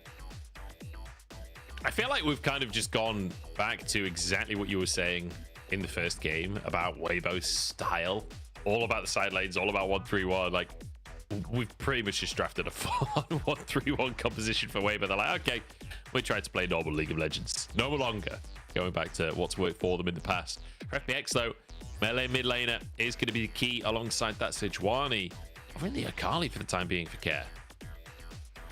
Would put a lot of threat on Light, if any, you know, if they can pull Weibo into a fight, right? Throw it on the Shroud, and Light's going to feel so much pressure in terms of walking forward and being able to skirt around a lot of the burst from the side of Weibo. But yeah, Weibo going to go back to trying to play side lanes. They don't necessarily want to look for fights unless they're able to start building up a pretty sizable gold lead early on. FPX, they are going to the patented full send composition. I love the full send. Everyone just goes in, you try and find your target, you assassinate them, you have a ton of assassins, Chocho on the Blitzcrank, and a lot going to be decided by, honestly, Hacker and Chocho. Hacker being able to pair up well with Care in terms of that mid 2v2, and then Chocho connecting those hooks onto the Melio, setting behind the bot lane, and getting LWX ahead on a champion that he's known for, right? Like, you think back to those heydays of FPX, and Kai'Sa wasn't one of LWX's best champions. Certainly was. I think a lot of people kind of expected LWX to go for a Kai'Sa skin back when they won the World Championship. Went with Vayne in the end, which, I don't know. I think that surprised everyone. Yeah, when I think of LWX, I think of like Lucian and Kai'Sa. Definitely, yeah. It's weird. I don't know. It is a weird one. I think maybe just like trying to one-up Uzi. I don't know. Maybe he wants to be the AD carry that's known for Vayne. I know a lot of players go into it. I know a lot of players go into it with the mindset of like, what is going to sell the most, and how do I get maximum benefit? Well, doing B with the Mal fight. I'm not sure if that's really paid off for him. As FPX, world champions from 2019. Just ignore the small print there. 1-0 up in this series over Weibo. And you can hear the fans are out in force today. That is for sure. As the Shy, he's been spotted. Hacker's moving over. Can they get the stun down? They're not going to commit. I like the attempt, though. Like having so much CC at this point. Oh, wait. Does Chocho get this here? Oh, already having to blow flash level 1. That is going to hurt, especially when you're going up against a Cassante with those knockbacks, as well as the Sejuani to so easily punish the Shy. Yeah, that is brutal. The fact that the Shy then goes for the recall, like really well orchestrated from FPX, right? The initial play, then they back away. The Shy, why would you not feel safe? Why would you not feel like the play is over there? And then the Blitzcrank sneaks on in. So really nice bit of play coming out from them. The Xiaohu with Hail of Blades on the LeBlanc here to punish Care in the early laning phase. You're obviously feeling very confident in the matchup to go for this. A lot of times we've been seeing the fleet footwork come through, and a lot of times you have the demolish kind of secondary in the resolve tree to just maximize the potential to go for that split push. But it looks like Xiaohu this time around realizing he wants to find dominance in the laning phase. He wants to be able to set up for him to have more of an impact early on than he was able to in game number 1. So far, so good for him. We'll keep an eye on that mid lane because, like you say, game number 1, not the greatest for him. And I'm also going to be keeping my eyes on Light, right? The Tristana picked up in this draft as a denial from Care, as a denial of the counter pick for this LeBlanc. But how proficient Light is, how practiced he is on Tristana right now, that's a different question, you know? This could be a draft designed as denial as opposed to designed for setting Light up. Right, and I mean, the fact that they first banned it on blue side in game number 1 definitely, I think, can hint towards things like that being true. At least maybe it not being fully comfortable in both positions it can be flexed to, so could even be more of a tell on Xiaohu right now than it is on Light. And 4 versus 0. You know, I actually don't know. Wait, I do know. Only we get this graphic, so I don't know why I'm mentioning it much. But yeah, Cassante, 4 versus 0 versus Jax. Really cool. I didn't realize no one at home gets that graphic. When I saw the Chinese letters, I'm like, wait a second, is Chocho Flash? Crisp gonna be knocked up here, but just kind of wanders away. Chocho, can he find the hook? Yes, he can. It's onto Crisp, but the flash comes out, keeps him alive. LWX the target all of a sudden. His Light has gone way too deep for that one, and that's first blood taken by Chocho. Weiwei's on the scene, but just doesn't have any damage. Like, what a timeline. FPX coming in so strong. Burn flash topside. Burn double summoner. Xiaohu finds the solo kill. Huge coming down from Xiaohu. He had flash. You know what? At the end of the day, he had the mojo. He pushed in the wave. He went for the play. He's now living in Kerr's head. And that's what matters. He certainly is. However, he also gave 300 gold to Kerr, so the Kirache shard will be finished off. Let's take another look at this, because it felt like Weibo had got away with it. As you see Light flash, which means Crisp gets hooked instead. And then Light just charged forward to try and get onto LWBG, but he kind of just forgot that Hacker was there. I don't know. Yeah, not respecting. I mean, having his jungle behind him, right? So they wanted to force and thought that they can win out. As we see here, connects the chain, waiting for some more cooldowns to be able to come up before he follows through with the trade. And now Kerr having to play so safely under his turret. Xiao knows no jungle is going to get involved since both did show down in the bot side. Should have full combo up now. Finds the chain, goes back. And you're right. Honestly, probably, not even probably, could have managed to get away from this one without going down. But at least keeps the summoner for if Weibo want to play more heavily around this mid lane and will have more offensive options to try and make another kill happen. Yeah. We'll have to keep our eyes on that flash from Xiaohu, because I feel like it needs to be a high value flash at this point for it to be worth not having flashed in that situation. Good deep ward comes out from Crisp. Very aggressive across the map here from, well, both sides, honestly. As Chocho managed to get that first blood, a killer piece in the mid lane. I feel like we need to take a look at the map overall, talk about the early game a little bit, because it's been action from the word go so far as Kerr bullied away again. Like, Weibo, we talked about the potential 1-3-1, but that's later on in the game. How do they play out before that point?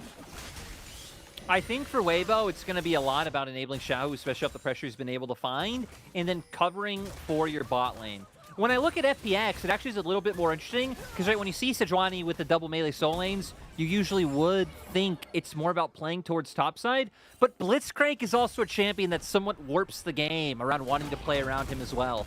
So anywhere Hacker shows, it could leave a bit of an opening for Weiwei to take advantage of elsewhere, because now we can see Hacker wanting to once again put a lot of prio down towards mid and bot. Didn't even care about the Shy's lack of flash in the first few minutes of the game.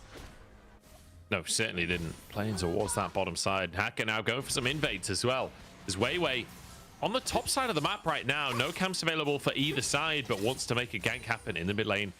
Like, Hacker knows what's going on though. Xiaohu goes in onto Kerr, gets the root. It's just going to be a bit of damage though. Both junglers showing and both sides back away. Now Weiwei trying to make sure he has tabs on what FPX are looking to do. No camp's going to be taken away, but ooh, I was going to say a bit confident to just start up Dragon right off the bat with knowing that Weiwei's so close by. Even like the lane situations, it's like Light and Chris look like they're in a neutral wave state, if not pushing in now. You know, of course, the other Tristana, so they should. And the wave should bounce back in mid for Xiaohu too, so smart choice by Hacker to back off. Oh, I like that from Light. I like the positioning from Light in general as well there. Like, happily stepping forwards towards Chocho. Basically saying, like, look, you can hook me if you want. I have my W. I can just buffer it. And so Chocho doesn't have the opportunity. So long as Crisp stays behind Light, they can buffer the hook, and there's no way for Chocho to start the fight.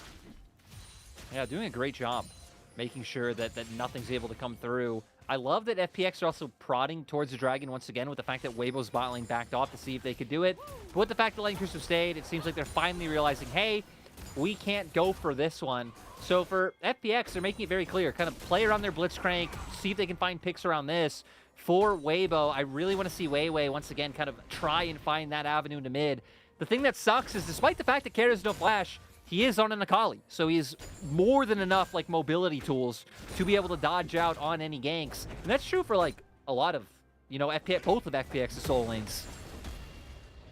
Yeah, true. It's going to be difficult for them. But one thing I will say is if FPX can't go for the early Drakes, it pretty much means we won't have early Drakes, doesn't it? We talked about it in the first one. Weibo, they typically really don't care about those Drakes. They don't usually care that much about the first Heralds either. As FPX now starting to play towards that. Herald has just spawned onto the map. You can see LWX starting to move on over, whether he goes down to that bottom lane or goes to the Herald. Probably will depend what he sees. The Shy has to flash away and the whole gang is here. Good little dodge onto the ultimate. But, I mean, what can you do in a 1v4? Taken down by Hacker in the end, overextending, and that should open Herald.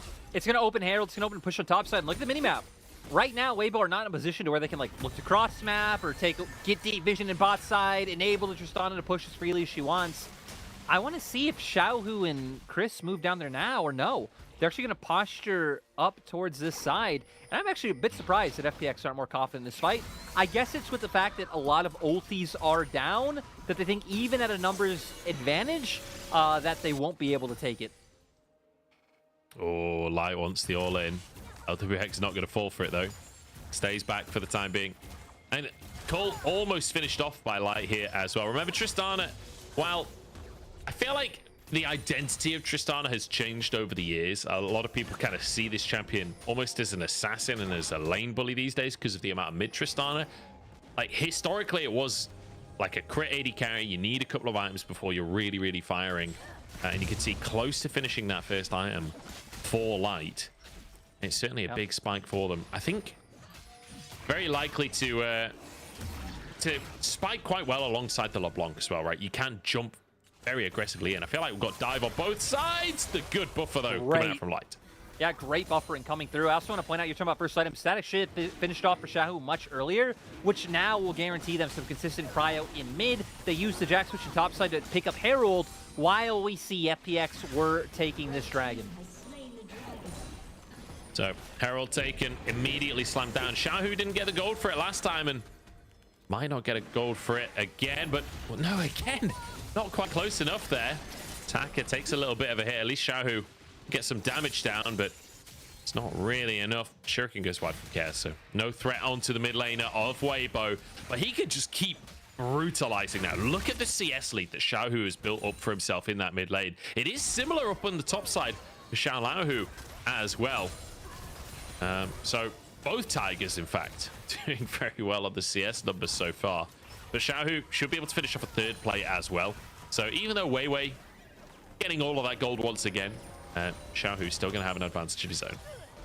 Oh, that was incredibly close coming out. And I want to point out, right, it should get a little bit better once Care finishes off his static shift for himself too. Be able to at least try and neutralize and nullify some of these waves.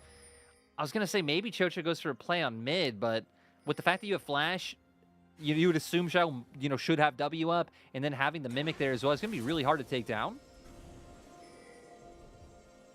It'll be okay for now. He's going to face check into Hacker. No, he's not. Goes in onto Care instead, and Hacker, bit of a whiff on that one, trying to pretend to be a clone, but just gets bodied. I guess it doesn't matter if you hit your ultimate so long as you're hitting those auto attacks. And now down to the bottom side, Light goes for the all-in onto LWX, but he doesn't quite have the damage. One more auto, jumps forward for it, jumps back out of tower range. Light absolutely smurfing on LWX, but Chocho hunting, hook available, W on cooldown for Light, but he still has his flash here. Could flash for an execute at this point, but no, it's Chocho to flash on him. Oh, I love how Chocho's face doesn't even really change. Doesn't smile, grin, laugh, nothing. Just a flash ulti, another day in the office. Still, Light going to be able to find the kill over his opposing kind of role in LWX, getting those summoners burnt. Light will still have his flash up for any plays that come through. And we're going to see it here. Hacker, I guess, expecting him to immediately go back to that position. Doesn't. But still, with the fact that you were able to get that passive stacked up so quickly, and the W was used earlier on, yeah, you're easily able to take that one down. And Light here, this one looked close. I was actually sweating a little bit for Light, but once the heal comes through, we can see he has the damage. And oh, that was so close, right? If Turret Shot follows, it just end up being a 1-for-1 in the same direction. But manages to also pull out a flash from Chocho at the same time, who has Hex Flash, so not the end of the world for a Blitzcrank, but still the small wins. Yeah, definitely not going to be the end of the world for him, but like you say, advantages are advantages. 2 static shifts, though, finished off on the side of FPX, so Xiaohu, he's been outdone, hasn't he? Like, he thought he was all cool with his static shift, but anything you can do, FPX can do better. We saw that in game number 1. And now with stack shifts, I'm trying to tie this in as like a cohesive story. It's really not, but it's not at all. Hey, look, 700 gold lead for FPX, so that makes it now cohesive. Maybe. You know, yeah. Who knows? Maybe Hacker buys a static. He just cleared the way with 2 autos, man. It's insane. He's like, I get people's complaints with like static shiv in terms of the AP scaling and night harvester interaction and stuff like that. I feel like that's like kind of jank, but just the fact that the base item can clear a wave in 2 autos, that's just dumb. Yeah, it really is. And I mean, for the side of FPX, I feel like now this could be something that really enables them to start finding avenues to constantly have prio and try and get on these objectives. They want to try and force like a soul point, but Light! Oh, they're going for LWX in trouble, but he's pulled back in. Light, just invincible though. They don't have the damage to take him down. It looks for Jojo next, and one more auto gets the reset, but here comes Care. Hacker alongside him, but they're just going to commit onto Hacker here as Care now tries to get onto the backside, but Light just dashes away, and Xiao, who is here to turn this play around, looking for Care himself. But they'll back away, very happy with that one. Finally getting some nice kills for themselves. Still down in kills, but now at least having some slight gold in their advantage. Light, so confident jumping into that one. We do have Dragon coming up in 20 seconds, so we're going to see if the replay timing is awkward with what I would assume is FPX hoping to be able to pick this one up and really get that scaling online and trying to dissuade Weibo from being able to play out like side lanes with the Jax and LeBlanc. We're going to see immediately how it happens. Light starts it off, but quick trigger pull coming out from Weiwei as well to get those instant knockups. Chris with the campfires, with the heals coming through, allows Light to really feel no damage. Exhaust to set things up going on to LWX2. Just feels like LWX didn't even get to participate in the fight. You know, instant cyclone, instant exhaust, like you say. Just no chance of counterplay as Xiao, who continues to just wail on these towers. Care doing his best to clear waves. I will say, Static Shift coming into the game has really helped Akali out in terms of being able to clear waves under tower. Was always one of the things Akali struggled with. No longer is Light just gonna flash forwards LWX and annihilates him. This guy is an absolute madman. He came out of nowhere with that play. You know, remember earlier, just at Champ Select, I was like, but has Light practiced Tristana? Yeah, no, he's fine on the Tristana. The Shy getting dived up in the top side here, low on HP, but gets a heal in the last second. Counter-Strike comes on in, Care's under the tower. The Shy flashes away, and Care just about gets out of range. I cannot believe he was almost able to survive that. But still, Weibo gonna try and trade in the mid lane. Hell, even in bot, like, this is reminiscent to when Weibo picked up this composition before, right? Not caring about that topside drift turret, but like, you maybe get 1 turret off of that, getting 2 turrets off their push here, and really starting to make a dent in the gold difference. I mean, when you think about it in the context of most teams use Baron to break tier 2s. Like, they've just taken 2 tier 2s off of map play. Like, that's the way that Weibo like to approach the game, and honestly, I feel like more teams are going to start to look towards this style as well when it comes to high-level playoff series, when it comes to international play, because Weibo have shown that it can be really effective even against the best. That distance he covered out of nowhere. I don't know how LWX didn't even expect this one to come through. Flash rocket jump. LWX instantly gets popped. And this reminds me of yesterday with the OMG series, that whichever team, OMG LGD, whichever team got the Tristana was just so dominant in what she was able to bring in terms of, again, that assassination potentially hitting on earlier in terms of like laning phase. We've seen so many solo kills come out from AD carries in like 2 days of this patch. Then you turn into a team fight monster, then you're able to just take these turrets down. It has been so fun to see Tristana back only in this few days of play. Man, I will say, oh, hang on. I'm going to hold that thought as Care's in trouble. Oh, Care's not in trouble. Care doesn't exist anymore. Xiao just rinses him as Light arrives and probably kills the tower just with the cannon there. Look at this 4-man stack on the top side as Herald comes down to answer from FPX in the bottom side of the map. They will. I was going to say they're going to bring Xiaohu down here to help cover this Herald, but Xiaohu actually immediately TPs towards mid because that's where LWX and Chocho were stationed, but now we'll have to move down because the Shy might end up getting dove again. It might. The Herald does get its charge. Here comes Xiaohu and Crisp, though. The team is with him. Not sure this is a fight that they can commit to at this point. But tier 2 taken in the bottom side. At least they get that objective for themselves. Herald will be finished off. The wave will be cleared. What can Weibo get on the top side? I don't think they'll finish a tower here. Don't you love out of like, you have a Jax, you have a, you know, kind of new meta static Shivel block, and the Tristana is the one you leave side laning and like pushing advantages forward. What a weird world. It really, I mean, it's a weird team, isn't it? Weibo, always hilarious to watch, always an absolute riot. And I have to say as well, like, you give me Jinx Aphelios meta, like, versus Tristana Kai'Sa meta, man, I'm so happy that things are changing here in the LPL. Now, granted, it's off of a lot of AD carry bans, ultimately, like, yeah, and a lot of shenanigans going on in the drafts to get to this point, but I really hope this is the way that patches go. I really hope this is the way that the meta goes, and we do have more exciting champions like this. This is a draft that everyone wants to watch, you know? Oh, I agree. And again, getting to see even just different styles go up against each other, right? Weibo being able to play that, like, demolition kind of rotator on the map, bring down turrets, and where FPX needing to look for these hard engages. And that's always been the fun thing of not just having two comps that have similar identities. You have to look at like the niche differences or like which AD carry plays a team fight better, and getting to see which team can actually execute, understand their win conditions, which for FPX we've highlighted a lot. Would have loved to hinge around stacking those early Drakes. They weren't able to get the second one. Next one does come up in about 50 seconds. But it might actually be more about the Baron now, with the fact that we are so far behind in terms of like the Drake stacking game, and that it is Chemtech.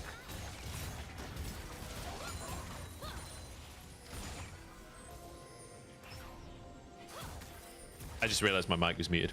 I was like, did we lose didn't reply lunch? to you. Is it time for the lyric solo fiesta? No, I was here the whole time. I was chatting away to you, just no one could hear me.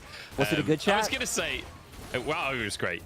You know, me, myself, and I all just having a great time together. I was going to say they've got 40 seconds to do the Baron before Drake comes up as a joke, but, you know, in hindsight, it wasn't even funny the first time. Drake, though, looks like it'll be Weibo's here. It's actually better after the context of how it was done. So kudos to you as Weibo actually being the one to want to start off a fight themselves.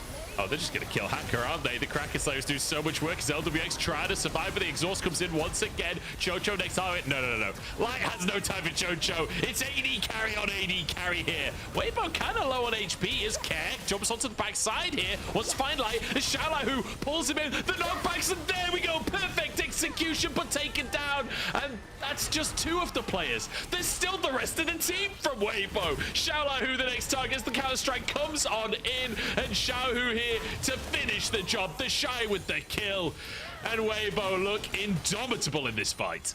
And I'm so surprised just seeing the opportunity, realizing they have numbers advantage in enough burst to hopefully turn the fight in their favor before FPX can really come online. I do believe we kind of saw the flavors of how FPX can win in 5v5s. Like, if that was an actual 5v5, hell, the fact that Cream was able to get so much done, if LWX, you know, would have actually been able to participate and not have to worry about a Tristana solo killing him, it could have been a different story. So I don't think we're going to be able to see Weibo be that overzealous in terms of starting off fights consistently, but they have now just pushed their gold lead, I guess, a little bit further. I think we were sitting around like 2,000 before, now making it up to like the 3,000 mark. Let's take another look at how it all started. I just love how aggressive Weibo are being with this composition. The second they see people, like, they see enemies, they go in. It was, they saw Karen top, he was being zoned out by the Shy. They saw Shalahu in bot, so they know they had numbers advantage. They have enough burst to just take someone out, as we see from the Kai'Sa and the Blitzcrank. But here, I mean, Akali can just buy so much time in fights. Care does have a significant amount of damage, skirt around, and really punish the multiple, like, squishy backline targets that Weibo has. Again, had that been like an actual 5v5, who knows how close that could have been. Weibo, though, doing a great job of seeing a moment where they had numbers advantage and taking advantage of the fact that they are at a pretty strong power spike. They certainly are. When you look at Shahu's inventory as well, my lord. He's got 6 stacks of the Dark Seal. He's finished his Night Harvester and a Lich Bane. He's got 3 items at 23 minutes with a stacking Dark Seal. The man is an absolute monster right now. And whoever, I mean, It's not even whoever's the target. One auto will hit everyone with the Night Harvesters. Jojo takes a chunk there. I've got to say that was a little underwhelming. I thought that was going to do way more than it did. It definitely was not the hype that you were trying to sell. And I mean, this is good to see from, oh, Cyclone in. Oh, no. LWX in all kinds of trouble, and here comes Light to finish the job over the wall. One more auto. The bomb on Jojo, it's not even needed. Xiaolao, who the next target is the Shy.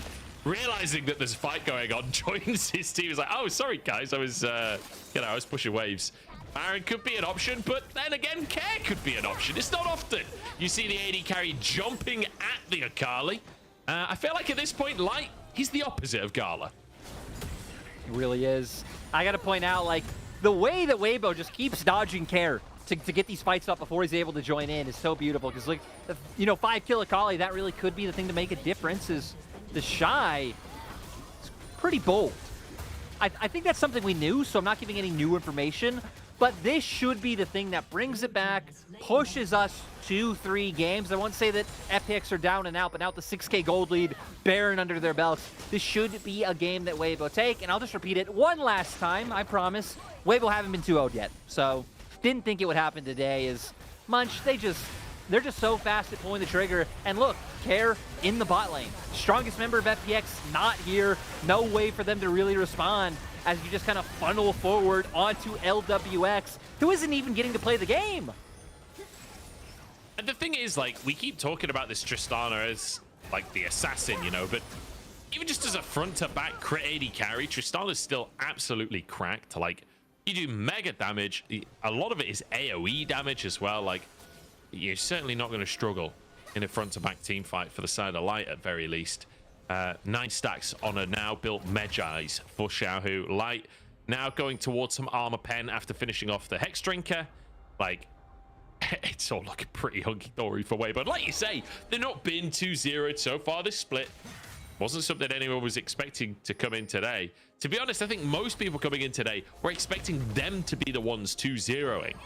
FPX have given them a run for their money and have been fighting hard in this second game as well. It does feel like Weibo are coming out on top second time around, and it does mean that we get to go to 3. Well, I'm counting my chickens there, but let's be honest. Yeah, right. This one should be done and dusted. Weibo, surprisingly enough, not even playing out through a full 3-lane setup, still wanting to rely on just being able to jump out, burst through with the amount of vision control they have in topside jungle against FPX. I think it would be a little bit nice if they were playing out the 3 lanes with the fact that they do have both TPs up for their soul laners, though. And something you mentioned before, if there's one thing this team does, it's take towers. Look at that shift damage, man. It's like a quarter of 3 different players' health and the entire minion wave. Like, that's not fair. It's just not fair. As mid-inhib does go down. Now up to the top side. Go Weibo, as they can just shred towers in seconds.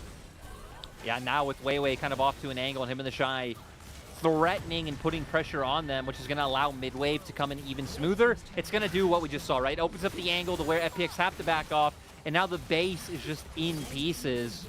We'll see how diligent Weibo will be, like if they want to start moving down to bot, or it doesn't look like it. They just want to try and find the opportunity to end.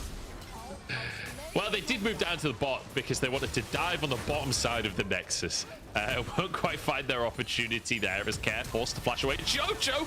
Oh, he finds the hook, but Light just buffers it and then flashes away from Xiaolao. And I think that is the attempt over from the side of FPX. Care gets obliterated. It's a full-on demolition crew here for Weibo. And the targets are the towers. Here we go as they end the game. Light charging on forwards, knocks him back onto the Nexus. He's having none of it. The Nexus towers will fall. And Weibo, they're going to want some extra kills, aren't they? They're going to want to finish FPX off, but they're about to get low. That counter strike is huge from the Shy. They can't actually finish the plays. Get the Nexus, guys. Yeah, change your targets here. It's Weibo 2 pushes to 3. I am still convinced. If you want to win, you pick Tristana. We saw it in OMG against LGD. Sure, I guess it lost in our last series, but it was like Nip playing it against JDG. And here, once again, just able to do so much. The 1v1 potential. I'd love to see, like, the stats over It's just our second day on this patch. The amount of like 80 solo kills in this 2 days of Tristana games compared to like the rest of the split so far. Great game from him. Xiaohu, you know, you said he might have been sleeping in that first game. Definitely woke up in game 2. Looks much more confident on the LeBlanc. And this style just fits Weibo so much better than the kind of play the front to back, have, you know, scaling elements. Like this looks more like what I would have envisioned a team that had Xiaohu, that had the Shy, that has Crisp down in bot lane to look like. Yeah, absolutely. I mean, just domination coming out from Weibo. Great control of the map. Great control of the laning phases as well. I feel like they did a very good job of building individual advantages, at least in mid and bot. Xiaohu doing a really good job on that Kasante once again, but the Shy at least able to mitigate that during the laning phase, like not losing everything across the course of that laning phase. So and that's really without good having stuff. Flash a lot of the time, right? Like he lost Flash at level 1 and then got re-ganked and flashed again. So, and he didn't give over any more kills other than that one. So, well, at least any more kills in lane. So yeah, you know, across the board, it was just so solid coming out for Weibo.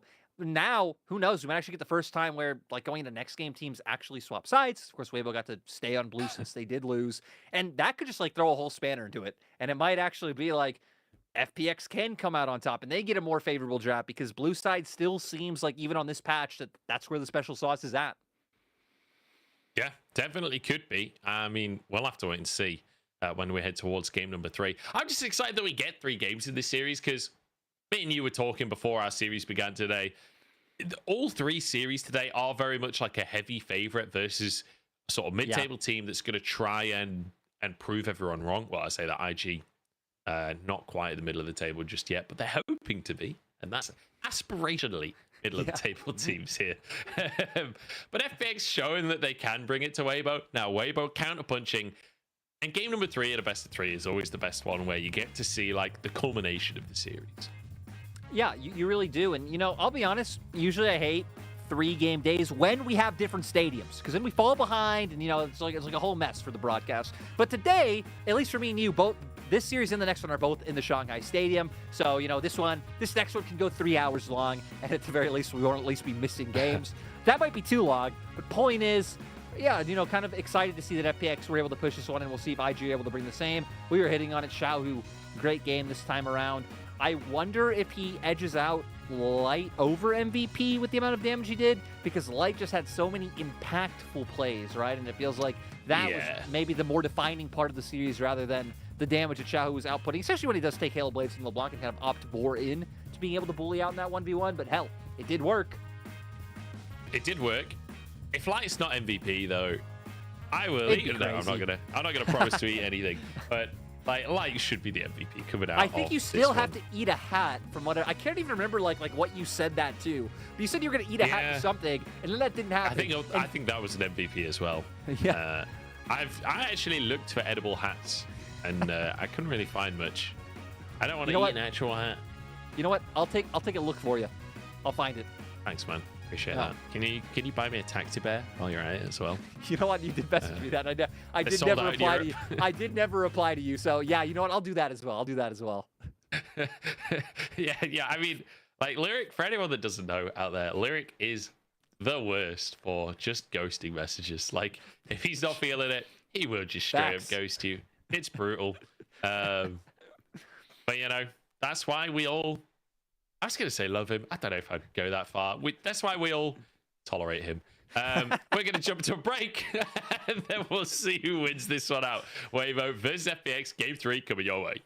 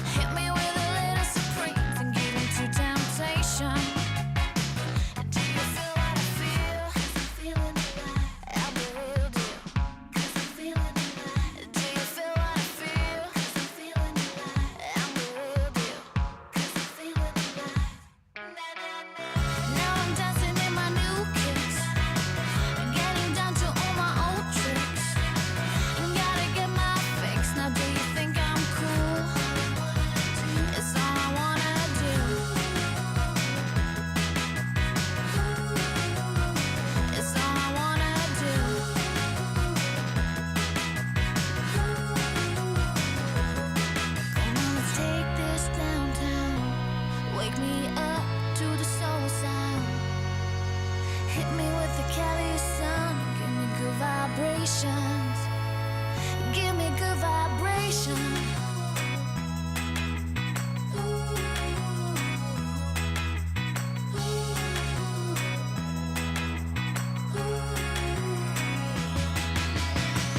Now I'm dancing in my new kicks.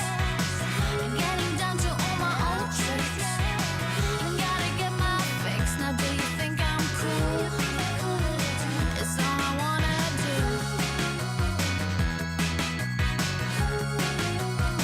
It's all I wanna do.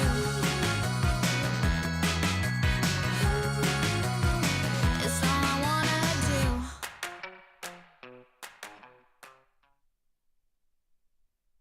다음 경기가 펌플러스랑 하는데 바텀이 괜찮게 하는 것 같아요. 바텀에 대한 준비를 잘 하면 될 것 같아요. 레네톤이 궁극기 상향을 많이 받아가지고 궁극기를 통한 밸류가 좀 높은 편이라서 이제 1대1이 좀 강한 챔프라고 생각해서 나오는 것 같고 열심히 하자.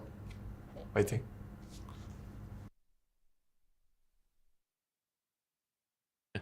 The Shy talking to himself there in the third and final question. What I want to say to myself is keep working hard, which...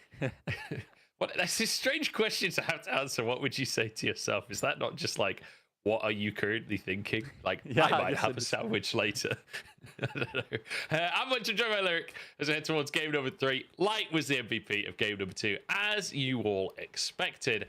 And crucially, bonus bit of information, Weibo is still going to be on the blue side coming into the third game. Yeah, it seems like, I guess, just both teams having the preferred side. For FPX, it's red. For Weibo, it's blue. And with adaptations like this, where they are letting the Tristana through and like having the availability, I guess they didn't even need to first pick it, right? Hell, they even still went towards the first pick Melio.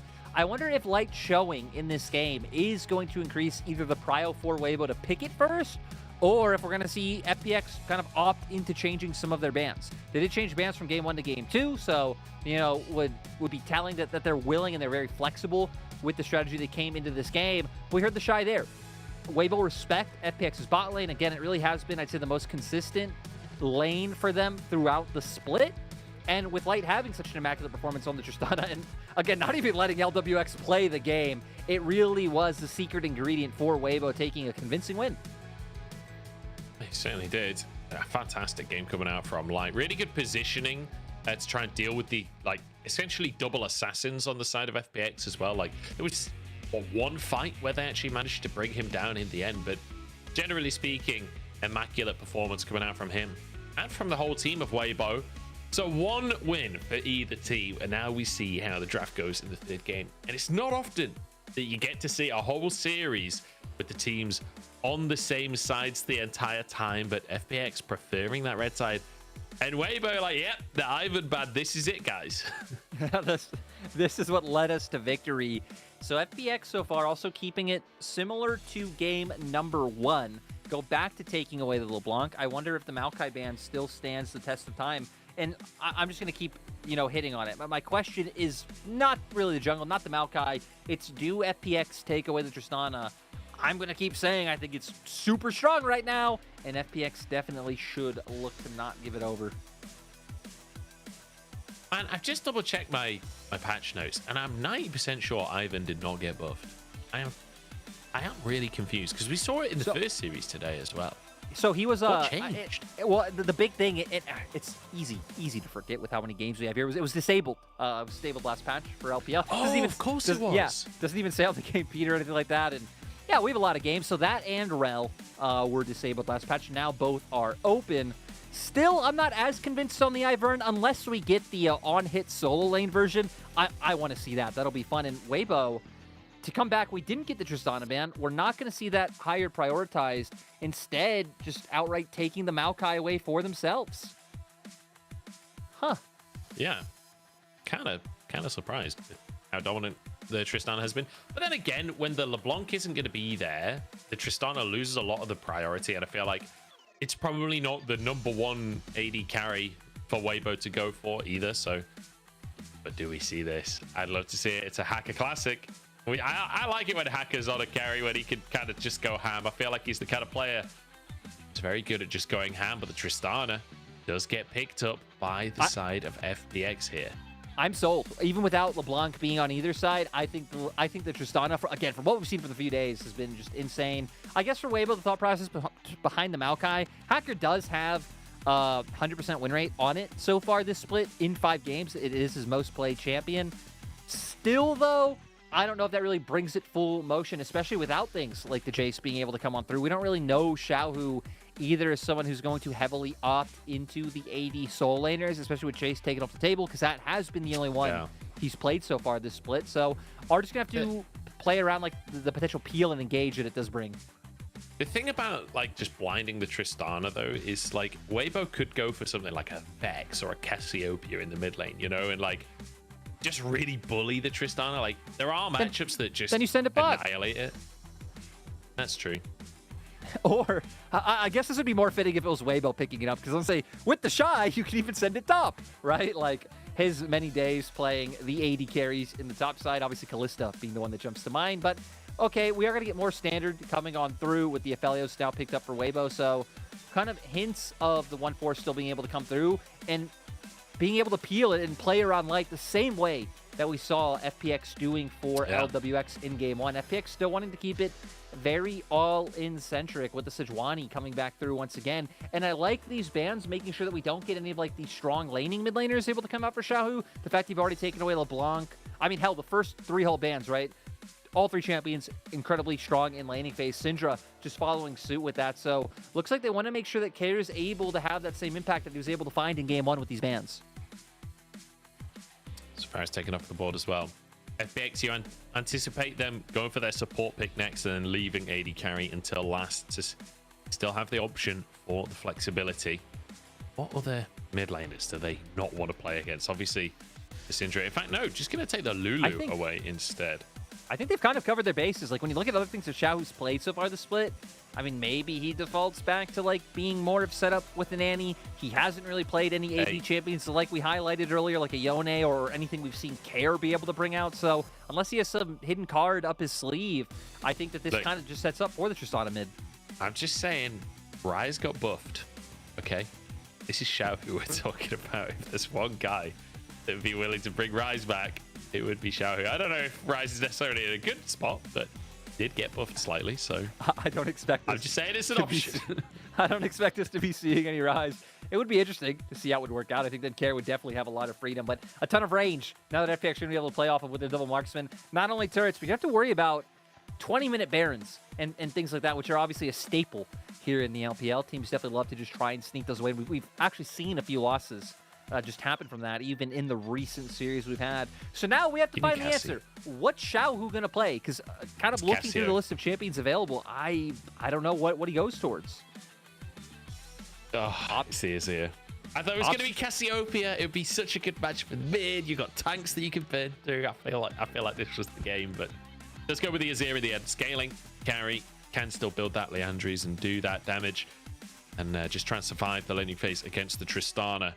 I was surprised to see the AD carry locked in for FPX on 4 instead of saving that until the final pick, but wanting the support counter pick here. Looks like Chocho will play defensive on the Brawl. Yeah, and for FPX, I mean, good. You have a bunch of like beefcake frontliners in front of your double marksmans. Again, you're great at taking objectives. Your front to back is going to be insane.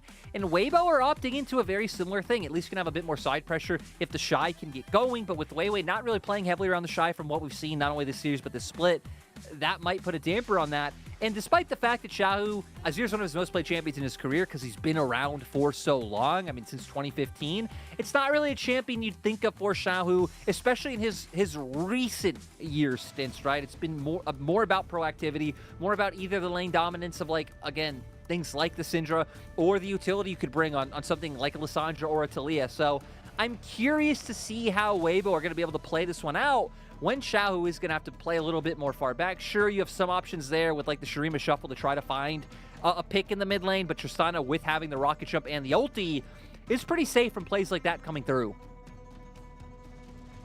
We'll have to see if they can keep themselves safe. I will say, lane in phase for Azir against Tristana, not pretty at all. Xiaohu is going to have his work cut out. And so far, I mean, like, Xiaolahu has been finding advantages in the laning phase, or at least did in Game 2 in this matchup. I don't know, I kind of like the draft from FPX, honestly. Yeah, honestly, I feel pretty good for FPX going into this one. And especially after seeing some of the team fight failures of Weibo in that first game. And Xiao on the Azir. I don't know. I'm feeling good for FPX, and FPX fans out there, maybe they should be feeling good too. And you can tell by the way that Crisp fell asleep in the waiting room before this series that this is a really important matchup emotionally for him, up against LWX and vice versa, up against his old organization. It's going to be, you know, a lot on the line for every single player here today. You know that they probably couldn't sleep last night thinking about this series. Why do you got to do this to Weibo like that? You know, I mean, you were actually talking about this earlier, right? And something that's not very widely discussed around LPL, which I get because it's something that's very hard to quantify, is like how much time they actually get to like effectively practice, effectively like prep for series. When in LPL, you're not only playing like every other day or every 2 days, you also have the travel of going to different stadiums. And thinking back to like my time team side as a coach, I have like imagining balancing travel, playing that often. I don't know how they do it. I don't know how they do it. I mean, I feel like the coaching job in LPL when you're traveling as much as a lot of the teams do. Chris does get a dredge line. Will he escape? No. Exhaust, flash, many summoners will walk away with his life, but flash on cooldown. I think you're taking that trade for FPX as they're looking for a red buff as well. Yeah, they should be able to find this. Weiwei gonna have to default to taking away his Raptors. Oh god, can Weiwei end up with a steal for himself? He got it. And he does. He actually got it. Oh, Hacker's in so much trouble. And the nice flash answered by a flash.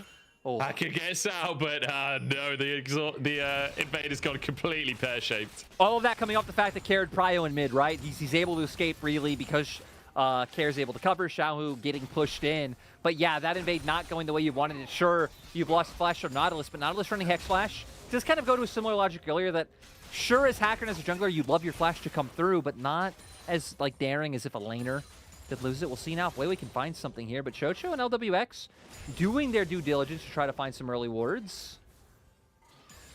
Yeah, Weiwei will just back off in the end, spotted on the ward just outside of Raptors as well as Crisp will clear things away. And Hacker, he's on catch-up duty now as this will only be his second camp, and Weiwei knows it. Weiwei knows he's got to be low right now. He's waiting around the ward onto the wolves, and he's found Hacker as well. He's going to bully Hacker at this point. Can't quite get him in sapling range, but Hacker, no flash available.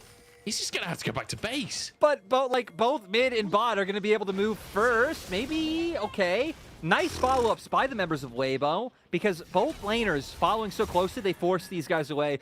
But man, how often do you see a Maokai invading a Sejuani at 3 minutes to look for the solo kill? Absolute chat energy coming from Weiwei. The funny thing is, that's Maokai doing to Sejuani what Sejuani does to everyone, right? Like the early invades and the early pressure from the Sejuani just being completely thrown back at Hacker. Now Weiwei could go for the top scuttle. I don't think he'll be confident enough to actually just outright invade onto Hacker. That said, the Shrine does have Prio.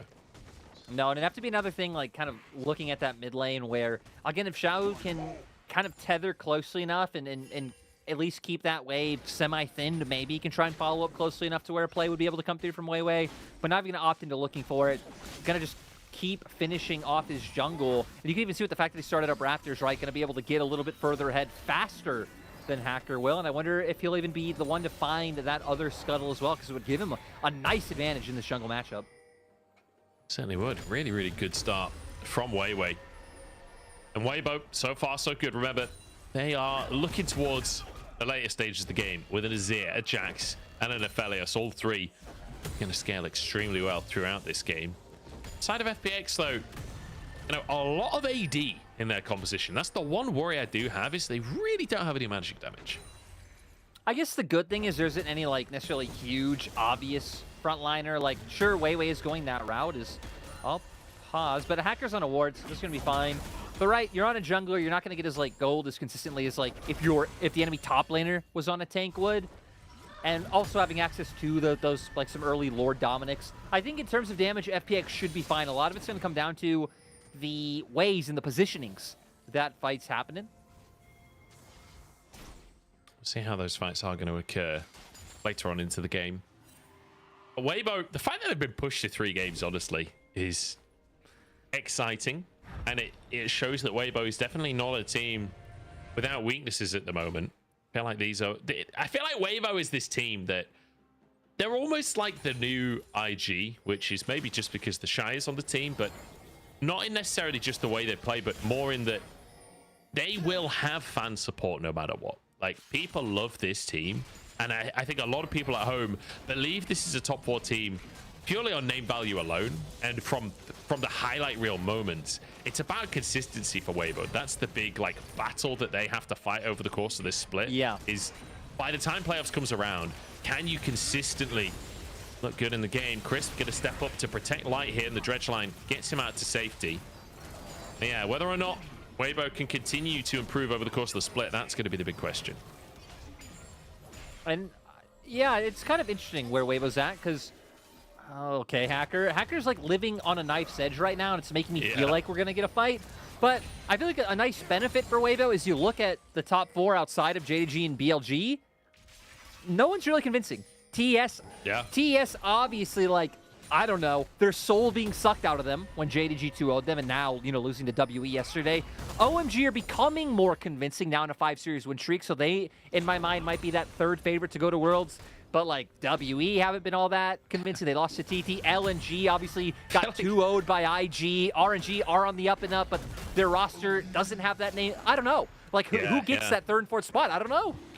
It's true. It's true. Honestly, I have absolutely no idea how good WE is anymore. Same. Like, the last few series, I have no clue which version of this team is going to show up on any given day. Like, WE is the ultimate enigma right now in the LPL, and I'm here for it. I love it when we get a team like that just anything can happen on the day. Xiaohu knocks Care underneath the mid lane tower and completely denies the attempt from Hacker. Doesn't let the gank come through, but also shows why it's going to be hard for the Tristan to be punished, as both top laners utilizing the ults. We'll see if Shallow has any confidence in following this one up with this Q3. I think he's going to get the option. Now, the Shy doing a really good job to dissuade the all-in there. The all-out, should I say, from Shallow. Munch, I know it's not relevant to the series, but I want to go back to the WE talk. Just that I feel like WE are going to be that team that against like teams like JDG and BLG are going to get crushed, but they're going to default to the ultimate slow style. They're going to default to the ultimate draft for scaling team fight, do absolutely nothing for like the whole game like we saw against Top Esports, and teams that can't get like a 5k gold lead in the first, 10-15 minutes are going to lose to them, and teams that can are just going like to get absolutely crushed. Gatekeeper. Yeah, where it's like, how good are your early game fundamentals? If you have to be you have to be like 1.5 meters of early game fundamentals to enter. Exactly. WE, the roller coaster, if you will, of the LPL, but not in an emotional way, just in a. Yeah, I don't know. This analogy's falling apart. Yeah, I agree though fundamentally with what you're saying. Is FPX, showing some early game fundamentals of themselves as they get a Herald. How exciting. Now we're going to want to see them push the pace of this. It's just the fact that they have this Tristana. We can see them wanting to angle around the Shy for now, and Chocho is up towards the top side. I'm a bit surprised that Hacker's showing so early. And just committing to the full-on lane swap. So this would typically indicate that they would have wanted to stay around, try and like commit for the kill, use Herald right off the bat. And it also means they're dodging out in terms of the 2v2 in bot and the 1v1 in top. But with Hacker showing so early, not really going to be able to get anything off of this. Light and Crisp going to move up to the top side as well here as the bot lane from FPX immediately start recalling, and you can see the change of direction from Weibo's bot lane as well. They're going to head towards that bottom side. So Shallow, essentially all that's happened is he gets a bit of solo time on a tower. I don't know if he... Hang on, the recall, cancelled, and the Shy spots it. Hops over to his minion wave. And now the jig is up. Everyone knows what's going on as Light arrives on the bottom lane. Hacker still in the area as well with that Herald, but the Shy, he's not going to let this minion wave anywhere near the tower. Does not want to risk the dive and realizes he's done what he needs to do. Yeah, like, I like the extended swap, right? Because usually it's just for the Herald, but typically, like, you move your bot laners back down to start cementing control for the next dragon that'll spawn, that's still 3 minutes away, so they have the ability to look for these plays towards topside. They're going to commit to it. And right, Cassante, I think, much better and like safer at being able to dodge out on dives in 1v2 scenarios than a Jax should be able to. So nice plays by FPX to maybe set themselves up in more favorable situations, but it's all going to come down to when Hacker decides to use this Herald. Mid would be nice since you're going up against an Azir that has so much wave clear. You can tell the other option he's pondering is if they can actively get this gank off against the Shy, because they keep leaning back up towards topside. Yeah. The Shy's just not giving them the chance. I feel like Hacker has spent so much of this game like almost making plays, almost going into lanes. Like he constantly wants to make the play happen. The Shy the target here, and Chocho going in from behind the tower. Minion wave arrives to make the play kick off, but they can't really commit. And the minion wave arriving means the Shy can always get out of this one should he need to. And then it turns out it'll just be the singular plate taken in the end as the Shy clears the wave, way arriving, clears the vision. And once again, Hacker goes to that top lane, and once again, he can't really make it stick. I think there's a lack of confidence in pulling the trigger, because right when they were looking to make the play, both Xiaohu and Chris weren't showing on the map. Sure, Light is showing in mid lane, but it's like Weiwei and Chris could be making their way up. They don't necessarily know that Xiaohu's committing down towards going and answering that Cassante. So they opted into not pulling the trigger, but it just means Hacker's going to have to use this Herald in the next, 10, 15 seconds to try to find something. I already said when there's an Azir and like that amount of wave clear, I think it is quite nice to be able to break down the mid lane turret with Herald, but bot is also incredibly close to going down. So it looks like that's actually what the FPX game plan is for now, especially with LWX off this reset, picking up his Kraken Slayer. This is maybe the most lane swaps I've seen in an early game this year.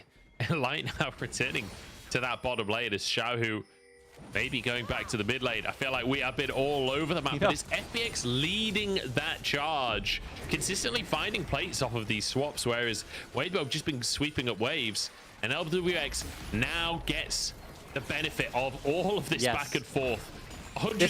Honestly, all of this for 175 gold.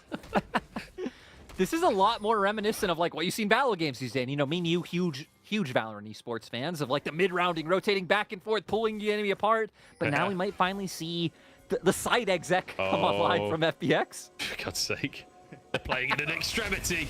Knock up from Chocho, but they're going to just get caught by the root into first blood, going the way of Chocho, actually, as Weiwei flashes underneath the tower. That should be enough to finish this tower off. LWX will be very happily the benefactor of all of this, as he'll get the first tower of the game. And Weibo falling pretty dramatically behind in gold at this point. Well, and this is why when we were in picks and bans, I was so like, what's Xiaohu gonna pick? What's Xiaohu gonna pick? Because Xiaohu's only played like one scaling control mage all split. He played one game of Victor. His most plays are Annie, Gragas, Jace, and you're moving to like Ahri, Syndra. Just, this isn't really how Weibo played the game. You can see beautiful flash by Light, but it's not enough to stop the engage and the pick potential to come through from the side of FPX, who have so much CC to set up for the follow-through. And me and you both kind of hinted at that we liked, with the teams and us knowing their identities, we liked the side for FPX and how the draft ended up. Again, I still just am a Tristana believer. I won't count Weibo out. They have tons of damage in the late game, right? They have an Aphelios and an Azir for themselves. They have some great peel as well coming from Emperor's Divide, and then the ult coming out from Weiwei. Jax is going to be more of a threat. The problem is just like the lack of confidence in seeing them be able to do this so far, this split. Yeah, see how it's going to work out for them. Later on, I feel like it could be down to a mojo diff.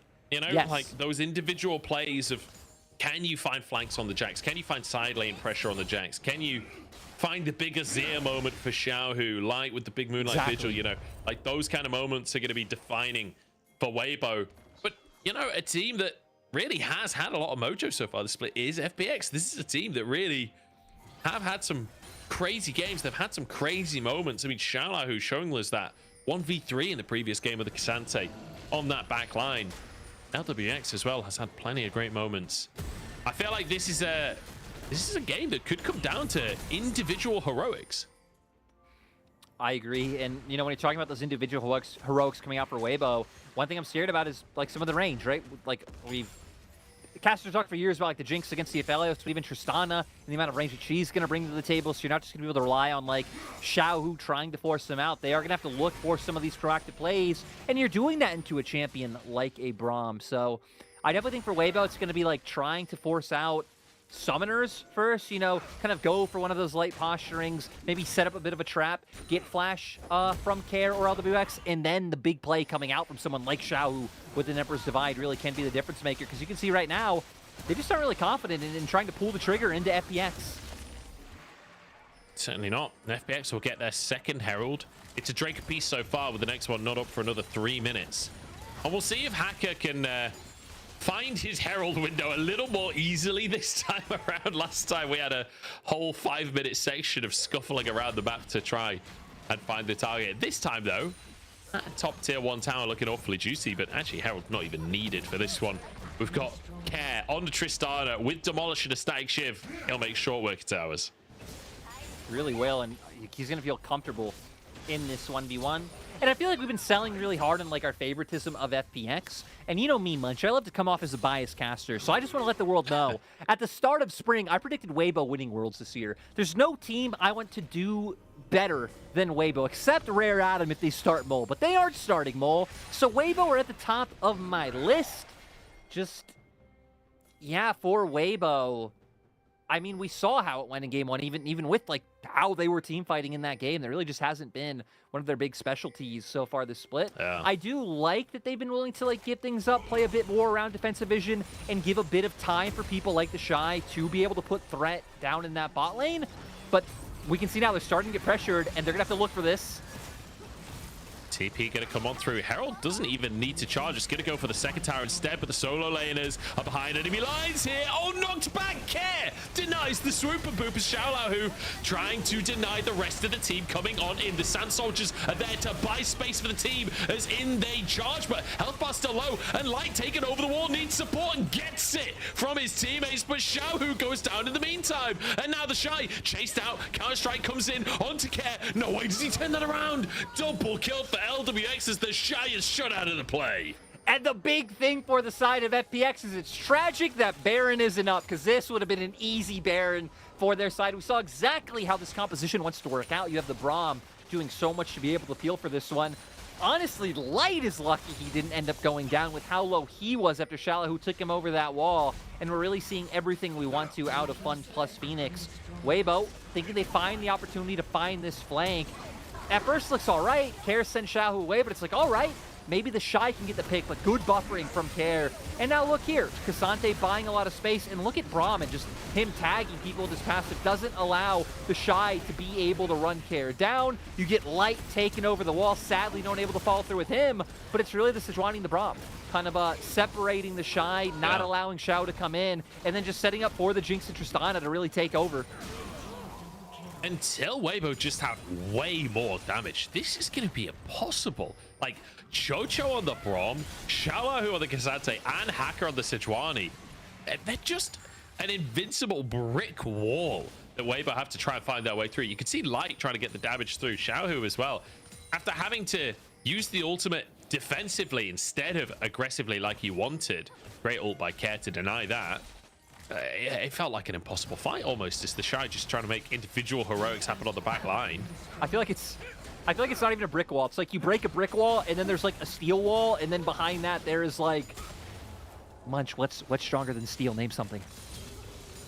Munch, help me out. The human spirit. There's a wall of human spirit behind it. Fly, Phoenix, fly. Which one of Chocho? No, actually, no. Chocho has to be the human spirit in my mind. With just the way that Chocho's played throughout his career of being like that absolute balls to the wall type of player for a lot of his stint on like Rogue Warriors AL, Chocho is the defining part of human spirit. Thank you so much. I agree. Great to see the human spirit coming out on top so far in this one. Human spirit currently has a 5,000 gold lead and a bonus Drake on top of it. Great little start. And also the tier 2 taken down to the mid lane opens up a lot of space for them to go for deeper vision now. Yeah, and right when a lot of times when you talk about like pushing for deeper vision, things like that, you're like, okay, well, who's going to be able to face check? Literally anyone from the side of FPX. They can just walk in, get their vision down. It's just a Chocho having the safety of that W to be able to jump away too. We see LWX. I love this. I love highlighting.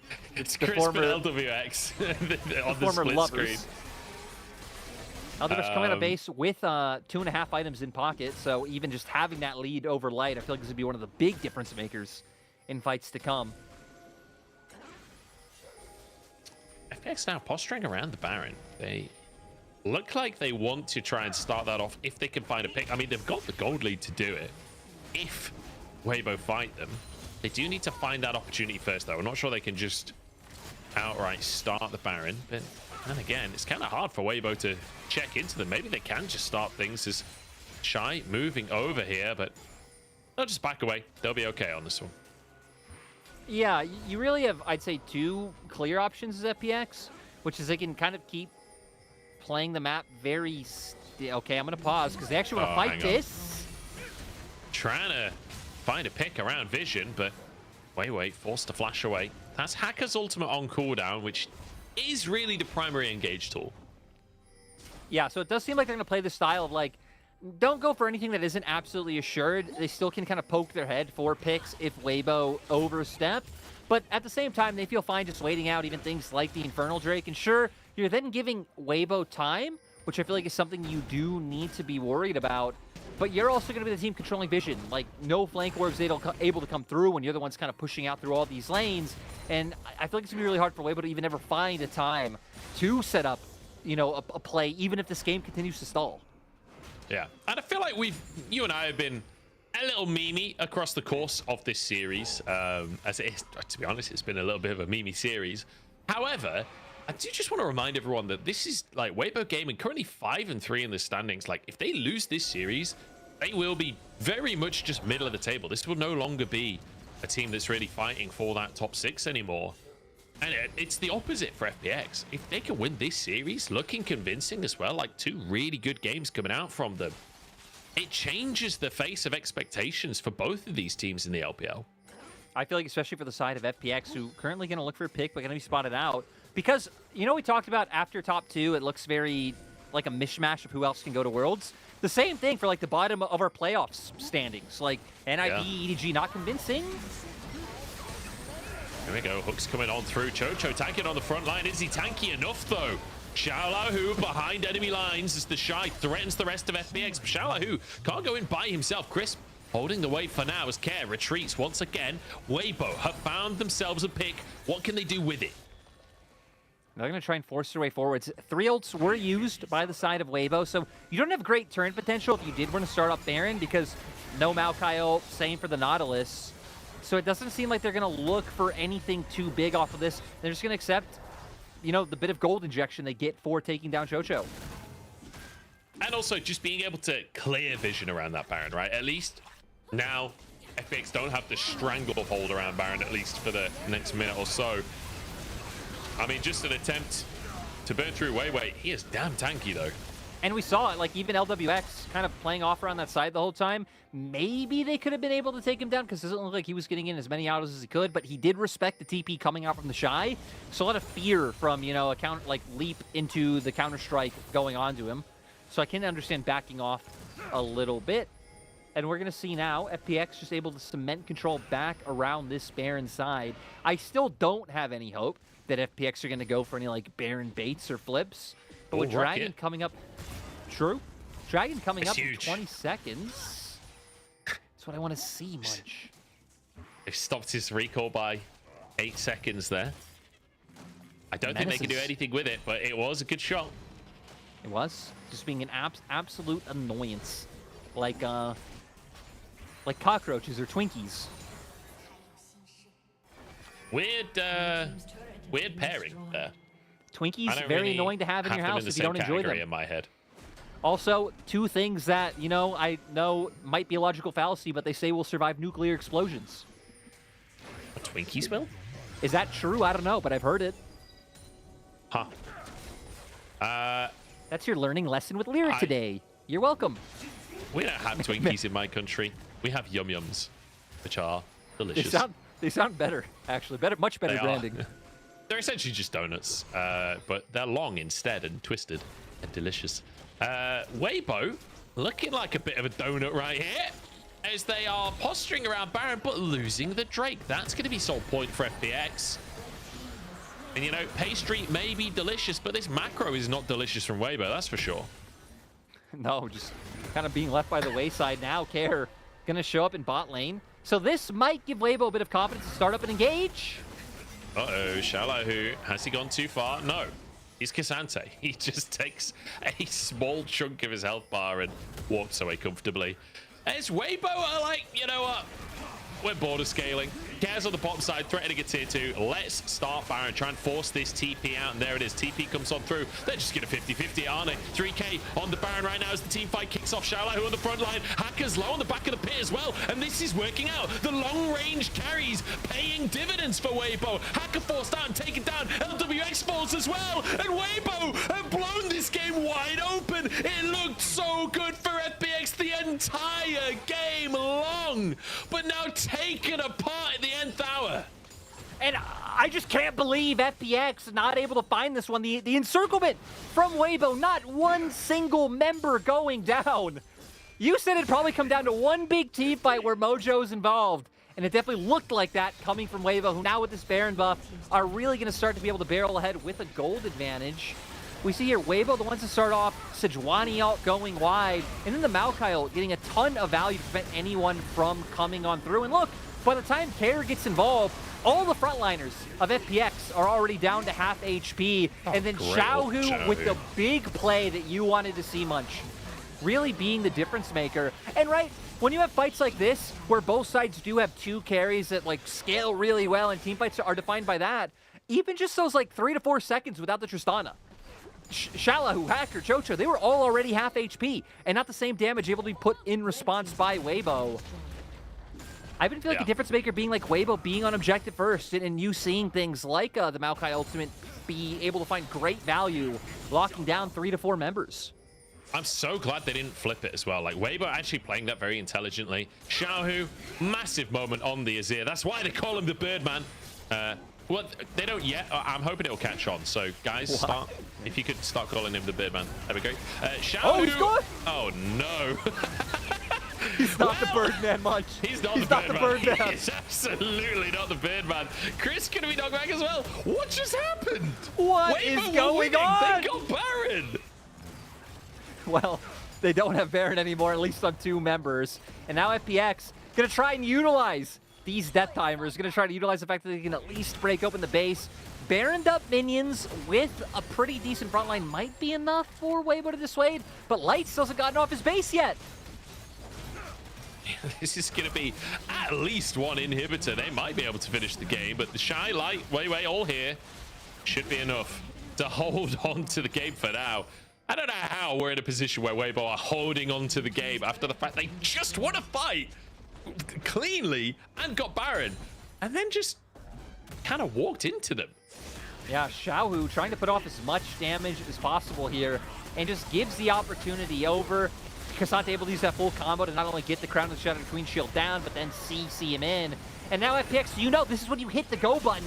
Just try to run down as many members of Weibo as possible. Xiaohu, the timing on Xiaohu stepping too far forward, and you asking about the Birdman. Peak, peak.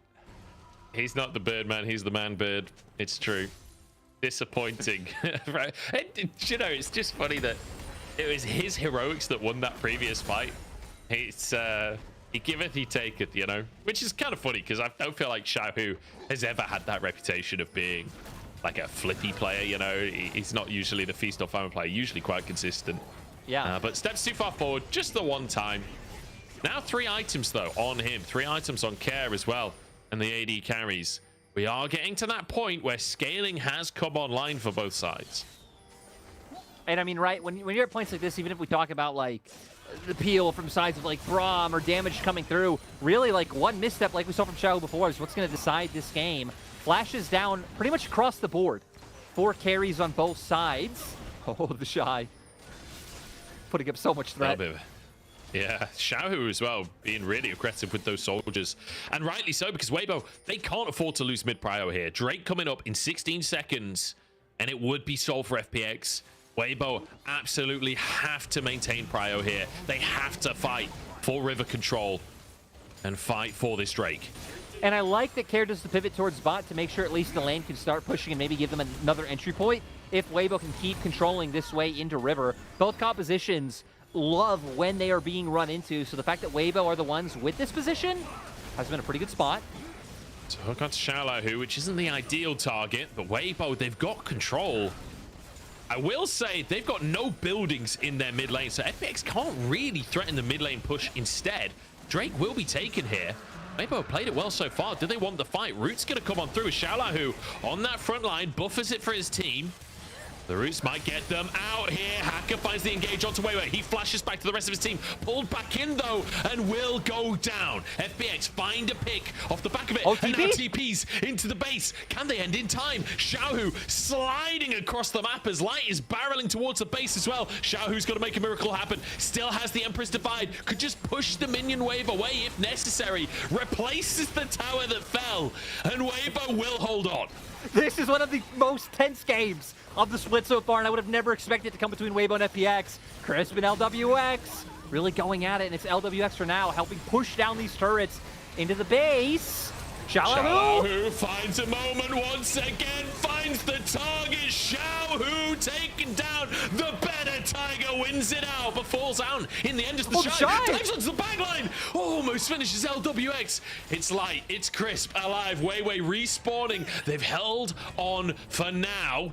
Weiwei almost has his Roots available if they want to try and find a fight. Green and purple weapons, not ideal. No, and with Care still here and Care being so healthy, I feel like that's why they feel really confident about looking for this. But it's all going to be about Light, what he's able to do. That's Infernum! They're all grouped up. He's got Infernum and he's going to burn through the whole team. Care, though, popping off on the opposite side, trying to end the game. Jump straight on towards Light, but Light turns it around. No! It's over! Finally falls in the end. Care's got 1 HP. Weiwei doesn't have any damage, and the Nexus is bare. Weiwei is buying time. Xiaohu's up in just 5 seconds, and Care doesn't have the damage to actually finish the game here. Xiaohu respawns, home guard, flashes forward, and finds Care. He saves the game. How is this game so back and forth between these teams? Care was so close, and there's so many questions that have to be going through your mind. If like Care had just kept autoing the Nexus, if Care maybe never started autoing the Nexus and was there to take down the Aphelios, there are so many different ways that could have panned out, and we are kind of back once again, Munch. It is anyone's game. Look, Lyric, when I said this would come down to mojo, I didn't realize it was going to be this much mojo. And like it's like here where, like you said, he goes in, has the Infernum, able to finish his off, and I don't really want to break this down. It's more questions of like, right, had Care been there, maybe you kill Light faster, maybe one other person survives, you'd be able to end. Maybe the reverse, if you keep autoing the Nexus, you end. I feel like these are the types of big questions that are going to kind of be looming here for FPX. I guess not looming if they're able to take the next fight, but Weibo so lucky that Xiaohu able to make it up in time to make sure that the base is saved. Well played by Light, well played by Care to get so much work done for both sides. Man, the AD carries question mark on either side popping off. Care may not be an AD carry, but he is an AD carry, if that makes any sense. 11-11. The Shy making sure that he has a way to TP back should it be necessary. That self-ward in the base as Weibo now trying to threaten. No TPs available for FPX as of right now, but Xiaohu's will be back up shortly. And now the siege starts once again, but look at Care, gets side lanes in order. Didn't have TP this time, so if any engage came out, Weibo would be favored, but I like it. Back up a little bit, give this turret up, and let Care rejoin, which speaking of, he has a stopwatch. Oh, it's a hook. Chocho the target. I don't know if that's really the target they want to go for. The Braum escapes with his life. Moonlight Vigil across the team. It's a knock-up as well. Weibo kind of used everything, and they're still going for the play. Hacker the target here, but Weiwei's going to go down too. Jungler for Jungler is the Shy. Jumps back into the fray again. The counter-strike is there. Xiaohu behind enemy lines now. This is the moment, but Xiaohu going to LWX survives though, and Crisp will fall. FPX have done it. FPX with the huge team fight to be able to take the game. Gonna deliver a loss to Weibo. Gonna move their way up and put themselves in the playoff picture. Such a confident fight from Weibo, but FPX happy to take the front to back and care. 7-1 and 6 to finish things out. FPX deliver a massive upset to Weibo. Great from them, great by LWX, who I'm sure a lot of people, maybe even himself, right, at times, you look at like the split of him and Chris constantly finding these like big name teammates to where LWX being built around with either like players from like lower tier teams or new up and comers, but able to make it work, able to come out ahead against FPX. Great showing on the Braum by Chocho. Great by Care on the Tristana. And I just want to say, I'm telling you, Munch, blind pick Tristana, it works. It is going to work. Yeah. And all LPL teams are going to have to get on board because this champion, it just feels like it fits so many niches. It's explosive. It gives like the front to back DPS that you're saying. It just does so much. And FPX, what a ride, man. What a might be the best game of the split so far. Honestly, absolute bagger. FPX, I'm so happy for them. You can see they have massive grins at the end of that one as well. Managing to take the series. And I think, like, nobody was really even after they won game one, I still wasn't expecting them to win the series, but they come out on top in the end. They're over the moon. And like you say, the first pick Tristana, or the blind pick Tristana, working dividends. The question now is, like, you know, AD carries have been really strong all split all year. Maybe just playing 2 AD carries is the way forwards, like we saw Kindred in the jungle earlier in the year. Maybe other AD carries can start coming into the mid lane too. I don't know. We're in a weird spot in the meta, but I'm loving it. Yeah, we saw teams like try that, like you're saying, with like Kindred and like other things earlier in the year. But I feel like one thing that Tristana brings different is the early game pressure, right? And the early game explosion and being able to like skirmish really well in the early game. So it kind of gives you the dichotomy of, well, you can still skirmish well, not have to give up anything, while also, oh, hey, we have 2 giant, you know, just carries that you're not going to be able to deal with later on. So I really like the pivot coming out from FPX. I love that you pointed out that, right, they are now a contender. Coming into this split with how they started off, no one had FPX in the playoff conversation.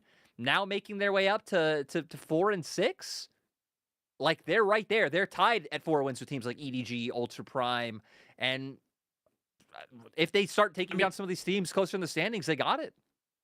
Just to repeat one thing there, FPX are now tied with EDG.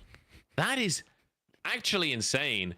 They're 1 game difference behind them. That is mental when you consider the like, even just like money value of the rosters, like the salaries these 2 rosters are getting paid, I promise you, are vastly different. Really impressive stuff from FPX, and I hope they can keep this up. I hope they can keep pushing forwards, and it's not just a flash in the pan. The team fights feeling fantastic for FPX, and hey, that lack of magic damage didn't mean squat. I gotta say, I'm so excited at the thought of an FPX Cinderella story, and then I looked at their schedule. And then I looked at their schedule a bunch. I guess they did just take down Weibo, so anything's possible. But OMG, BLG, JDG, EDG, WE, and NIP. Like, hell, if FPX make the run and they make it in, they damn deserve it, right? Like, there's no other way to put it. So good to see by them. And there was that small little blue hill out there. If you're wondering what that is, that's when Munch was wondering if Shahu is the Birdman. And then quickly we realized he is not. He is not. All of that red is the evidence that he is not the Birdman. Yeah. And we said, right, for moving on to Weibo, this hasn't been a style that's worked out for them. Shahu now kind of on 2 scaling control mages, has 0% win rate between both of them in the split. Even Talia, I think, can fall in that category because she is more scaling oriented now, despite the fact that you have the wall. But for we've seen what works really well with them, and it typically is either early lane aggression or like pulling teams across the map and kind of using those smart. We haven't really been able to see them make things like this work yet. You can still see the potential, but it wasn't there. Well, you said that the embodiment of human spirit was Chocho, and he is going to be our interview. Let's go chat to the human spirit itself and see how he's feeling off the back of this win. Hello there, welcome to post-game interview. I'm Christina. We're joined by Qiu, the sport for FPX. Congratulations on your win. Such an excellent matchup. It's like a roller coaster. How do you feel? And when playing against a very strong opponent because they ranked higher than you on standings, how did you guys prepare for this matchup? 欢迎球来到我们的赛后采访。恭喜FPX在这局比赛当中2-1战胜了对手。那么想问一下，以这样一个方式的结束比赛，感觉怎么样呢？同时，在面对到积分榜排名靠前的队伍，赛前队伍又做了哪些准备呢？其实我们打微博之前做了蛮多准备的，因为他们是一个很强的队伍嘛。然后我们教练就赛前跟我们讨论了2个小时的 BP 吧。对，然后能赢下他们其实也挺意外的，因为最近我们状态可能比较的一般吧，所以能赢下还是很开心的。Actually, I'm very happy and maybe I'm a little bit surprised that we can take down our opponent. And before this matchup, we did a lot of preparation because they are a very strong team and our coaching staff just make BMP the strategies for almost 2 hours. So we did a lot of preparation and I'm very excited. So the next question, I want to touch about some in-game content. Actually, you won game 1, but your opponent also showed the tenacity. So before the decisive game, before the game 3, what was your focus point in that game? 那么想问一下，其实今天游戏当中第1局队伍展现了一个比较好的状态，同时对手也是在第2局回敬展示了韧性。那么想问一下，在决胜局赛前，队伍会觉得把第3局的重点放在什么位置呢？其实第3局决胜局的时候，我们就是因为我们教练可能有的时候会被一些东西给左右嘛，我们就让他坚定自己的选择，然后因为他是在场下看的最多的嘛，所以我们就跟他说，你只要选什么，我们就跟着你的 DJ 走就可以了。So actually, before the decisive matchup, we just talked to our coaching staff and we told them that you watch all of the games. You are a very great coach. That we will also trust you. So we just follow the coach's BMP strategies in game 3. And in game 3, the situation was very back and forth. It's like a roller coaster. My question is coming to late game, especially the care just destroyed they only had the nexus. What was your communication and the mentality in late game? 那么想问一下，第3局的前中期焦灼也是自然的，我们已经看到了。想问一下，到了后期的时候，大后期，特别是 Care 那一波，在推掉了对面只剩水晶的情况下，队伍的一个沟通和心态是怎么样的呢？因为第3局我们小炮把对面拆的只剩下一个主堡了，然后那个时候我们就说要不去偷家，然后但是双 C 说他们现在打团很厉害，让我们打团就可以了，然后靠打团就赢了。Actually, when Care managed to destroy a lot of turrets, our opponent had only the Nexus, and maybe we just want to try to steal the Nexus, but our bot laner and our mid laner just say we are very strong in team fights.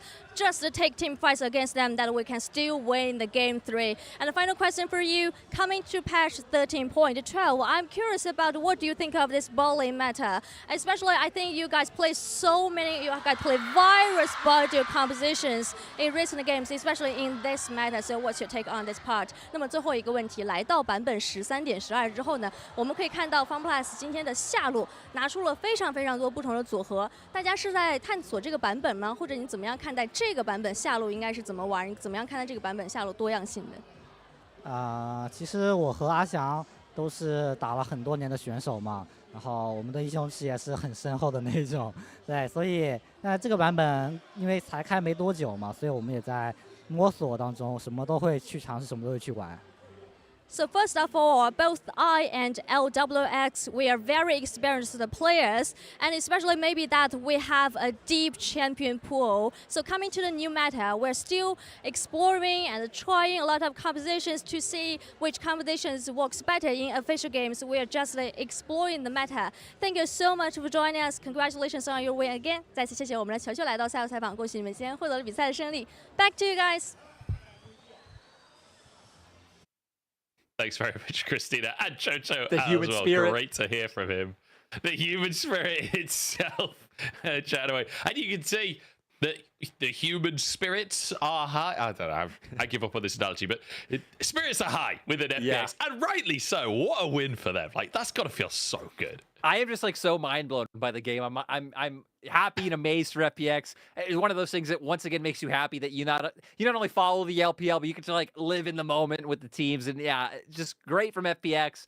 Great for Chocho and LWX who we've kind of built up, and also for some of the members who have been struggling. Right, for people like Hacker who, let's be honest, like kind of fans on both sides of the seas have been kind of calling for his head and wondering like, hey, why is Bonnie not being used more? Shala, who hasn't been able to put up the same performances since some of his debuts, had like great Kasante moments, like you pointed out in game 1. And then, yeah, I mean, he got his own MVP in this series, right? So it really felt like FPX were firing on all cylinders today. And, ooh, Shala, who also being the one to pick up the MVP as well. Yeah, I guess bad for Shala, who... I guess there's like not any single person who would come to mind for an MVP for me just because of how like team fight tense everything was. It was so back and forth. I felt like Care probably would be the one in my mind, but equally I felt like Shala, who had such a big impact in threatening the pipeline, and I feel like this is an MVP with like, this is a whole series MVP moment for Shala, who where this Kasante from him was fantastic, consistent. Oh yeah, I guess he was the one that found the pick onto Xiaohu. Of course he gets MVP. Oh, yeah. You know, this game was so long. How do we forget that this moment happened? Moments like this just got to slide under the radar with like, man, that base race. With all the I guess not base race. yeah. The base defense is just so crazy. But yeah, great to see from Xiaohu. And great read. Great adaptation in read. I feel like those are two things we said about FPX in game 1 in terms of how they were playing out their composition. And even the draft, they were the team that realized, hey, prioritizing the Kasante, like now going to this Tristana and not having to worry about, because there's really no good answers, especially with their bans, right? Taking away things like the Syndra, which would have burst, would potentially be able to deal with it once you hit that level 6 mark. So FPX coaching staff and players alike really came in with a solid plan, and they got the win that they deserved. Yeah, I mean, the little tiger going down to the little baby tiger. I believe that is the translation. It's a straight up Loudif here on the Rift today. And that is going to be the end of our second series. FPX find the upset 2-1. We're going to jump into a break, and then we'll head to our third and final series of the night. It's IG back at it again.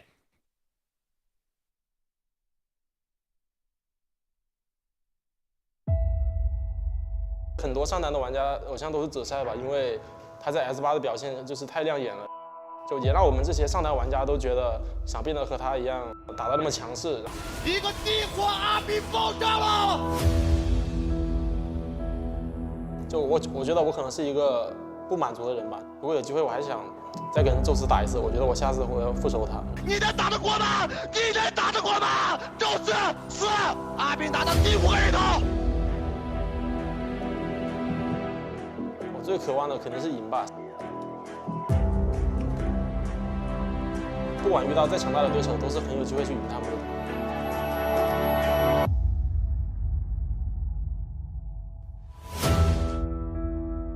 其实我打职业以来就没有说我一定要打败某个人。来 BLG， 新年快乐！而是说我的目标从来就只有一个，就是冠军，没有其他的目标。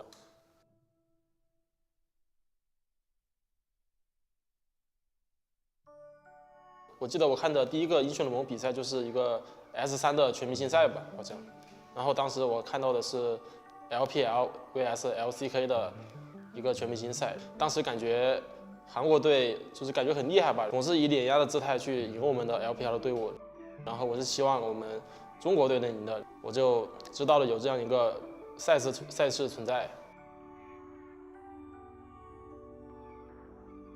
我感觉我后面会打职业，还是要归功于我上的那所学校吧。J.K. Love 也是从那个学校出去的，当时我也不知道他叫 J.K. Love。后面他在 LPL 赛场上登场的时候，还有他后面一路走到最后夺冠，然后我当时就觉得，那我也可以试一下，我也可以的。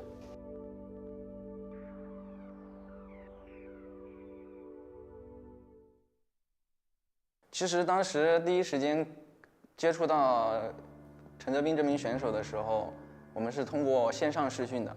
他给我的不一样的感觉，不是说他训练赛打得有多好，而是他每天会在差不多1点钟的时候就会给我发微信，他说经理我已经准备好了，2点钟我可以随时开始训练赛。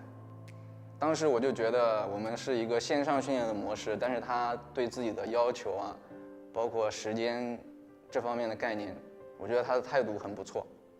我成为队友之后就跟我想象中差不多吧，很有活力，很单纯，很那一个人。我觉得他对待游戏就很有那种胜负欲吧。拉回来那应该没了。Q 3杀，我天哪！这个大面1打3杀，1打3杀，我都惊呆了。我的天哪！其实我刚打职业的时候，就一直想排位去打到那些 LCK 的选手啊，或者 LPL 的选手啊，还有像 Faker 啊这种紫菜啊这种知名选手吧。我当时就很想去赢他们，然后去证明我很强嘛。很多上单的玩家偶像都是紫菜吧，因为他在 S8的表现就是太亮眼了，就也让我们这些上单玩家都觉得想变得和他一样，打得那么强势，然后打得很有进攻的表现。当时我也知道紫菜这个人他在韩服打得很好，我就挺看好他这个选手的。然后 S8最后他也是夺得了冠军嘛，就让我更想去表现自己了，让我更想去登上 LPL 打比赛了。他在19年夏季赛的时候还取得了那个 LDL 联赛单杀王的称号，当时在联赛里面没有任何一个上单可以打得过他。Q1 斩到以后拿到5杀，但是他可能从其他渠道听到了他下赛季会提升到1队来，我觉得他就是有点忘乎所以了，然后有点沾沾自喜，就导致了他后半段的比赛他有点消极，他只在上路跟别人打线1v1，我就找他谈了一次话，我就希望你能够做好，你能够成为这个队伍里面的领袖，把这个赛季我们好好打完。就是他整个人的状态一下改变了，然后我们当时是其实以第12名进入的季后赛，最后我们取得了一个季军的成绩，还挺不错的。鳄鱼只想点这个水晶啊！恭喜 SNS！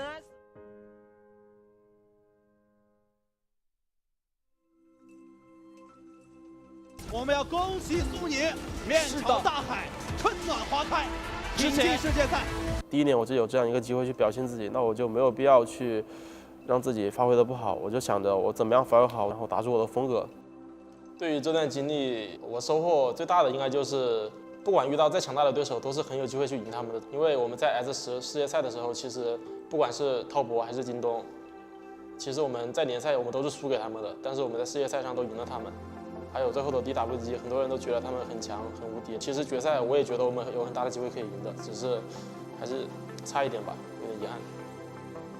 3杀到了，还有了别有了，接起来又定住了，杀鬼皇帝又有了，4杀5杀嘛，快打击！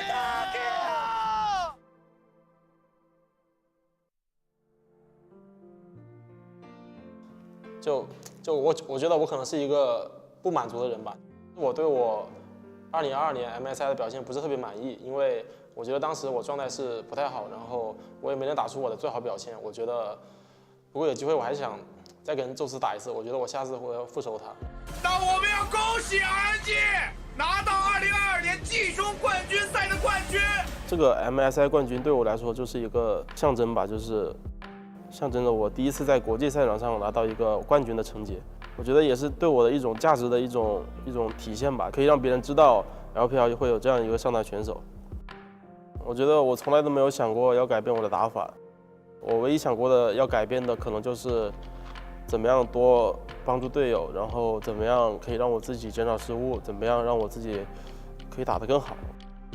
我觉得改变还是挺大的，首先就是肯定心态和性格上面肯定更开朗了。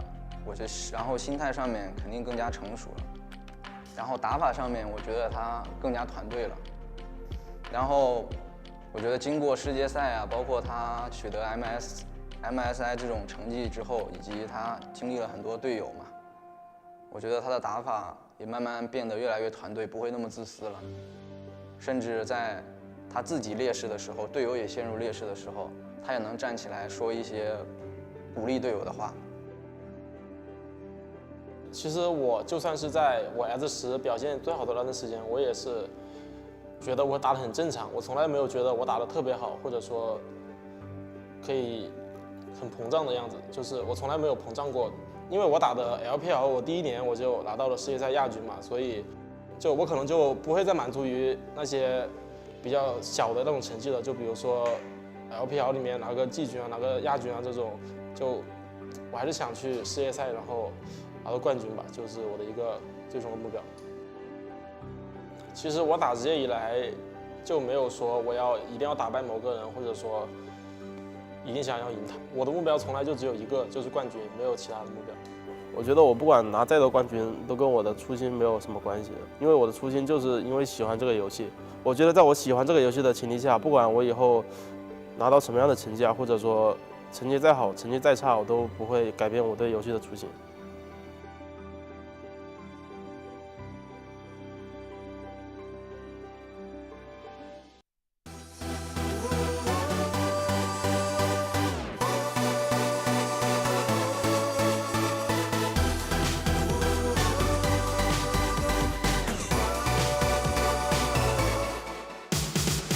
When I met you in the club that night, the moment you arrived, it was more than nice to meet you. I know, baby, that you're one of the kind, with a body perfect and divine.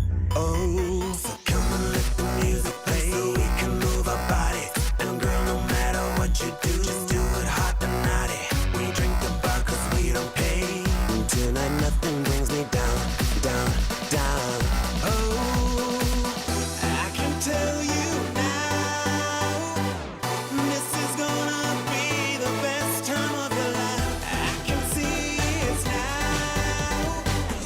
This is gonna be the best time of your life, time of your life, yeah, yeah, time of your life, time of your life, yeah, yeah, time of your life, time of your life, yeah, yeah, best time of your life.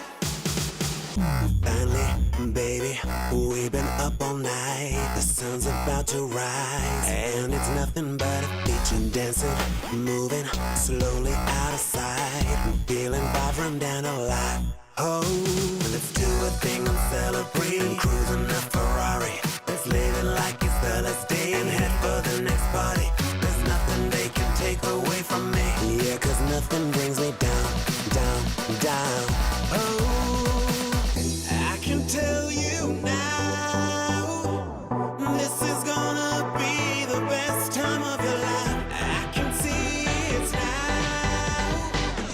This is gonna be the best time of your life, time of your life, yeah, yeah, time of your life, time of your life, yeah, yeah, time of your life, time of your life, yeah, yeah, best time of your life, best time of your life, best time of your life,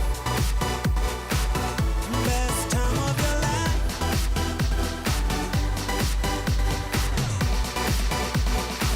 I can feel it now.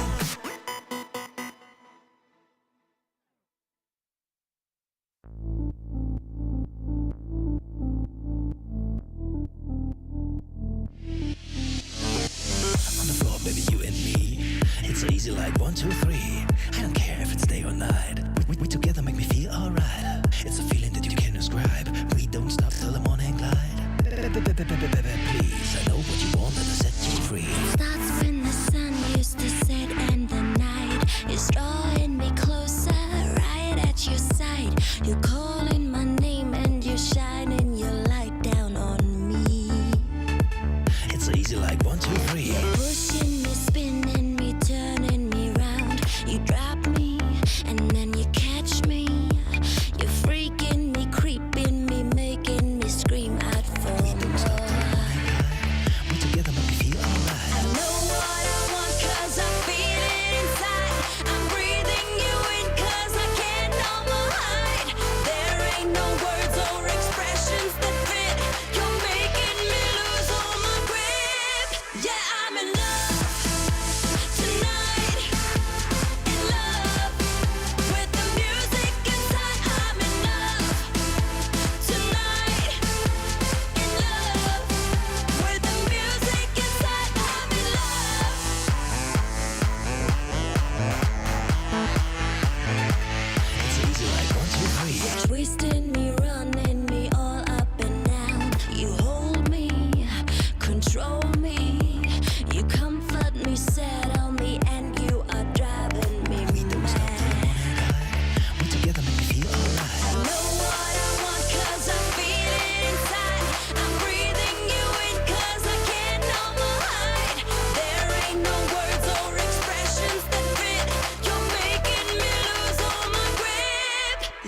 I'm in love tonight. In love with the music inside. I'm in love tonight. In love with the music inside. Yippee, yippee, yo, yippee, yo, yippee, yay. From New York to South Korea, everything is just okay. Yippee, yippee, yo, yippee, yo, yippee, yay. From Japan to New Orleans, where do you wanna stay? We stop at the greatest parties, we shop around the clock. We hop to the hardest parties, we rock and roll and rock. Yippee, yippee, yo, yippee, yo, yippee, yay. From LA to Tokyo, where do you wanna stay? Yeah, I'm in love tonight. In love with the music inside. I'm in love tonight. In love with the music inside. I'm in love tonight. In love with the music inside. I'm in love tonight. In love with the music inside. I'm in love.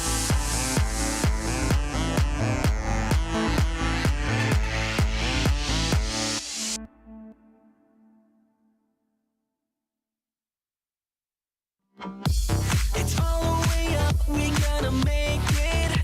The party won't stop until we break it. I head for the top, we gonna take it. Tell me, are you ready? Tell me, are you ready? We want it all, we cannot fake it.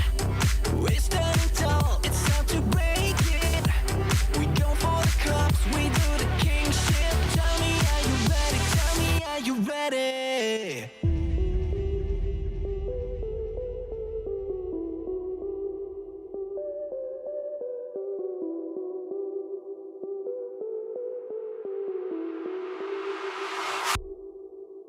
Are you ready or not? Are you ready to go?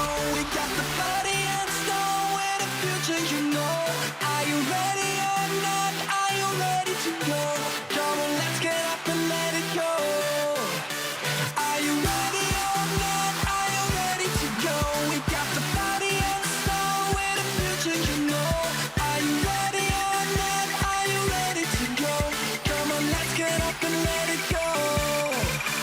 Come on, let's get up and let it go.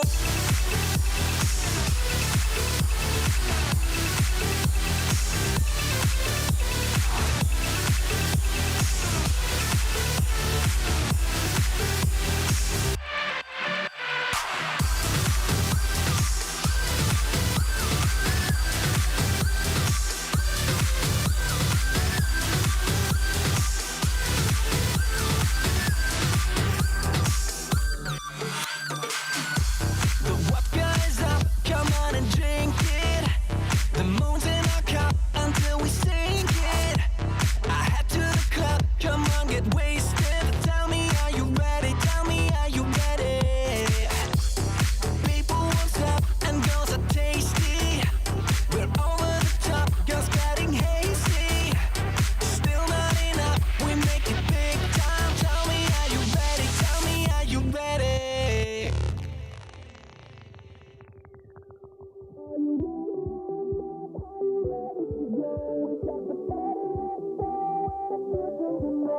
Are you ready or not? Are you ready to go?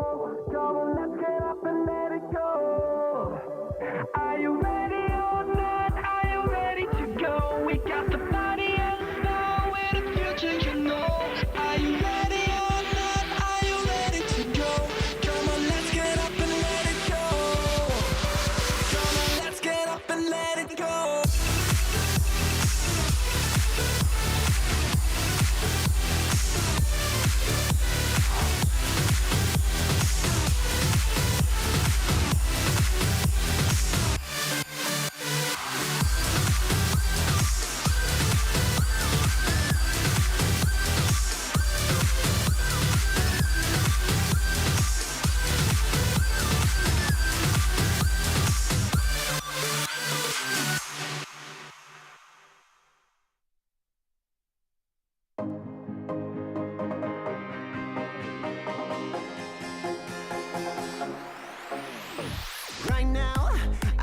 this beat in my head right now. I want to dive into this world. Let it out for the crowd. Let it out. Yeah, be proud. Right now, this is a real good atmosphere. Right now, superficialities are here. No excuse, no rules.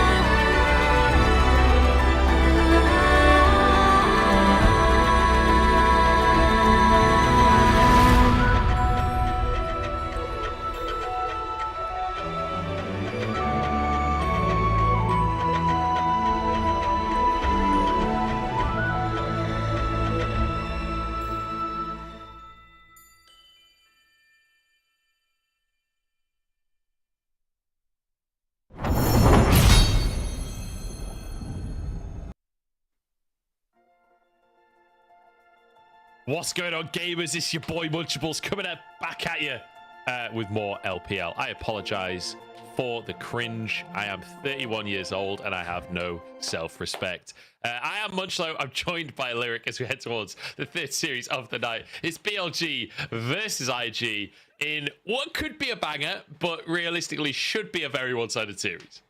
Yeah, you know, I think both these teams have more self-respect than you, Munch. But like you said, I mean, hell, IG, their last series, they took down LNG, right? They've taken down a top dog. It means that they're a team who, heavy underdogs. But you can't discount a team like BLG having a bad day or, you know, players like Cryan on Wink being able to step up. Sadly for them, though, BLG are also on a tear. They've only lost to JDG. They recently beat Weibo. They recently beat LNG as well. Like, they're beating all the teams. I would say around them, but realistically at this point, they are just under them. They are just, you know, lesser teams than BLG. Yeah, BLG is beating everyone that is not currently JDG.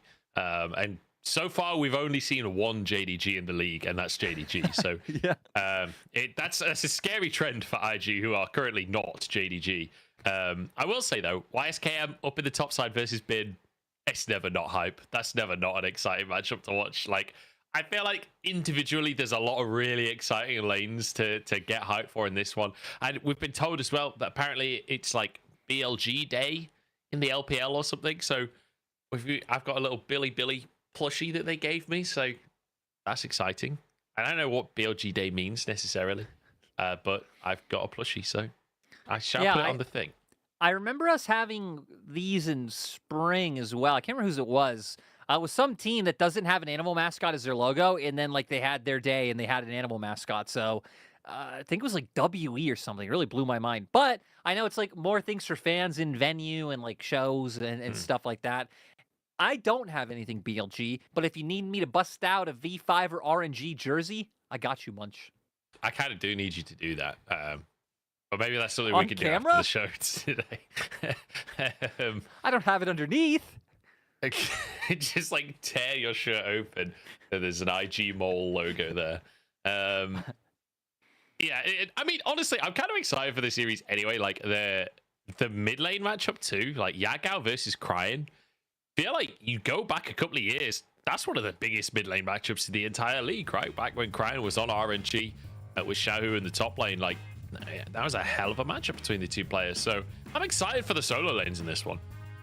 Yeah, you know, funnily enough, that even actually might have been like that matchup not having the hype it deserved might have even been because of JDG's form at the time, right? I think 2021 was the one year that they kind of randomly fell off. Coach Home left the organization. They weren't able to put it together, but Yagao was still a splendid mid laner during that time. And, you know, with Cryan going to the top, never really getting splendid.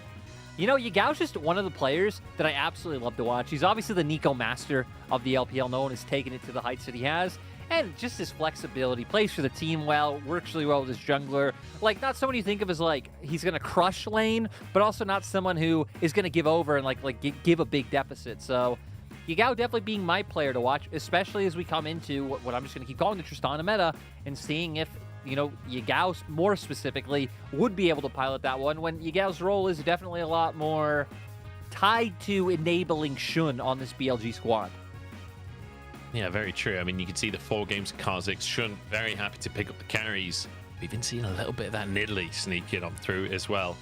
I'm kind of looking towards the top lane as well, though, just because it's Bin versus YSKM. Like, we've seen a lot of tanks coming out from Bin this split, but maybe in this 1v1, maybe we get to see it. You know, bit of Jax coming out, bit of Fiora coming out, this kind of thing. I would love to see these guys go toe-to-toe, try and find those solo kills.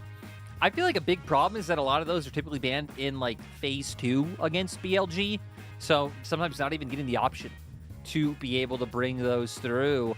And YSKM, I'm kind of curious to see how his form does continue to develop, because he hasn't really had the best showing so far in the games he's played with IG. We need to remember he was also one of the people who kind of had to leave, go play Road to Asia games.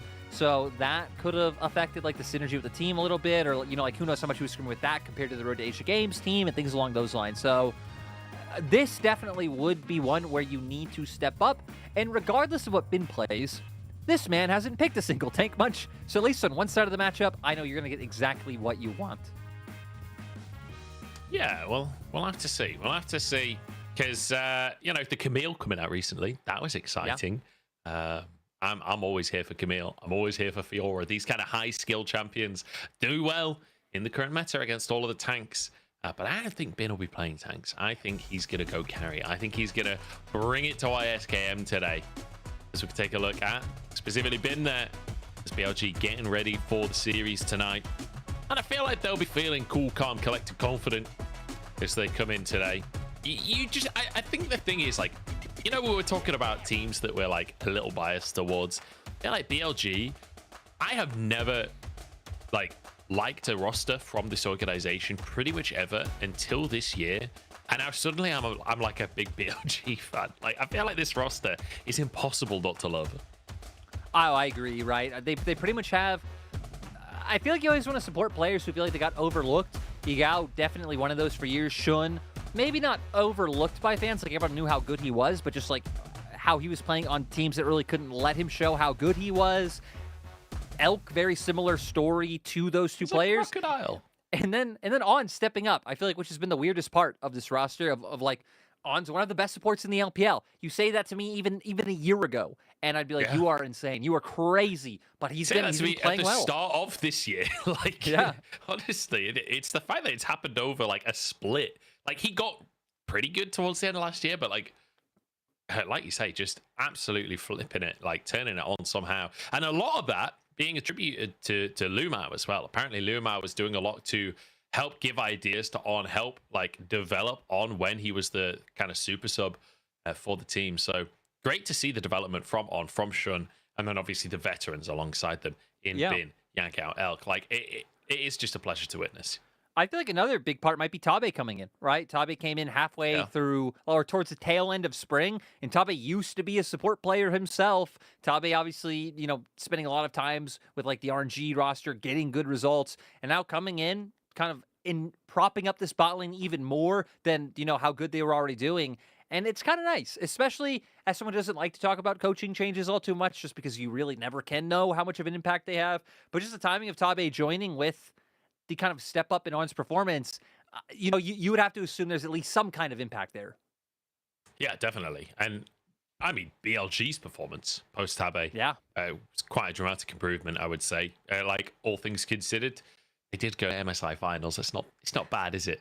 No. So I would say he's probably had a positive impact. Like, I agree that talking about coaching quite often is like this kind of nebulous idea of like what's actually happened, but there are some times where it is like there is a pretty clear step up from the team beyond a certain point, and I feel like Tabe has had a very positive impact on the team, and we'll see how they'll do against IG on the other side.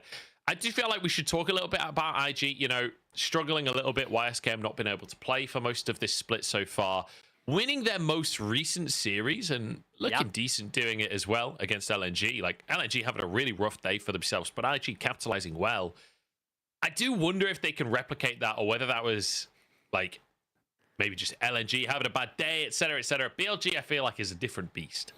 Yeah, I feel like we've definitely seen LNG be more, like, LNG have shown some weakness in recent series. I do think IG's players have, like, the heights, right? We think of people, especially like YSKM and top. I think Cryan has shown up as, like, one of the more reliable players on IG, despite still not always able to carry. The thing I'm just concerned about is, like, you don't have a reliable lane that is going to be able to find pressure, right? YSKM hasn't been having the best time in lane. Cryan never really been known for that. Always been more of a role player, even going as far back as like his E-Star days when him and like Wei were making those roams down towards bot side. And IG's bot lane really not finding the same success outside of the meta we had in spring, because that was one that just fit them perfectly. Your AD carry and your support are actually marksman players. We had marksman being played in the support role. It was like the perfect storm for IG to do well. And I guess the biggest question for IG is like, how quickly can Tianjin get up to speed and actually start putting up solid performances? Because he was one of the prospects coming out from LDL that people were kind of hyped over, and he's shown he's willing to be a bit fun, go towards that classic Rengar pick over and over again.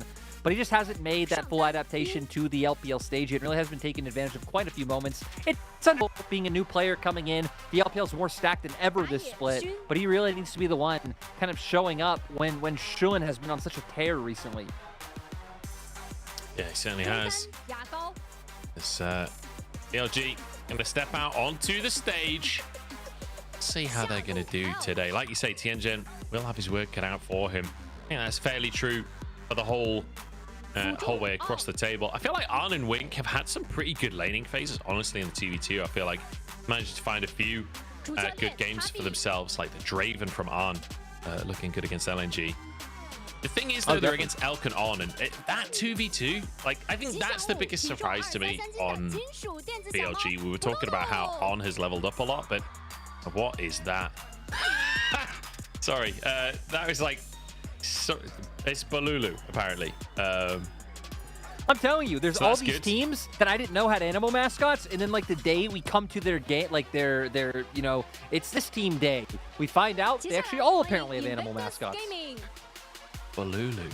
Sounds like Baloo the bear off of Jungle Book a little bit. Isn't there a There's player called Balulu? Yes, there's a player who from Turkey who's called Balulu. I think he also went and played in an A as well. I believe he was playing in TCL when I had like a short stint working there as a coach, and then went over to like NA Academy and LCS for a little bit. Hell, looks like he's even just on the Immortals roster in general now. So kind of having his step up. So there we go. Billy having LCS mid lane mascots. We like it. Yeah. Ah, what a what a crossover. I didn't expect a crossover episode at all, but here we go. LCS getting involved. Bit TCL in there as well. Why not? As I've completely lost the thread on this one. You have. That one threw you that for a weird blue loop. thing has just completely thrown me. I don't know what is Living happening. rent free in your head. I'm gonna have nightmares for weeks. I don't know what that was. It was the little jig that he did when he came out on the stage. My goodness. Look at the That's slander hipster you're life, putting let up me tell you. against this guy, or girl, or whatever, just kind of coming in and giving their Strange best blue show. creature.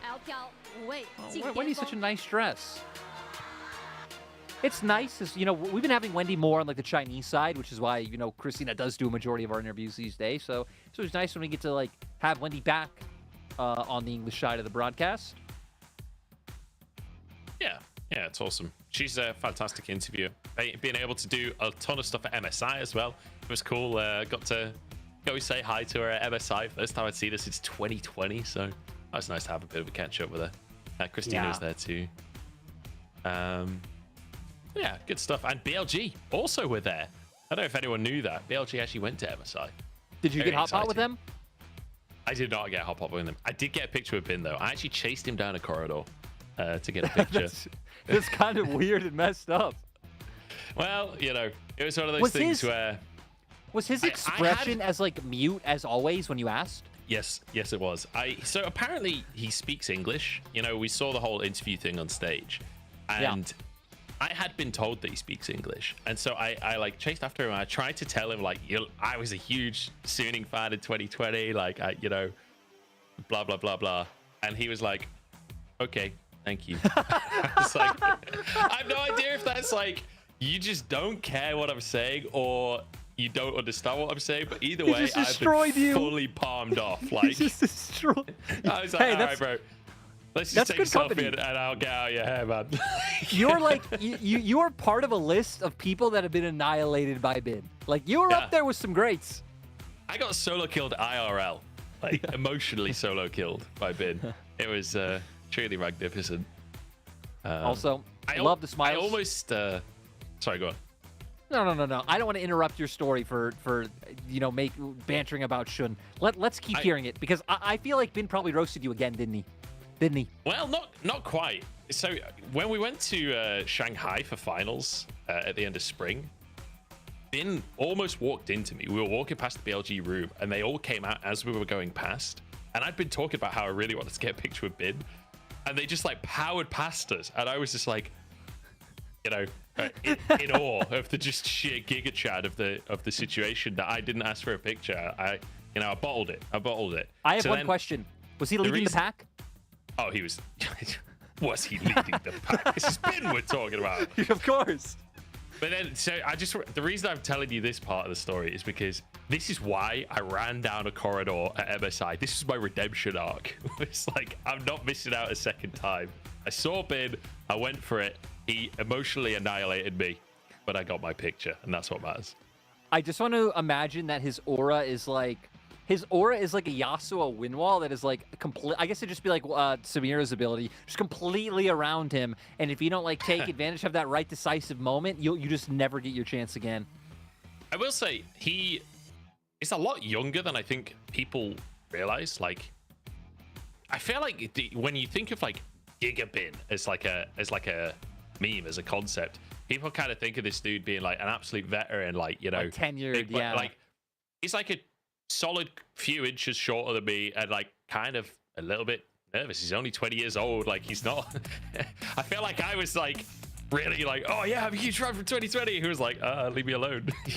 Like, he's not even 20 yet. He turns 20 like later this year. You're right. Like still incredibly young guy. And Munch, you were wanting to see him on the Jax, but his own team bans away the Jax. So I don't think you're going to get what you wanted today. And also banning away the Tristana on blue side. We've talked about it. I'm not a big fan. It looks like we're going to quickly default to the past metas that we have already been experiencing for months. Yeah. At least, you know, we get the Rengar ban. That's exciting.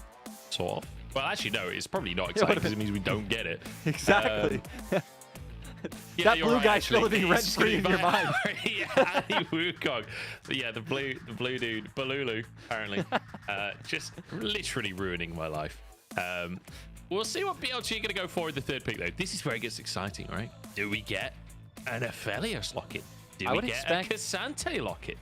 I wouldn't be surprised. Cassante's a big one. Rakan as well, especially when you have On coming onto the Rift. I don't know how much they'll prioritize it going up against Wink, who doesn't value it as highly. But now with going towards the Xayah, which I think is a good call when IG've already built so much like reliable engage, it'll be an easy time getting on top of you. I guess the question is if IG look to take it away here. I guess they could save it for banning it out on 4 or 5 as well and look to match AD carry or no. Oh, do it. Yes, well, the Camille blind pick for YSKM. Just throws down the gauntlet and Bin says, come on, lock in a carry. I dare you. Batting away the Gwen. And like you say, they can go for the Rakan on 4th pick as well, which fits their composition perfect. And now Elk definitely will not be able to escape the engage coming out from the side of IG.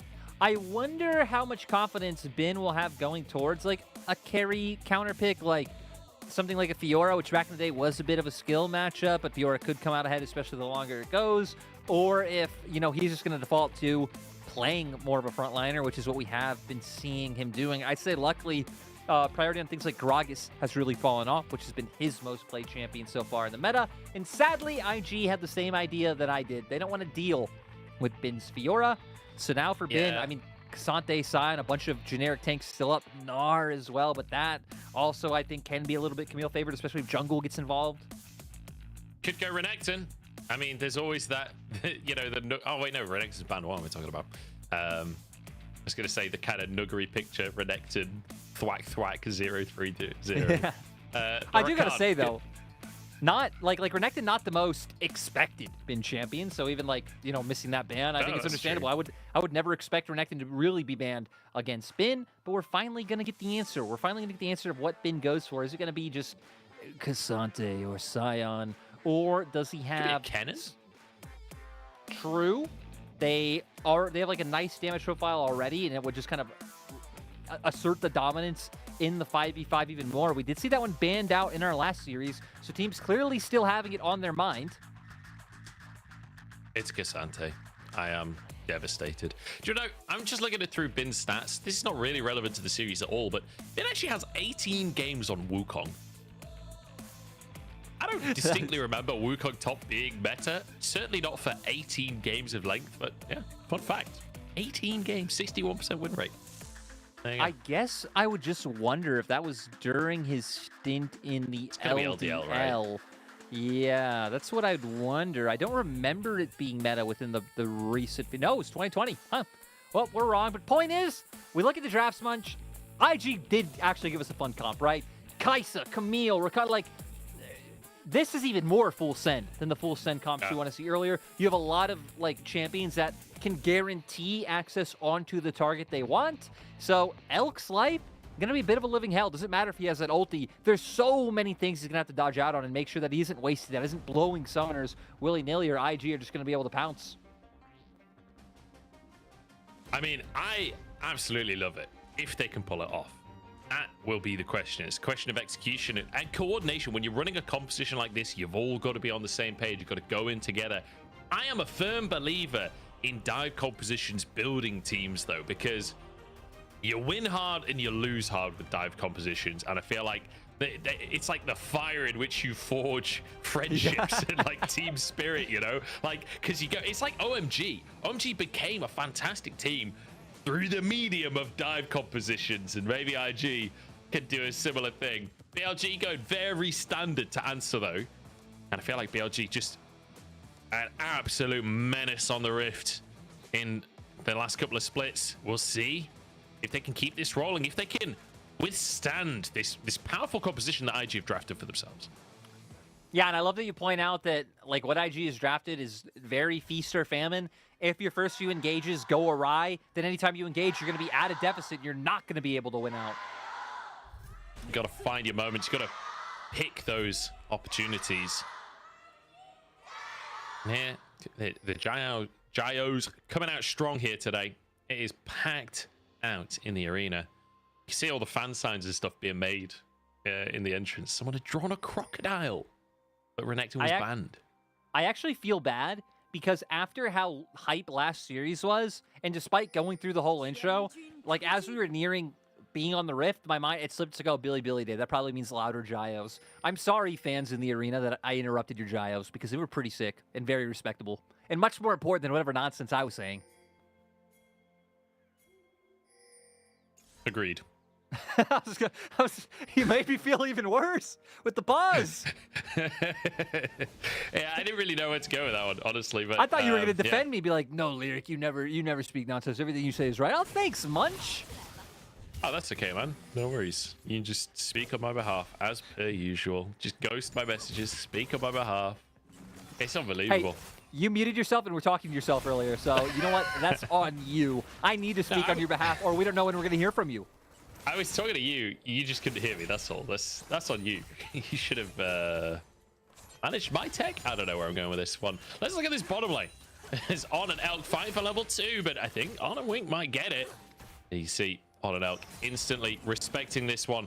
I feel like we've seen way too much disrespect of the level 2 spike recently in the LPL. Like a lot of bot lanes being heavily punished for just not backing off when the minions are going to die. I feel like, especially maybe if not necessarily kills outright going over, a lot of flashes burnt at this timing, you know, again, in the recent weeks, which is a bit surprising when we've been having less lane kills overall, but we wanted to see action in the top lane, and Bin is not afraid to go at it, both coming at it with Grasp, so a lot more about their shorter trades being able to come through. I'm not, like, wholly too, like, confident and aware of this matchup, but I feel like K'Sante does fine against literally anything, has pressure into pretty much anything. And a lot of it's going to come down to those angles, being able to connect your Q3, being able to find those opportunities to get the ult off. It's actually Tianjin who's playing up towards the top side, so they might be able to get this matchup in YSKM's favor pretty early on. Ooh, good little knock up there. Elk taking a good chunk of damage, but answered back onto Wink in kind as well. Tianjin, you already mentioned him, trying to move up to this top side. The ward is there for Bin, but Bin is so far up the lane. I don't know if he can get away with this one. But then again, if you just kill YSKM, they can't kill you. YSKM has gone back in for this one. Bin's playing it perfectly. He's got full vision. And he's just dancing around what IG are doing. This is gorgeous from Bin. That was such a great play. I mean, the vision coming in clutch, but the way he played around, that was so nice. Tianjin not wanting to commit the flash, because of course you flash and Bin also can just flash over that wall. And it was taking so long, Yagao even had started to hover up. So I think it's good by IG, not looking to over-force that play. And BLG now going to be able to find their own play on the spot side. Shun's here on with the hook available. Going to go straight for Wink. The route is there. An instant first blood as Wink used that heal, but didn't even have a chance to flash. No, it was even like mid-dash of trying to jump to On and still getting blown up before that happens. But Tianjin, he is not a man who gives up, and you don't have the same ward there for Bin. Oh, Bin this time in trouble. Does buffer the stun from the hook shot, though, but will be stunned up and will go down. I'm surprised he didn't try and flash the Q, to be honest, but maybe realizing he wasn't going to get away from that one. So Bin goes down, and in the meantime, BLG hammering hard on the bottom side. Yeah, BLG are definitely winning out more than IGR, right? You're denying gold, denying XP, not letting them walk up. Bin has that TP to get back to top side pretty quickly. And my God, this must be hell for On and Wink. Oh no, Wink gets caught. That's half of his health gone. Another plate taken as Wink actually flashes for the knock-up here, but Elk wasn't caught as Shun On walk away. A TP from YSKM, but I don't think he'll find anything here. Flashes forward, but doesn't get the stun. Elk still has his flash available here. And it's disaster for IG. Once you lose TP top, you're going to lose Waves top, you're going to lose Waves mid from the RE roam down. 2 plates at 5 minutes for the BLG bot lane. Like, it might not reflect on the scoreboard, but what a huge swing to the side of BLG and Hell. Now with things like plates going off across the map, Newton Quiver picked up in buy lane, it's going to start reflecting on the actual state of the game. Yeah, I mean, this is brutal. This is absolutely brutal. I can't believe that there's no CS advantage for Elk, honestly, after how many CS were denied from Arn underneath the tower. But Elk returning to that bottom side, and that's... You can see, like, he's ever so slightly behind in CS. This will even him up at very least. Like you say, actually, then the item advantage can come in. It would actually put him exactly even. Counted he was 33. There was... Oh, no, I think he should be 1 ahead if he hits all of them. He was at 33, and there was 9 minions. I don't know if I'm mathing correctly, but... Yeah, there we go. So does catch basic back arithmetic. Much I talk about video games. I don't have that. Yeah. You might also talk about video games, but you're British, so you're better at it than me. We actually have schools. There we go. There's such a great Noel Fielding moment. I think it's on like Nevermind the Buzzcocks or something. Oh no, he's on like a morning show, and they're talking about somewhere in Africa or something, and this like American host woman asks him like, it's like, oh, I mean, who even knows where this place is? Oh, He's much, like, you hang on. There's a kill in the mid lane. Yagao flashes away, Cryan tries to chase onto it, but Tianjin's here. And Shun gonna try and answer this one, sticking around, but won't be able to answer it. 1 for 1. IG and BLG wanting no part of your story. I'm surprised that one went so back and forth. It looked like IG had it, but Shun waiting in the wings was enough. Manages to save the play. Just, you know what? Just search. You know, bring it back. Bring it Noel back. Fielding scored in England. I'm not going to do it justice anyway. Just search it. It's like a 30-second clip on YouTube. It's absolutely hilarious. Noel Fielding, absolute legend. You know what? You kind of remind me of Noel Fielding a little bit, Lyric. I feel like you got similar vibes. You went from like edgy emo guy to bright, colorful jump who's hosting the Bake Off, you know? I feel like you could host the Bake Off. I would love to host the Bake Off. Well, you just got to save it for keeping the emo on the inside and, you know, having the comfy vibes and the ooh-woo on the outside. And you get the best of both worlds. He's got big ooh-woo vibes these days. You know, I do have actually, I have a lot more jumpers that I want to wear. I'm like, you know, this might be pushing boundaries for, you know, too far. We might not be ready for this just yet. And if people are wondering why we're talking about so much random nonsense, that last series, my God, that, at least for me much, that one really hit home. I'm going to try and hone in as much as I can, but, you know, as long as BLG can come out and have a decisive team fight, maybe it won't matter. Elk's in big trouble. no, he dodges it. He absolutely read them like a book. Featherstorm comes out. He can pull the feathers back in and one-shot the engine. Beautiful bit of play from Elk. BLG just complete knowledge of the play without even having vision. No, you know the worst part? This was IG's strong side of the map. Like, Wukong is up there doing Herald on top side, and BLG's still able to win out. I don't... Oh, On might be caught out now. Can they win this one, though? Because Elk is still just free firing. Yagao's there as well. On has dived to the backside, but Wink will fall. On survives. No way does On actually get away with that for so long. And now Elk can get those feathers down. Yagao with a stun and has a stopwatch as well. From bad to worse for IG. Winning top lane in the 1v1. Huge CS advantage. Pick up Herald and win out on this skirmish in bot side. I mean, now... Yagao score. BLG are winning everywhere. BLG are winning everywhere. And you said it, actually. When this comp falls behind, it's a lot harder to play. Like, unless targets are isolated, who are you going to jump in on? I'm sad we don't get to see the initial one. Because I was wondering if Elk really did sidestep or if it just happened to be, like, pure chance. We do see the Rakan and Gaj come out. And it's the Tibbers actually doing a lot to make sure that BLG managed to go 1-for-1 here. On does unfortunately go down, but here stopwatch comes out for Yagao, and it buys even more time for BLG to just pick up even more kills. I love that Yagao holds the stopwatch as long as he possibly can there as well, so he can get the Q out for the stun. Really, really clean fight from Yagao. Elk, the benefactor of a lot of gold there, but it's Yagao really that's soaring ahead. Already finished his boots and close to finishing a mythic. Text flash here. Tianjin moving into the bottom lane.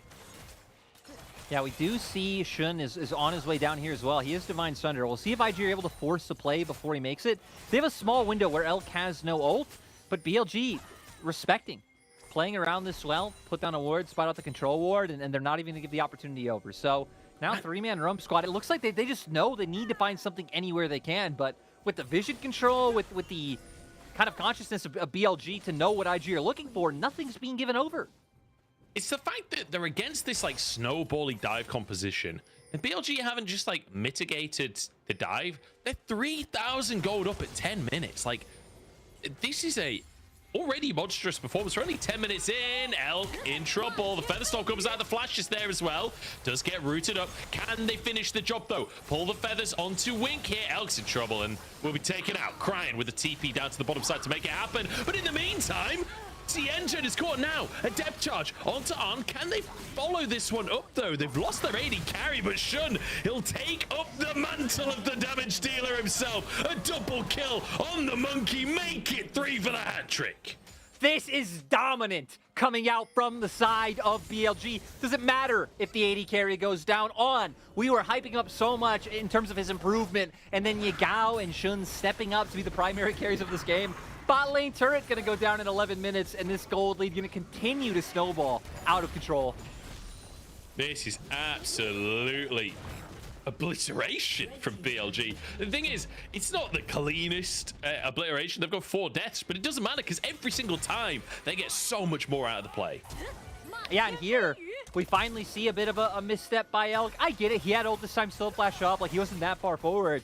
But IG being able to close enough space with their comp that they get this first kill. But Tianjin, we kind of talked about that he hasn't really found his footing in the LPL just yet.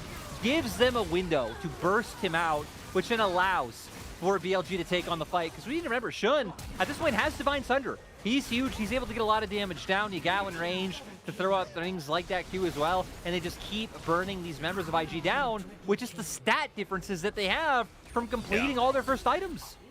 And man, Wukong, when you can stay in a fight for that long, constantly hitting with your Conqueror stacked up, like people never think of Wukong as a big damage dealer, but honestly, with Divine Thunder finish, with Conqueror stacked, you really do annihilate people early on in the game. Like, and Shun showing us exactly that. He was doing the vast majority of the damage there.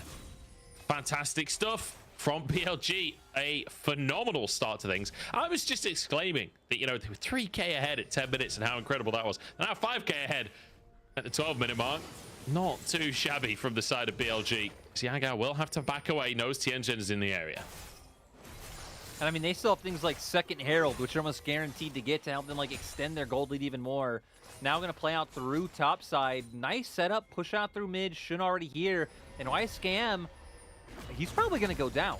Hookshot, wash shot, and flash are available, but it looks like BLG are trying to pinch him from pretty deep in the lane.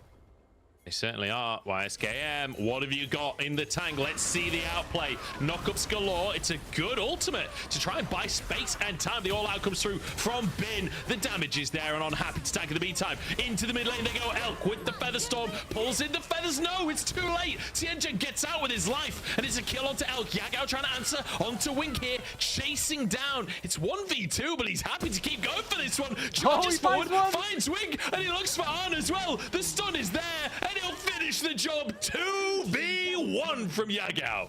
1v2ing on Annie. What a sight. And BLG, they were so close to covering their bases because Yagao was already on his way to cover mid. He was already walking there by the time the dive came through and he had a TP, but it doesn't matter. Still managed to find more kills, take down more turrets, and much every 2 minutes. 3k gold lead to 5k gold lead, nearing a 7k gold lead. It's like clockwork with that fast. But look at the minimap.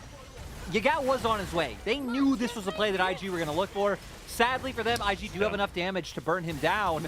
But Yagao at this point, with having finished up his Ludens, being able to get that initial stun, he just has the ability to run them down with his flash.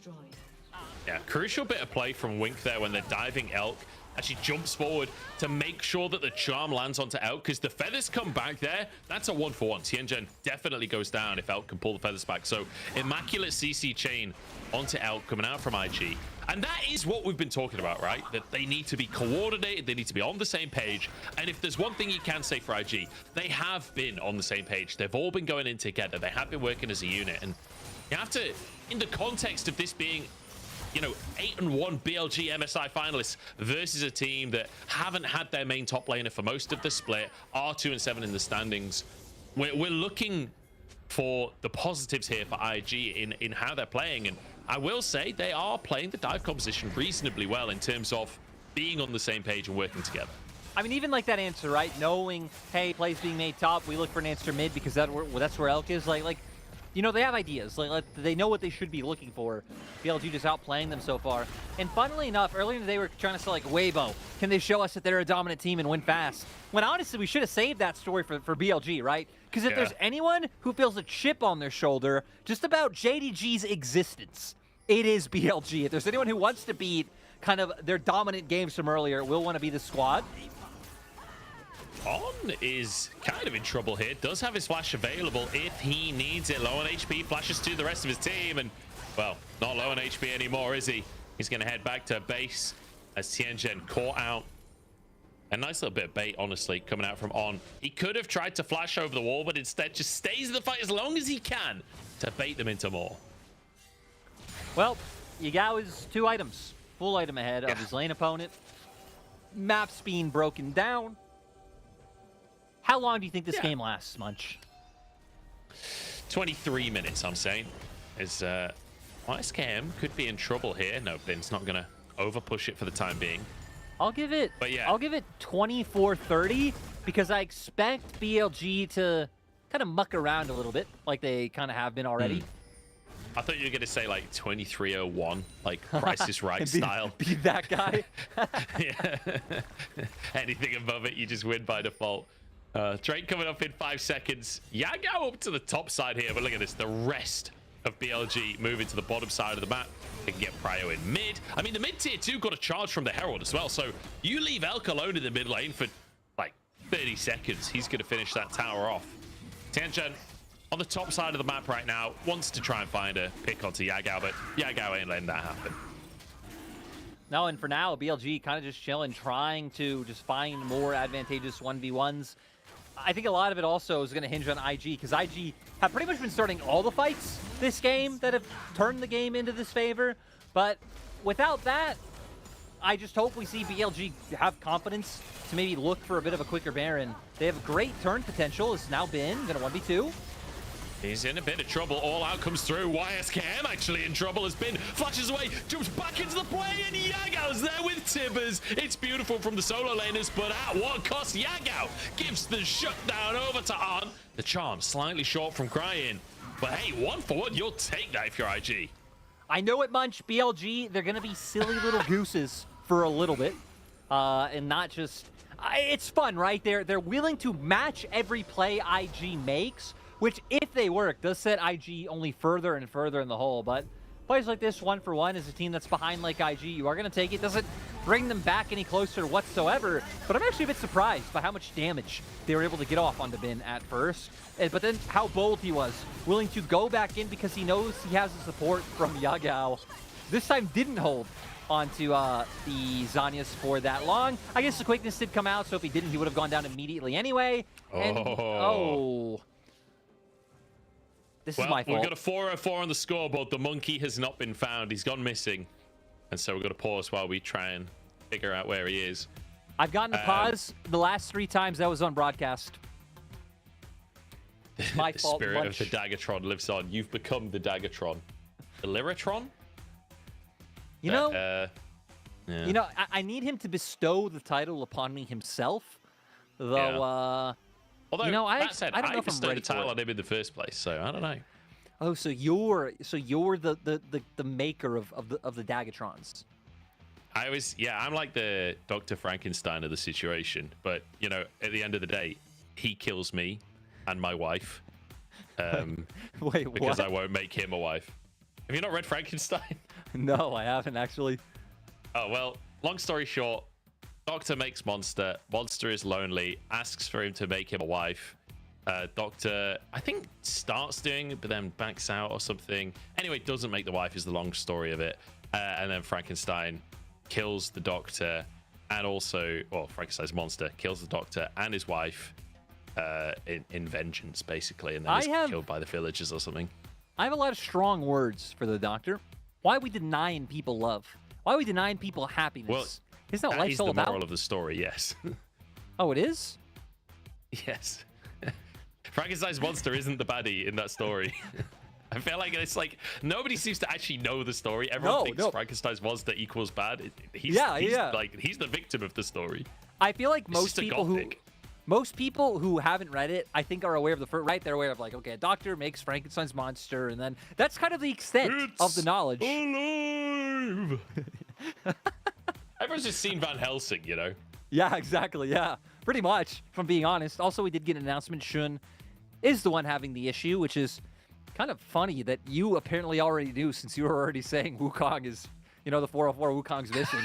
nice Yeah, foresight, true. Munch. What can I say? I sometimes guess things well. Coincidences do happen.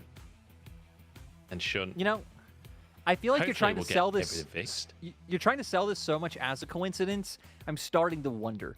You did bring the BLG plushie. You did feel a bit betrayed when we were introduced to Bululu. And, you know, from there, we don't know what happened. We are working online. You know, you have access to the internet. I do have access to the internet. Not to brag or anything, but I actually do have access to the internet. Yeah. Look, sometimes George is just lucky, I guess, you know, to quote George of the Jungle. Tarzan not playing this game, though. It's Shun of the Jungle, who... Actually, George, not the monkey. That's Curious George. I also feel like if Tarzan was in this game, he'd have lots of PTSD, considering that he lost to both of these teams pretty recently. Actually, I'm almost positive his last 2 series were against BLG and IG. So, yeah, Tarzan... Or would it mean Tarzan wants to be in this game? Because he's like, hey, these teams beat mine. I want to enjoy them. I'm getting out of here, LNG.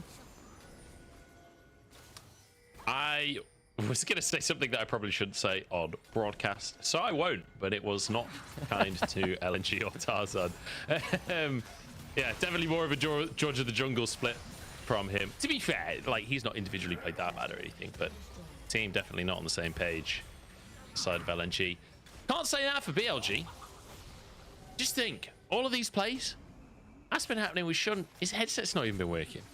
No. I assume that's not actually true, but here we go.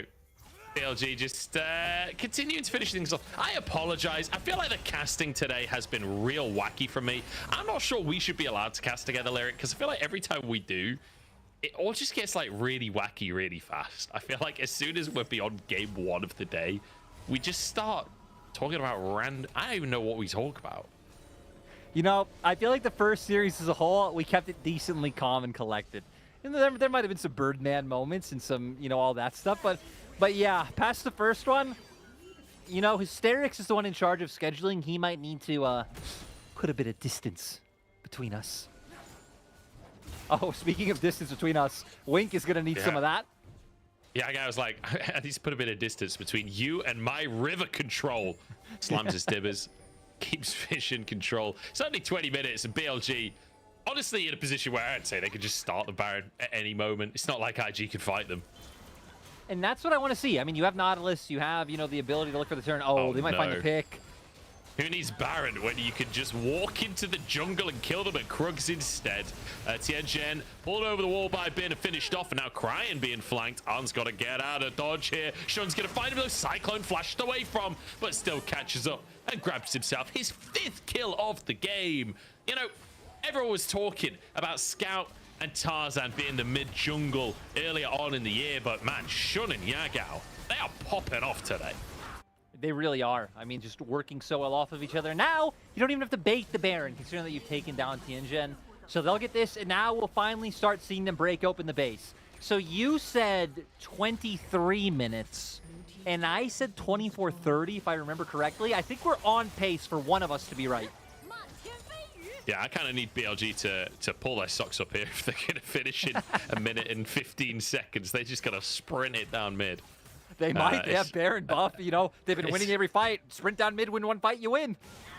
It is possible. I wouldn't say it's probable. Now, you guys don't get the Chinese graphics that we get on our feed, and I don't usually talk about them because they're not on your screen. But we do get this, like, win probability graphic that comes up. And it is currently the most one-sided I've ever seen it. It is 80% in favor of BLG. Like, usually it's like even with a really big lead, it's still like 60-40, you know. It is 80-20 right now in favor of BLG. Yeah, it is a pretty insane one. I remember the biggest one I ever saw was like V5 when Rookie was there. Oh, is this where it ends? Okay, V5 when Rookie was there against some bottom tier team. Okay, Engage comes out. The big Engage comes out, so you can go back to your anecdote.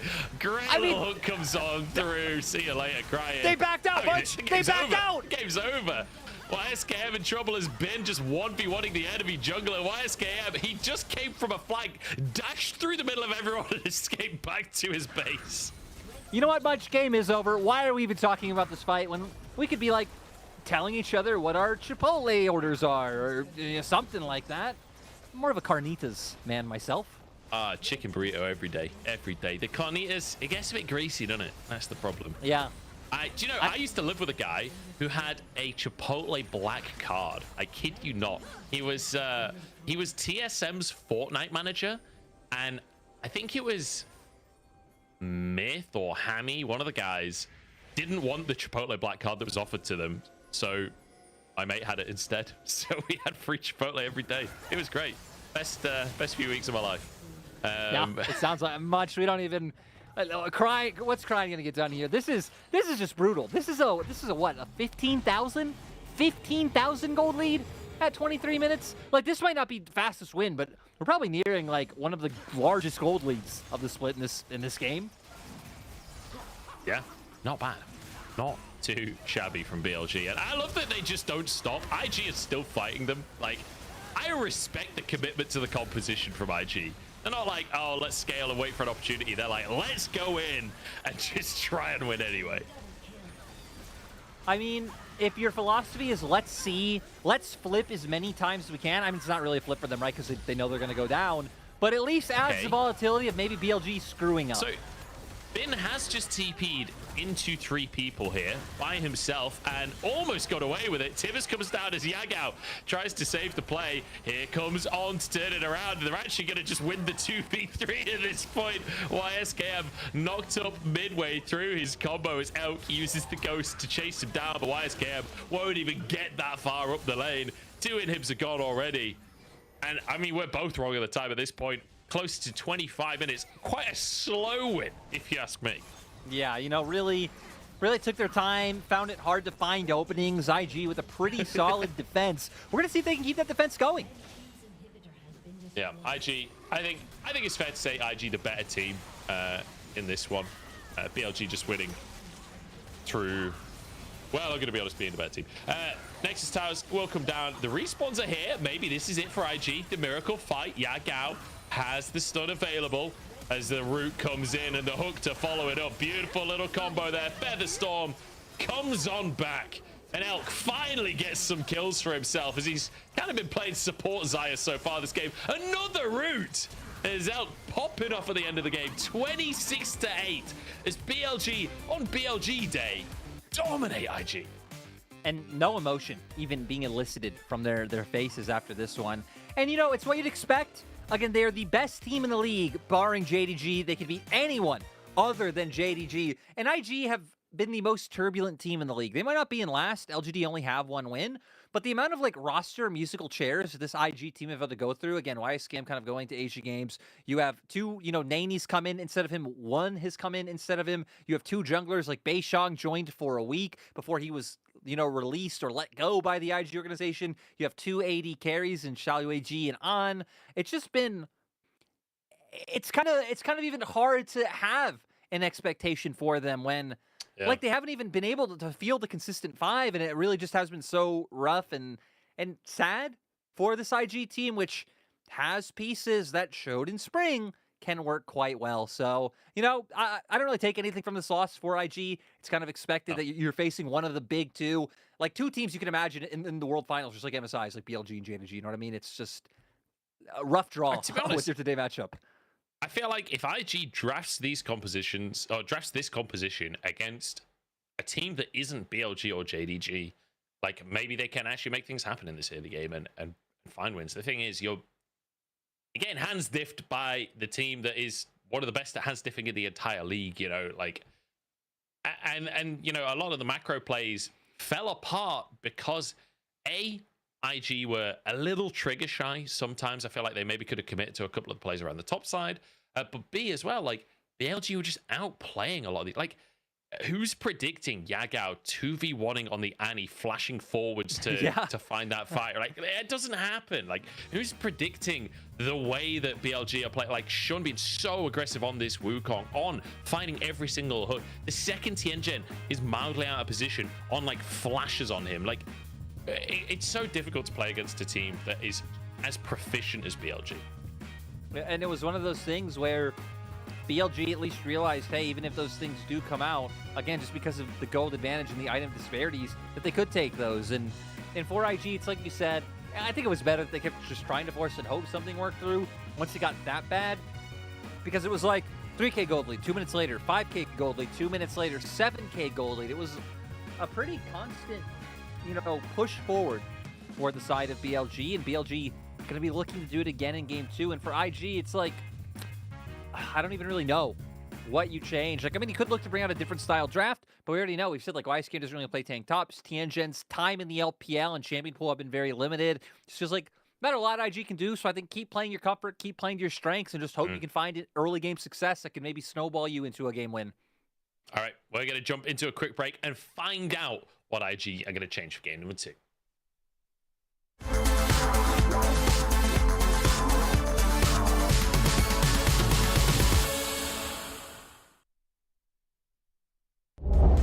Yeah, I mean, Angel's looking for something now. With the flash available to him, they can see they're trying to corral everyone around here. They will be able to get something going, and I think WE recognize something is in the air. Nice ultimate, good flash.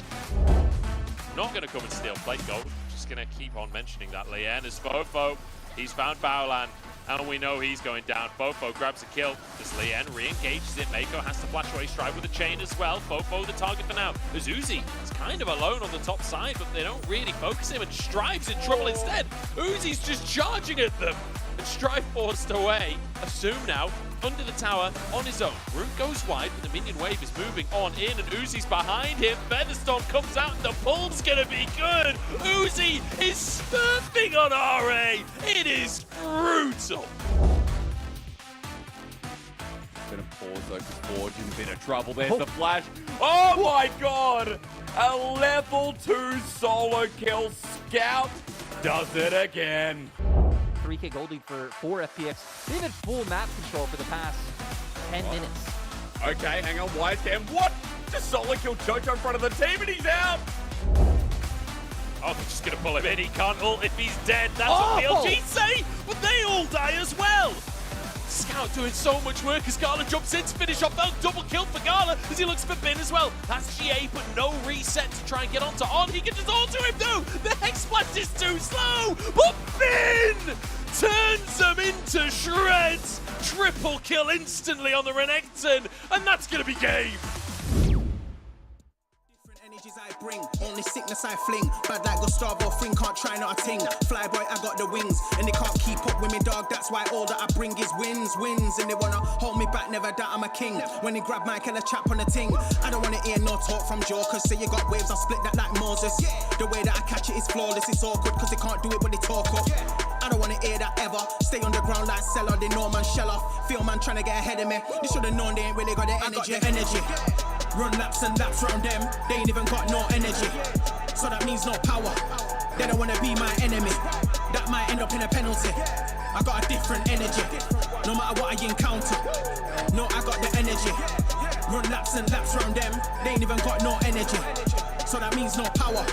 They don't wanna be my enemy. That might end up in a penalty. I got a different energy, no matter what I encounter. No, I got the energies.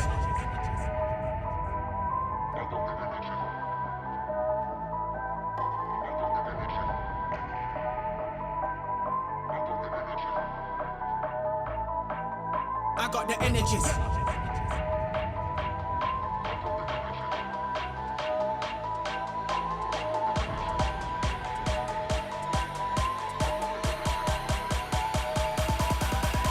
got the energy. Run laps and laps round them, they ain't even got no energy. So that means no power. They don't wanna be my enemy. That might end up in a penalty. I I got a different energy. No matter what I encounter. No, I got the energy. Run laps and laps round them. They ain't even got no energy. So that means no power. They don't wanna be my enemy. That might end up in a penalty. I got a different energy. No matter what I encounter. No, I got the energy. They ain't even got no energy. They don't wanna be my enemy. I got a different energy. I got a different energy. Putting out the fires, my head calls me alive. Sick of breathing in your smoke. Leave a little longer, embrace a little harder. Yeah, every time we're not wrong, it's like we're walking on water. Oh, too good to last long. Putting out the fires and looking for a miracle. It's like we're walking on water.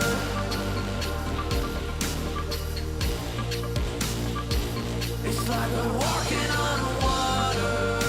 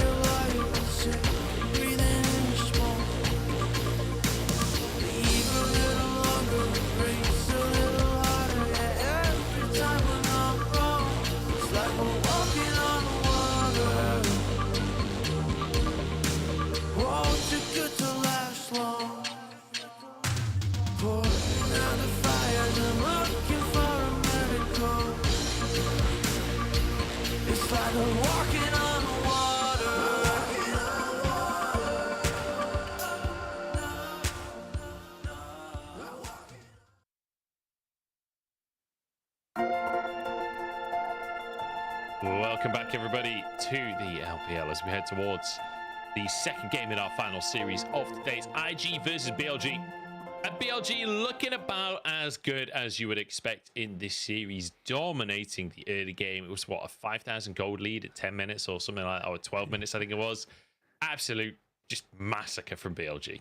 Yeah, it was. I mean, it's kind of even hard to talk about because, like, every time you would update on the gold lead, a fight would break out and then the gold lead would extend by another 2,000 or 3,000. Shun does pick up the MVP. Me and you were just chatting. I think Yagao would have been a good shout as well. Both of them honestly had an exceptional game in this game one. Really took over across the board. BLG showed up. Like, again, it wasn't close, but to give the silver lining for IG, it's hard to have the expectation for them to really be able to contend with BLG again after the amount of kind of roster changes and struggles that they've had this split. They committed to their identity, but BLG matched punch with punch, and BLG's punch is much stronger, much bigger. It'd be like Teemo trying to punch Sion. What do you do? It's like that meme of like crying baby versus hydrogen bomb, you know? Yeah, like that's kind of the punch difference here. I actually wasn't aware that meme was a thing until Alk Battery let me know. So shout out to our main man who came in and filled in for a lot of us colorcasters when we weren't available and made me aware of a banger meme that yeah, it's a great one. Was too fitting for how this game went. And it's one of those things where we can hope IG steps up, does a bit better in game two. It's kind of nice for Billy to be able to pick up a dominant win again, especially on Billy Gaming Day in Shanghai. And, you know, Munch, I'm excited to see what's about to happen because we're about to have a thing. I don't know how to explain the thing because, you know, we really don't know what the thing is, but something for Billy Gaming Day is about to go on. Maybe we get more Balulu. I'm not sure. Are you sure? For my sanity, I hope not. Please, no more Balulu. It's BLG Day. I think we're going to have like a bit of a song and dance on the stage or something. I've been told to throw to a short break, so we're going to go for a short break and find out what's coming up next.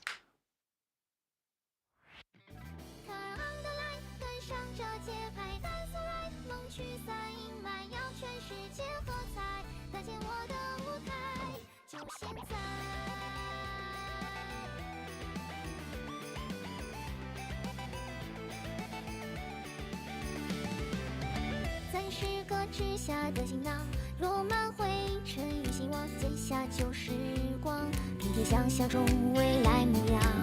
记不清昨日的迷茫，故事停在那一张心底的渴望。偶尔遗落美梦琳琅，童话里的星光总被梦点亮。别去想黎明前黑夜有多漫长，目光喝彩从来只落向舞台中央。这一刻清楚是我绽放，生动的梦想伸出翅膀，带我摘下璀璨星芒。闪烁的过往，把梦去向，将整个台点亮。心之所向，爱生根发芽，心所望，梦展开鲜花，用最大声回答，能在幸福的魔法再出发。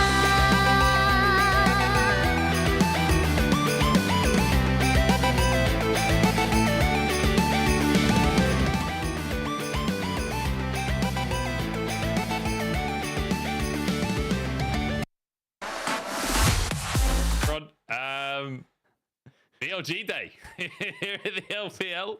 We've had a lovely little song and dance. And now we can go back to League of Legends. I have to say, you know, it's tough going back to League of Legends. I feel like I finally got to, you know, truly vibe with the LPL for a couple of minutes there. But now, oh, back to League of Legends. I see I'm more of a song and dance kind of guy. What can I say? What if this like actually goes and hinders them in the next game? What if now they're distracted? What if now IG are reinvigorated, motivated? Like, you know, that was a banger dance. We got to see all the cute little animated Balulus, which full party, you know, Balulu. You know, you did say, we were talking during that, and you said, you know, the little like floaty tube did bring you a little bit more around to being a Balulu supporter. It's more the giant scary Balulu that I was not ready for jumping out the back of the stage. Like that was the but in hindsight, even though I wasn't a fan of it the first time, I do think that dance could have benefited from the giant blue Balulu, Yes. like jumping Yes. out and like getting his groove on, you know, like I'd be here for that. Especially if he started like breakdancing, spinning on his head, and yeah, it could be sick. It's like the head just falls off and it's some dude. It's like, oh no, give me. Billy, Yeah, get me in there to be the choreographer. You know, it was great. It was great. Massive respect to the two dancers there. Like the whole production and show was amazing. But you know what? I say this was good. We got to figure out how to top it next time. And that's where, you know, these ideas can come in handy. See, this is why they pay Larry the big bucks. It's all for the mascot-based choreography. That's really where he brings his value to the LPL. Yeah, wow. Great little dance. Great little game one. I'm assuming we'll go to the draft for game 2 soon, but I actually have no idea at this point. Yeah. I've lost track of reality. It's been a weird day, man. It's been a weird day from if you missed today, JDG won their first series in like 30 minutes. Like 2 games, 30 minutes between both of them. We have like a 40-minute break. We then get this back and forth between Weibo and FPX that goes to like base defense craziness. Now here we are, kind of similar to game 1, but you know, with more showmanship. So who knows how close we're to pick and ban? Who knows how long we just have to keep rambling? And I wonder if we get teams swapping sides to kind of hone in a little bit. I'm sure if I ask about it to you, maybe production in the air will be like, oh yeah, IG on blue, because maybe that could be like a key difference in, you know, bringing us forward. I wonder maybe if bringing out, you know, some more obscure picks like seeing more Ivern or something along those lines can work out. But I don't know if someone who mains Rengar would also main Ivern. You know? No. I would say they are pretty much polar opposites. They are good together, but I don't think that means the same player plays them all. But then again, you know, I can't speak for all 19 billion League of Legends players, so, you know, yeah, maybe. Tianjin, I'm here for it. Bring us the Ivern. We saw it banned every game in the Weibo series. Oh, no, wait, I'm wrong. I don't want him to play Ivern. I still want solo lane Ivern. That's the hype train I'm on. I want the on-hit, like, top lane Ivern to come through, where you have Giant Daisy, like, proccing press the attack, and becomes an absolute animal. Kind of throws me back to when Ivern first came into the meta, and, like, one of the strongest things about Ivern was just how strong Daisy was on release, and you were just so easily able to, like, consistently pull off, like tower dives and stuff. I remember the team I was on, we brought in like the coach for Kongdu to come in and kind of explain some of his philosophy on Ivern. It was really cool. And yeah, I'm excited for it to be back in the meta, even if we haven't really seen it work out just yet. Well, we'll see if we get any of that in the series. I mean, look, BLG, after game number 1 like that, if you're going to try some wacky stuff, now is the time to do it. Now is the time to show off with some of the stuff you've been prepping behind the scenes, because let's be honest, in a standard game of League of Legends, this is a very one-sided series, so I'd love to see it, but there we go. The Rengar banned away from Tianjin once again, and we'll see. I really hope IG do still commit to the dive comp. Like, I do think that the comp was fine. It was more just an issue of getting massively gapped. Well, now we're going to get something left through. We actually might get like a Jax versus other carry matchup with the fact that now BLG have to make a choice. Should they ban away the Tristana again? And again, from what we've seen today, I wouldn't be surprised if that was more likely. Or do you ban away the Jax? Either way, one of those will get through, and they banned neither. So both being left open. I guess now a question comes through: how highly IG prioritize like YSKM's best champion? And well, the question was instantly answered. Yeah, turns out they're big fans of the Jax there. YSKM B1 Jax, which does mean Bin has his chance to counterpick it. We've seen Bin pick Fiora into Jax. I'm pretty sure we saw that at MSI. And I'm going to be honest, it looks great every single time. I would love to see the Fiora. Maybe not your priority in this one. Maybe that could be R3, but yeah, BLG, very happy to go into this one. Look at this, smiles on the faces right now. Yeah, gonna go towards the Annie, which makes sense after the Gal performance he had in game 1. There must be something cooking for this type of reaction coming out. I was gonna say Tabe looked very like stone cold serious killer, but Shun wanted something. Yeah, it's gonna be the Wukong though. He's gonna be playing standard. Tabe there, trying to hold it all together. Trying to make them play the champions that they're allowed to play. Crown goes for the Ahri. Very standard rotation here. You could anticipate.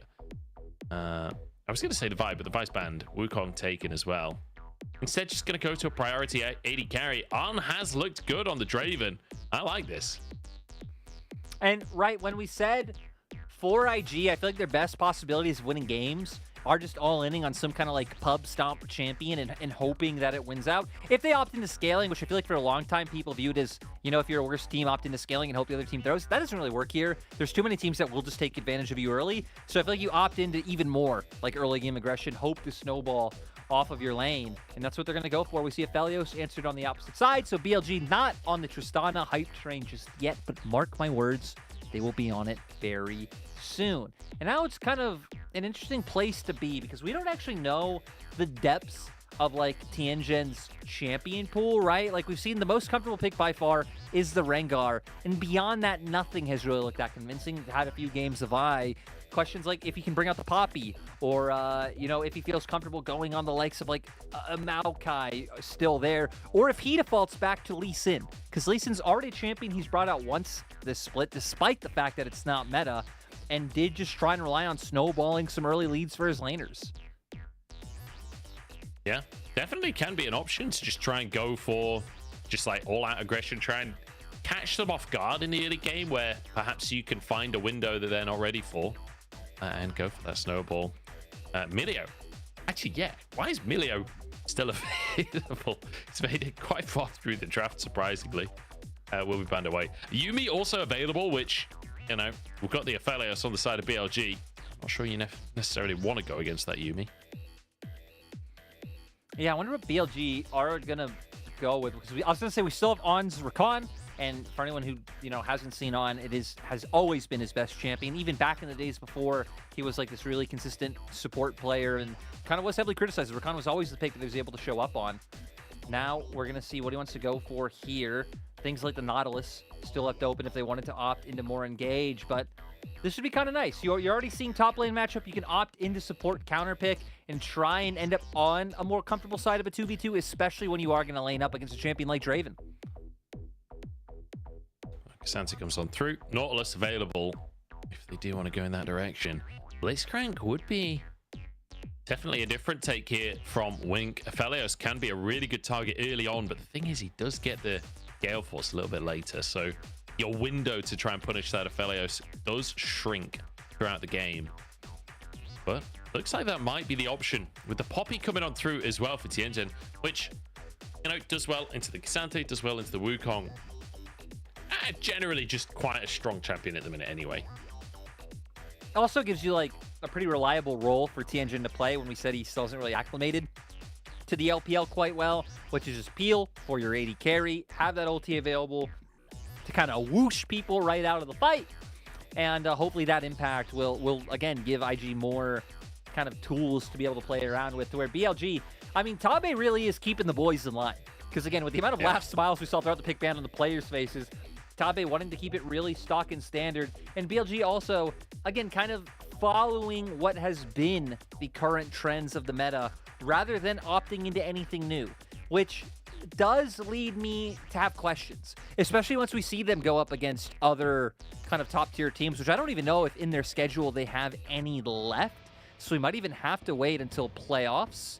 Looks like they do still play top esports. They play RNG, and WE kind of being in the middle. So maybe we can get some answers to see, you know, if that will be an Achilles heel to them with other picks coming into a bit more prominence, or if them just kind of leaning back on this and these picks that have been strong for months will be enough for BLG to keep just being a top 2 team in the LPL. I'm going to say the second option, probably. I feel like BLG are... it's weird, isn't it? It's a long time since I remember LPL having like a top 2 that are as convincingly top 2 as this, but yeah, I don't know. I don't see any team taking down BLG right Honestly, now, aside from JDG. Even 2020, which I think a lot of people with hindsight, or maybe who weren't following closely, like 2020, would look at as like the year of Tez JDG for the fact that they traded titles. It's like you think of like summer and spring. IG was like a top 3 team. IG, a lot of us we had as our favorites going into summer playoffs. Suning, obviously, like making deep runs. V5 were so convincing in that 2020 summer split. Still, a lot of teams like that, to where right now it really does feel like you have these guys and then you have the rest. So, yeah, maybe they wouldn't be punished, even if, you know, some newer picks coming in could possibly be better. But we're gonna now see the Draven. I want the Draven to do well, Munch. I love Draven. Draven loves Draven too. He does. Yeah, hopefully we get to see the Draven do well. It seems like there is another audio issue going on with BLG. I saw a ref heading under the desk. And there you go. He's checking stuff. I guess Shun is still having issues. I wonder if it's the same audio issue from before. Yeah. Or maybe he's just showing him his OPGG. It's like, check out these Viego stats. We saw him Have you ever seen someone pop off like this? We saw him spamming some key on his keyboard. Or, you know what would be even more like Giga Chat of him is if he's like, hey, ref, so I know he just did this pick ban, but my coach, I don't like what he picked me. Can I pick again? And then, you know, like pulls out, I don't know, something like Shun pulls out something ridiculous, brings out the Nidalee, brings out an Udyr, brings out SOFM, Jungle Zed. I don't know. The possibilities are endless. Brings out SOFM Jungle Tank Rengar against Tianjin. I think that only specifically works in Worlds Finals against Evelyn's. I think that's the one niche situation where that's allowed to happen. I can't believe that's the game that they won. Like, that might be my favorite draft ever in the history of League of Legends. Like, Tank Rengar to answer Evelyn in Worlds Finals. And do you know who was the benefactor of that one? Bin was. Our top laner here for BLG. Got that Worlds Finals pentakill on the Fiora. What a series that was. Oh, there it is. There's the alligator / crocodile. I don't know which one it is. Any scaled toothy dudes, love them. You are an architect with words, my friend. You know, this time it wasn't me who disrespected the BLG day with the Gyos. But, you know, I guess that's fair. Since I did it once, you were owed one for yourself. Now, does IG find something here? Probably not, with the fact that this has been spotted out. It would take a pretty miraculous hook from Wink or overstep from any BLG member. I think BLG might actually just be trying to fight them on. Oh, it's a great hook to try and get out. Has flash available for him. Low on HP, but surviving and staying in the fight here as they go back in onto this one. Look at that hook. Max range from On as On chases him down. 1 or 2 more autos to do the trick. On gets into the brush and then crying a moo-moo as Elk gets first blood. And the big difference makers, look at the minimap. Bin made his way down. YSKM didn't. Now Bin will TP back to the top lane, but setting up your AD carry perfectly and setting a champion like Draven behind. A champion that wants to get ahead, wanted to look for those kills. Now no cleanse, no flash. He's going to be so vulnerable for BLG to try to punish. Maybe an avenue for IG to find their way back in would be like enabling topside, but that's definitely not what the game plan was for IG coming into this game. No, definitely not. And, you know, the fact that it's also the Ignite for Wink on cooldown, there is very little kill threat available in this bottom lane out of a Draven and a Blitzcrank, which kill threat is what they do. That's why you lock this lane in. So, gonna be a tough first few minutes here with Elk. Not only getting that first blood, he's not actually spent that gold yet, so that won't influence the early lane, but On having that presence in the bottom side. It's all down to Wink finding some great hooks, especially with the wave crashing in. If you could hook someone under the tower, certainly would change things, but you don't expect Elk or On to be caught out by that.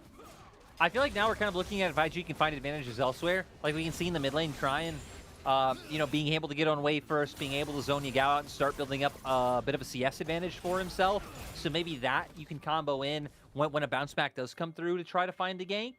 But it looks like Tianjin still being very conscious about his bot lane. On's moving up. He's going to be in a 1v1 with a Poppy. That's a level up on him as well. On has no flash available, and Cryan is here too. On surely goes down here. Cryan actually going to flash for this one. Tianjin with a steadfast presence to keep On into play. The shield comes up through. He's invincible. On, no, can he get the anchor? Oh, the Orb of Deception finishes him off. He almost got out. He almost escaped from that, which is absolutely crazy. And does go down, like, overall a win for IG, right? You get another kill on Cryan. He's already up in CS, but still did have to burn a summoner for it, so you kind of find something. But overall, I'm just not expecting for Tianjin, I guess, to be leaning towards bot side when they are losing out in that matchup. And now Shun might be caught off guard. See what YSKM can do here is the buff will be taken away. Shun moving up towards the top side, and with Bin around, just sits around and gets a cheeky bonk out. Here we go, diving the bottom side. Elk the target, has flash available, and dodges the hook from Wink. That's one, and Elk still walking away here. On tagging the tower, he goes down. It's a double for On, who now On has to body block Tianjin, trying to finish the kill off, but he can't, and Gravitum's in play. They'll finish the kills. It's a 2v3, and they finish all 3. Not able to get the kill. How unfortunate. I mean, fleet footwork, so get some heal from that. The Gravitum buying time for the stun to come through. And my God, if you don't want a game to start with a Draven by him dying level 1 and having no summoners, there's no words for this. There's actually no words for this. We're going to see here. Knockup comes through. Oh, he hit the wrong player.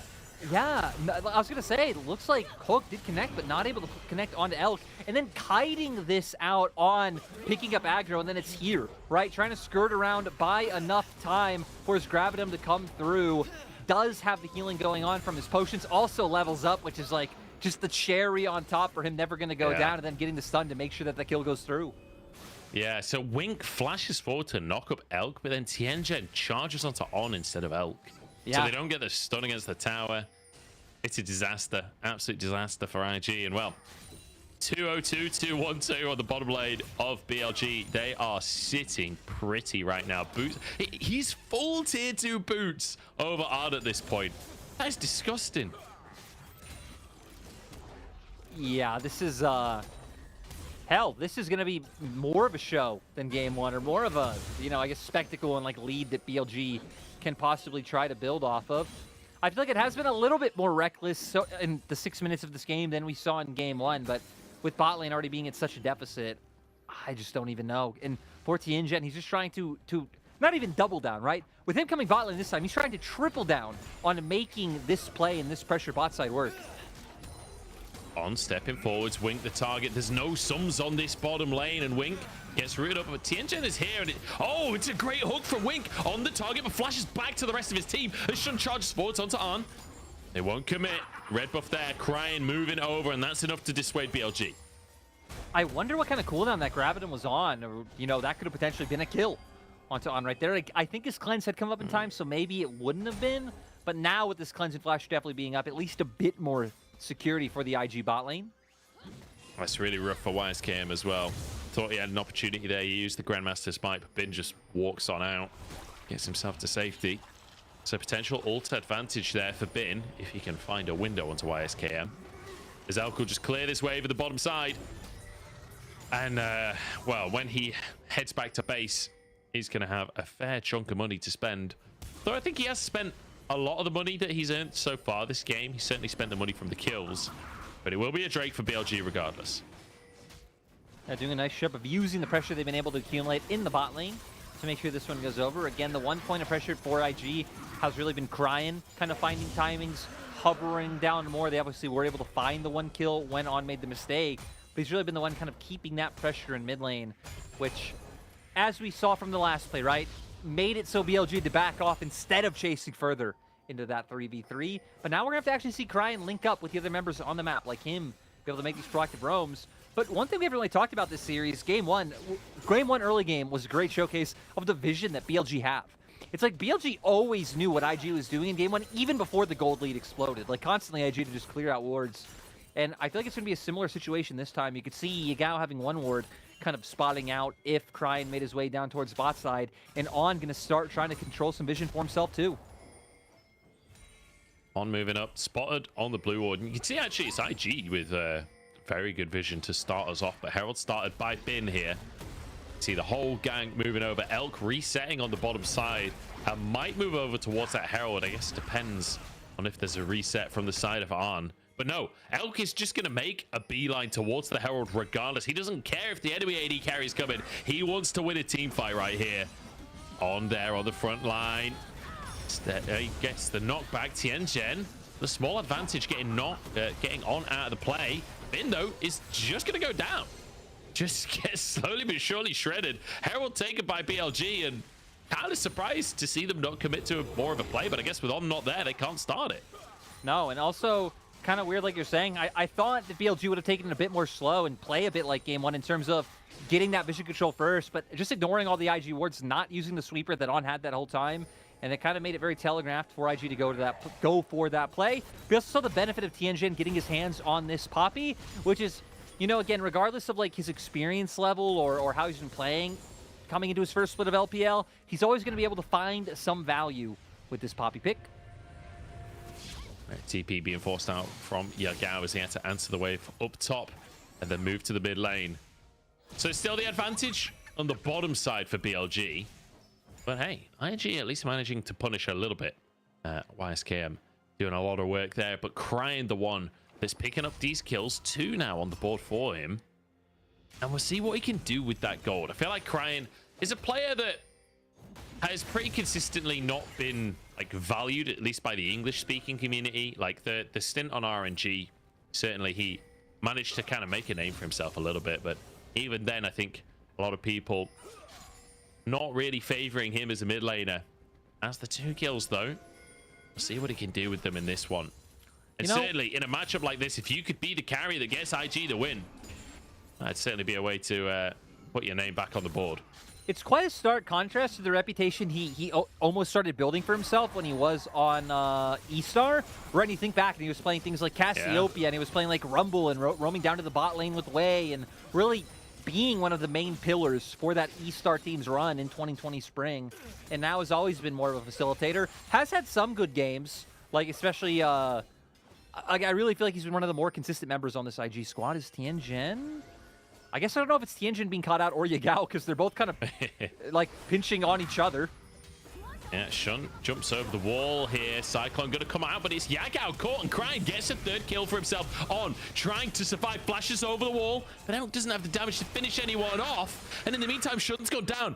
IG might just do it, but Cryan doesn't have any mana to work with. Elk, many chakrams flash available. Tianjin over the wall. If he gets caught by Calibrum, might just go down to an auto or two as YSKM gets pulled back by On. Now slammed into the wall. Can they finish the kills? Elk gets one, flashes out to safety. Into the brush he goes, but YSKM shuts him down. And finally, IG find themselves a lead. The leaf strike coming up right before he would lose vision of Elk. And this is exactly what you need for IG, committing YSKM down with the TP. Bin still going to be on cooldown. And now gold lead finally being in IG's favor. 1K gold up. We're going to go to the replay and coming in with joking, right? Like, who is pinching who in this moment when both teams are kind of looking for the engage?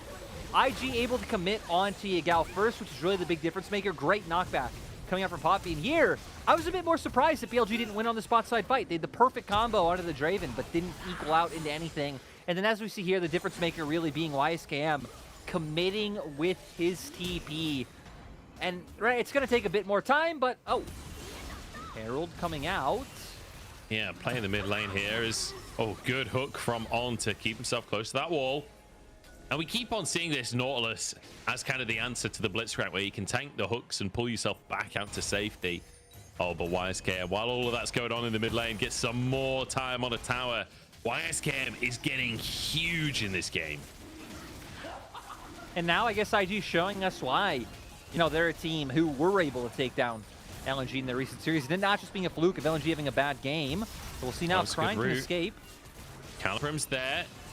Gravitum not going to be used. In fact, it was still Infernum at the time. It's been pulls YSKM underneath the tower. Oh, it's disaster for YSKM. It's been looking so good, but Bin, you give him a split second and he'll take your part. Now BLG with Drake in pocket and move towards this bottom lane. Might look for On here, but looks like no, just going to push the wave for now and maybe look for a dive because Yagao's here too. They're going to go for it. Cyclone is up for Shun. Whirling Death stops the minion wave though. That should be enough. They can't really just brute force this one, but actually with Tibbers, maybe they could. Yagao could use Tibbers to tank the tower first. As TP coming. TPs, it's a 5-man dive in the bottom lane. Moonlight Vigil comes across, the Infernum is there, but IG are doing a good job of defending this one. Bin actually goes underneath the tower anyway. On so low, finally taken down, but it's 1-for-1.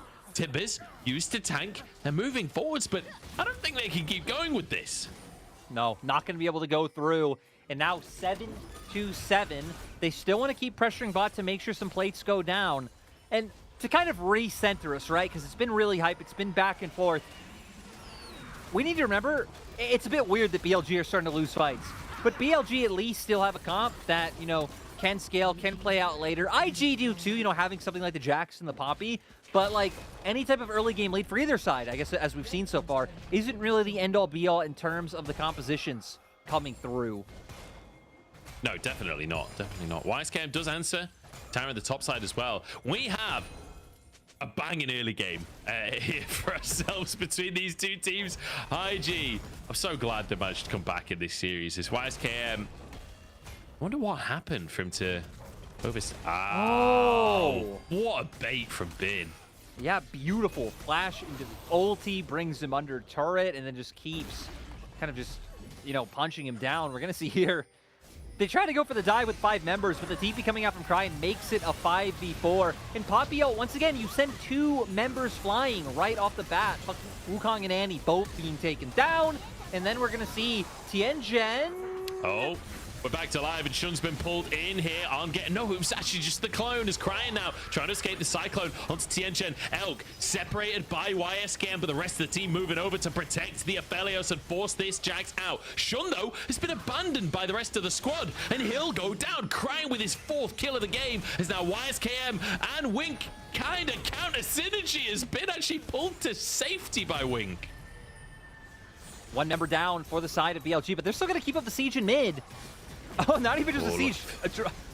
Looking for a dive. They can go for this one. They can go for more here. Wink goes down the route onto Arn as well. This will be Arn's 4th death of the game as YSKM comes in behind, but pulled away by Bin. It's a kill for Yagao, and what's been such a close, even game ends up with 4-0 in favor of BLG. How do we have another game like this going on today? Now BLG going to be able to push down another structure for themselves. Gold lead was just in favor of IG only a few minutes ago, but now BLG bringing it back. They're the team that's been up 2 Drakes, And now with the 6-1 into Aphelios, maybe they can push it into a third. As we're going to get a replay of just the last little bit we saw, right? Going in, great ultimate coming out from the Nautilus to get the 3-man knockup.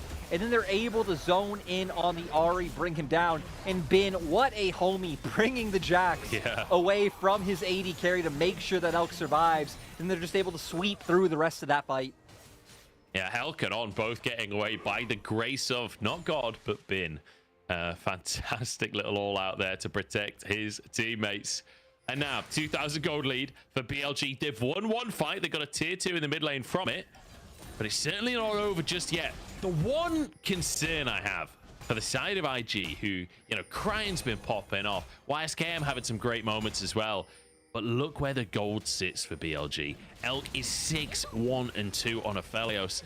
And in the meantime, Arn has been the focus of every single play. He's fallen so far behind in the bottom side. Yeah, he really hasn't even gotten to participate in this game all the way from level 1. And now BLG, having the Aphelios, having like a really solid front line, we can see the tools they have for teamfights going forward. But still, one of the things that kind of give me hope for IG is the Poppy. As, you know, I've been raving about Tristana today, but Poppy's also on the list. I am convinced that with the Yordles coming back in TFT, that they're also just becoming OP in the meta. With the amount of, like, strong dash champions that there are right now and how much Poppy not only provides for a team, but shuts those down, I mean, it makes sense why so many teams just opt into banning it in, you know, phase 1. Yeah. I mean, are you suggesting that Tianjin is currently a level 4 Poppy? Is that the direction we're going with in this one? As she drops the Herald down. We'll look for a tier 2 in the top side. Cran here to try and force it in as well, but I think Bin should be able to defend this one. Generally, hang on, they're going to knock everyone away. Elk is here too. IG have committed to this play. The Herald will be cleared though. They can't quite finish the tower. No, not going to be able to. Dragon's still going to go over. And what I'm trying to say is that Tianjin has tried to play Slayers, tried to play like, you know, Noxus 3-star Cat and Draven. None of it's worked out. And then he came in, he got unstable Yordle portal or whatever it's called. And now, you know, he's having a bit of a chiller time than he's had thus far. I don't know if you played a bunch of the new set yet. I played a little bit of the new set. I'm a big fan of the Deadeye trait. I like people just like blasting in all different directions. It reminds me of the Danny DeVito thing where he's like, anyways, I just started blasting. That's my angle so far with TFT, but can't say I'm a big player of it as Wink gets knocked up by the Cyclone here. Yagao on the scene as well, but YSKM has the stuns. Elk the target, but he's surviving for now, for surviving forever. It's a triple kill on the Aphelios. 9-1-2. Elk, take a bow, my man. You get the MVP. As On looks for more, but just hooks the wall instead. I might have just killed himself, but he survives. He hooks the wall again, and he still gets out of his life. In the past minute, we have not seen either support land their hook. Big shout out to Elk for being able to survive that one. But also, you know what? Those hooks might not have connected from On, but we love the mojo behind the plays that he's looking for. What a timeline we're in, where mojo is a fitting description for how On plays the game. But I am all for it now. 5K gold lead, 9 kills on the Aphelios. Soul point in hand and Baron up. I'm afraid for IG is, look here, both not able to connect, but still, Wukong goes in. It looks like the Jax almost turns it around, but he doesn't get on to the Aphelios right away with the stun, and then he Gale Forces away, and Bin once again pushes Jax further away from the Aphelios. That allows for Elk to keep just dominating the team fight. The zoom in slow-mo on On's last hook there. 3 hooks. 3 misses. Beautiful little team fight from On there. I don't know how he got away with that. I don't know how he survived that entire time. It's now BLG start to muscle into the top side of the map. They'll start to get vision control around the Baron area. 5,000 gold up at 20 minutes. It's not as tremendous as the first game, and IG have certainly been showing something. Crying as well. Keeping our eyes on him as he finds the charm off of Wink's beautiful hook, and On finally gets a cash in. Oh my god, Elk's damage. What is that? And just too big at this point. 2.5 items. Has the last Whisper making his way towards his own LPR. And now having the Caliber, I'm going to be able to output damage from across the screen. And now kind of looking at it, at least we're at a point where some of IG's sums are coming back up, right? Like both On and Cryan having flashes available. But with Cleanse still on Elk, with Flash being up, with Gale Force being back, and seriously, with how superb Bin has just peeled for Elk this game, he consistently is just bringing people further away from his AD carry. I don't know how you even reach this Fedafelios. They are on a ward. There is full vision of this for IG. We'll start charging forwards. They're walking past wards on the other side as well as Yaga actually gets hooked in, but he's got a Zhonya's. It was all a bait. Yaga will survive, and there's a hook onto Arn as well, who will be gale forced on by Elk and finished off. Now the rest of the fight is Bin goes 1v3 on the backside, but he's K'Sante. It just doesn't matter. He's the new Ornn. He fulfills every single role in the game. As now YSKM Cryan stepping up the solo lane is trying to make miracles happen. A TP coming out as Yagao rejoins the fray again. And BLG can just rinse and repeat this Baron.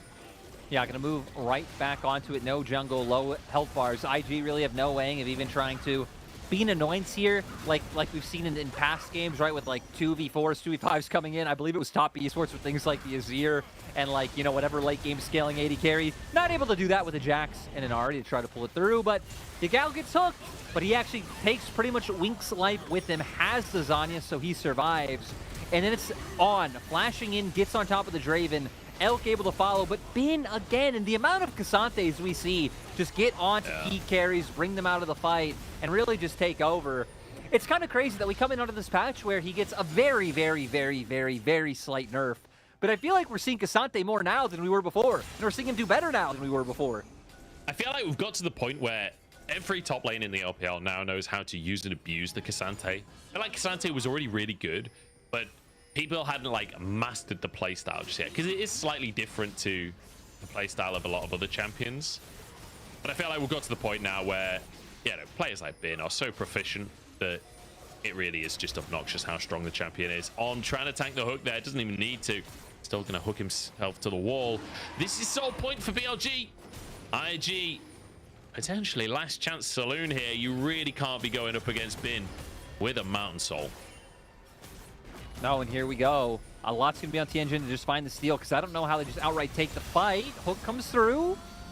Yeah, On actually hooking himself a little too early there, but the keeper's verdict does not connect the way that it wants to, and the hooks come on through. There goes the Blitzcrank, but now in goes Jack. Can they find this fight? 2 for Elk so far, and he'll make it 3 as well. Bin doesn't even get to pull him over the wall because Elk shreds him too damn quick. A quadra kill as if he needed it. Can the steal happen? Tianjin still here over the wall, does not have vision. Oh, Hex Flash is not going to be enough because Elk wants the pentakill, chases him down through the jungle, hunts him and finds that pentakill. Elk making the argument that he is the actual best AD carry in the LPL, taking over the game, been taking over all split long, and it's great to see from BLG to, I mean, again, you look at this game and they've kind of taken even more liberties, had even more fun than they did in Game 1. And I guess it makes sense after such a dominant showing in Game 1 that they kind of would come in 15-1-3 now on the Aphelios and be even more willing to opt into the brawls. It's sad, Munch. It's sad that JDG just so perfectly has BLG's number, because like a back and forth banger 50-minute 5-game series, 50 minutes every game would be so great right now. This was a bit disappointing for Tianjin. You're already falling behind. It's kind of the one thing we've said, that you'll always be able to bring value. And with that, they know they get to pull the trigger. Bin just automatically going in. We see the Jax trying to buy space, but it doesn't matter. Too much damage done. You know, the Draven already taken down. I agree. It's kind of funny that Bin been trying to bring him over the wall. He's already gone. Entire replay. I don't even know how he got 4 kills. I only saw him kill 3 people. I think his turret must have finished someone. It's a pick onto Yagao. What can they do with it? Great little kill. Wink getting the kill credit on this one as Cryan gets knocked up, and they found out. No! Tianjin, no! They had the pick onto Elk, and he saved him. Not able to find more off of that one. Elk gonna walk away feeling quite lucky, but as a whole, I think BLG gonna be very frustrated that they're not just ending the game off of this push right now.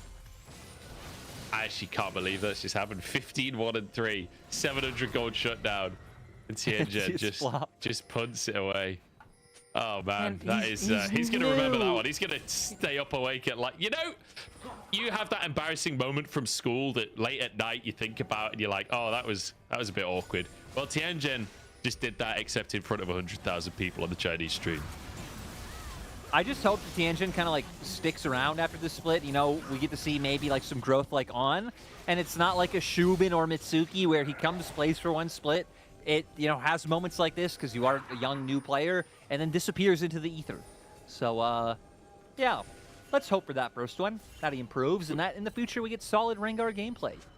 Was it Mitsuki, though, that left the LPL not because he didn't want to be picked up by a team, but because he instead had a career in modeling? Modeling, yes. Just went on to be a top model in China instead. I mean, he's apparently back playing League. I think he joined. He joined an LDL team recently. I can't remember which one, but he's apparently back. Oh, that's exciting. Maybe Made his he'll millions. rejoin the LPL as well. And here we go. Final dive comes through. Yagao finds crying, and he just gets bopped. Felios is not in the fight. Everyone got knocked away by Tianjin. Bit of redemption on this one, but pulled back in, and Yagao and Tibbers are just going to finish the job anyways. Bin pulls on back into the fray. They don't need an AD carry. Who needs an AD carry? Sure, he may have 16 kills worth of your gold, but they don't need him to win the fights. 24-11 as BLG honestly just massacre IG in this series. I gotta say, like, we already know MVP is gonna be Elk, but I wouldn't even be that mad if they gave it to Bin. Like, my God, the amount that Bin did, like, in these fights was absurd. Hell, even in that last one, like you said, Aphelios gets completely yeeted out of there. And what's the reason why IG aren't able to turn the fight around? Because Casante's just in their face, as always, like 1v3, making sure that no kills can go through.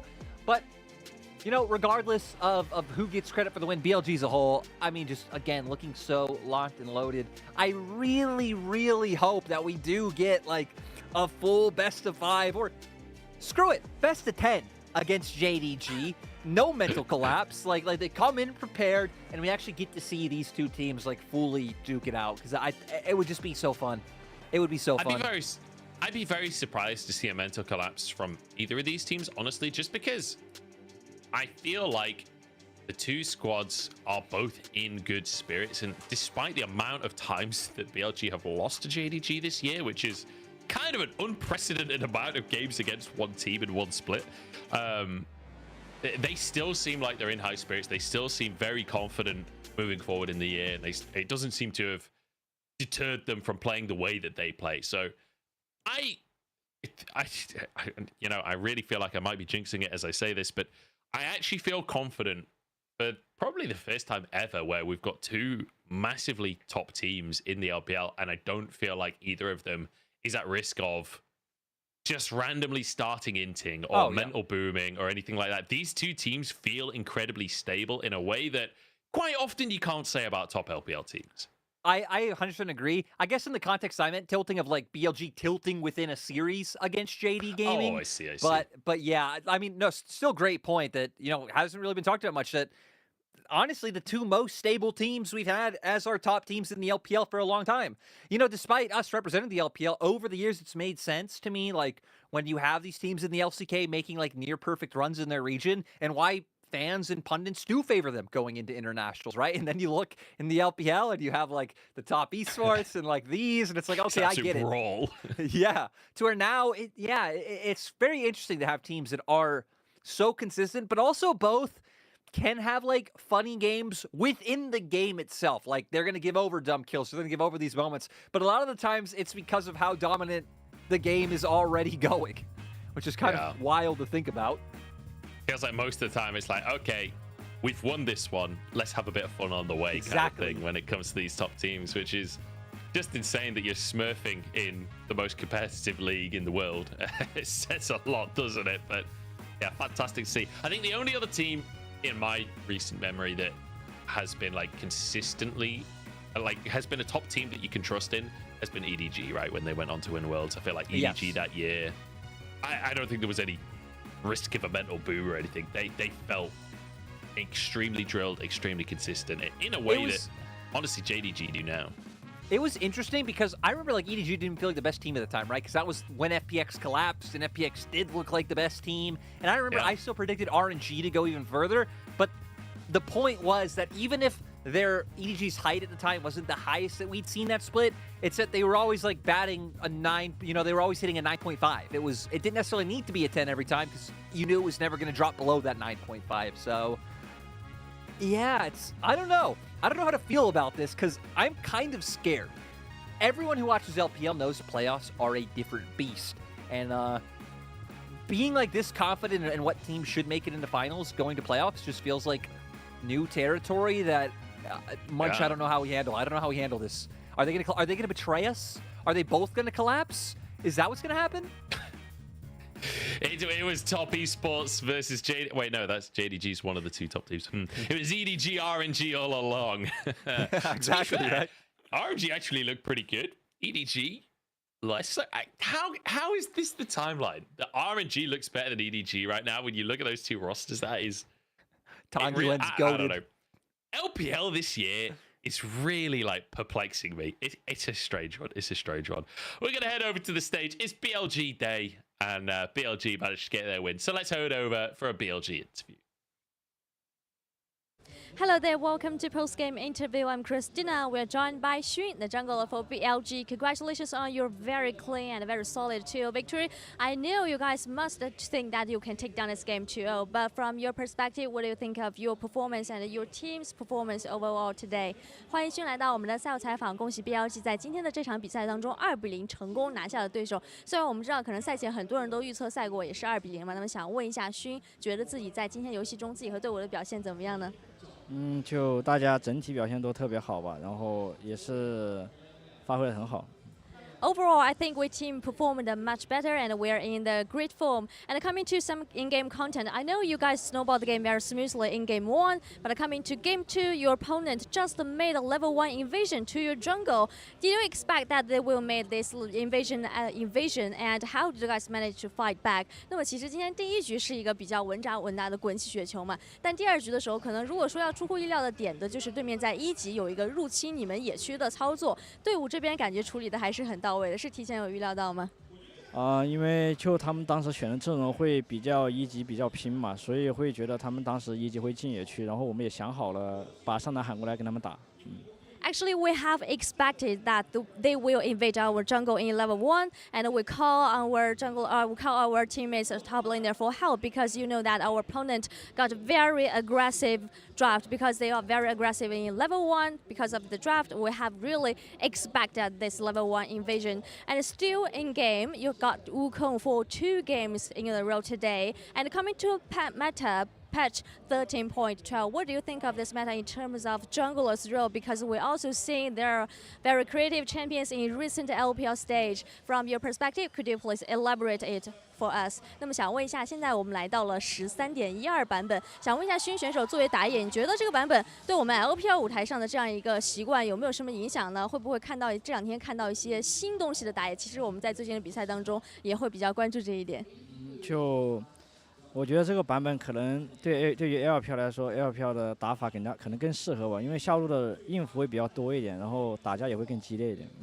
I do think this meta suits to LPL very well, especially, according to the LPL's play style. Maybe there were much engaging support here, so I think this meta really suits us very well. And a final question for you, you've got Nightwish here, and you have still six games to play in regular season. You guys did a perfect job, and you managed to maintain your form very well. So in the second half regular season, what's your goal, and what's your goal for the summer split overall? 那么最后一个问题。接下来呢 ，BLG 在常规赛还有6场比赛要打。其实我们看到从 MN 赛回来之后 ，BLG 保持状态一直特别好，并且也在不断的持续的进步和成长。接下来的6场有没有什么感受呢？以及是对于整个夏天对我的目标又会定在哪里呢？就希望和队友打好接下来每一场比赛吧，然后全力以赴，争取拿个好成绩。I really want to do my best and try to perform better in the upcoming matchups with my teammates, and I hope get a better result in this summer. Thank you so much for joining us. 谢谢勋来到我们的赛后采访。Back to you guys. Thanks very much, Christina, and Shun, of course, as well. Always great to hear from him. And fantastic series from BLG. Shun, especially in game number 1, we finished like, what, 8-0 and 9 or something like that? Absolutely mental performance in the first one. But kind of outdone by his AD carry in this second game of the series. And Elk will, of course, be the MVP.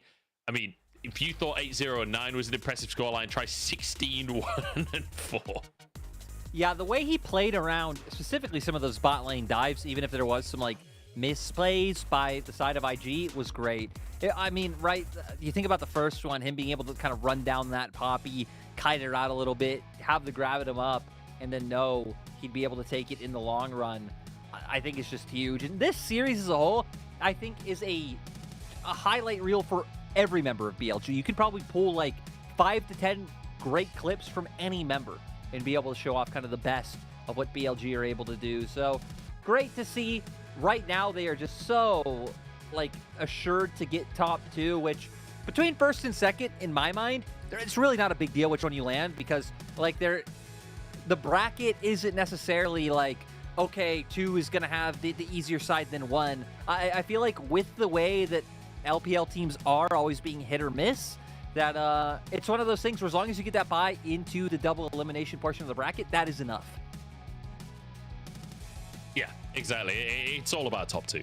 And first place is about pride, which is going to come down to probably game difference between BLG and JDG, which, yeah, like you say, JDG doing pretty well on that regard. They've got the head-to-head. And Elk finishing the job, getting himself that pentakill. Beautiful stuff. I love that he went and hunted in the jungle. The rest of the team didn't even help him. They're like, Elk, if you want the pentakill, you've got to go earn that pentakill. He goes off on his own into the world to finish the job and take his pentakill. Turns out the hero of Poppy's story, that was actually Elk. It really was. Man, even just thinking about the Poppy and mentioning the Poppy just makes me feel seriously so bad for Tianjin and this IG roster overall. And again, to look ahead for them a little bit and kind of give them a bit of the send-off for the day, they have some winnable games. AL, TT, Ultra Prime. Hopefully they're able to pick up some wins and at least end their season on a bit more confidence, because we already know BLG, like, the season can end right now and BLG could lose more games. Like, they're still going to feel confident going into playoffs. But I'd love the same for IG, because we saw in these games, especially game 1, they had a lot of heart just full sending it straight into BLG. Yeah. I preferred their composition from game number 1, where it's like, okay, full dive, full go in. Like, I would love to see the team really index into that across the course of this year and see more of that. I'd love to see kind of almost that OMG style of like play dive every time until you're good at it, and then make playoffs, and then diversify as a team. Like, I feel like that is a fantastic path to becoming a competitive team in the LPL. And maybe we'll see it. Maybe we'll see it. It has been a bit of a tragic split for IG, not just in terms of results. I mean, in terms of, like, you know, YSKM not being able to play for most of the split. It has been a tough one for them. But ultimately, it's not about the story. It's about the results. And unfortunately, IG going down at the end of the day. JDG and BLG continuing as we expect. Both 9-1 in the standings. And Weibo having a bit of a hard time in the middle of them. We were asking if the 3 favorites could all dominate. Weibo said absolutely not, as they got kind of destroyed by FPX in that third game. And if you didn't watch today's games and for some reason you are just tuning in now, go back and watch Weibo versus FPX Game 3. Absolute banger. I promise, probably the best LPL game we've seen all split, maybe even all year, as this will bring us into the standings. And the standings have been a little bit confusing very much, because with more of a condensed schedule, that would usually mean there's more like drastic jumps in the standings, but we've pretty much had none of that. It's been pretty consistent the whole way through, I guess barring WE, just from the lack of series that they've played. Yeah, honestly, it's been a strange split so far. Weirdly, like, static, as you say, in the standings. Still, the biggest heartbreak to me is LGD. Like, so many of their series were so close to big wins. They are better than a 1-9 team. They are better. It just does not line up. It really does not line up, them being 1-9.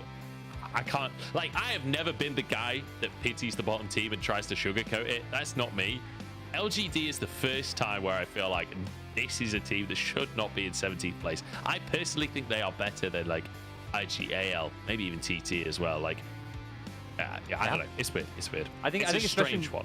especially Meteor, really, I think, having a great split. But speaking of LGD, do they play tomorrow? We can find out. No, they do not. But hey, some of the teams they're contending with down there towards the bottom. And for LGD, even if they can't make playoffs, which theoretically they still could, but probably not going to happen, it'd be great for them to at least finish higher than some of the teams like Up, AL, TT, and very weird day, because EDG looks like a heavy favorite, RNG I guess a bit of a favorite, but I think a lot closer matchups on paper than like what people would expect. TTRA, like who knows who's going to win these series tomorrow. Yeah, honestly, it's exciting. And even EDG versus Ultra Prime, honestly, like yeah, with the way that EDG's been looking recently, on paper that should be an EDG favorite, but with recent form, I'm kind of like Ultra Prime at that one now, honestly. Ning's been smurfing a little bit in some of their series, and I love that. As a big Ning apologist, the fact that Ning's been having some good games is quite nice. And for RA, you know, they'll be able to pull out a win if they start Mole, which sadly I'm not casting that game much, but you are. And I know that you are someone who understands. You were here in 2020 summer, so you're not like Mazel, who's like, Mole? Who's Mole? You get it. You saw the heydays. It might have been a long time ago, but they still exist. I vibe with Mole big time. Like, there we go. The what do they call him? The Faker of the North or something like this. I can't remember. Yeah. What a time. What a year 2020 was. Wild. That's going to be it from us. Thank you so much for joining us and following us on this weird and wonderful journey that has been some bizarre casting from myself and Lyric today. We've really gone around the bend, but that's okay. We made it around the other side. We will see you all in chat tomorrow. But until then, we'll see you in Champ Select.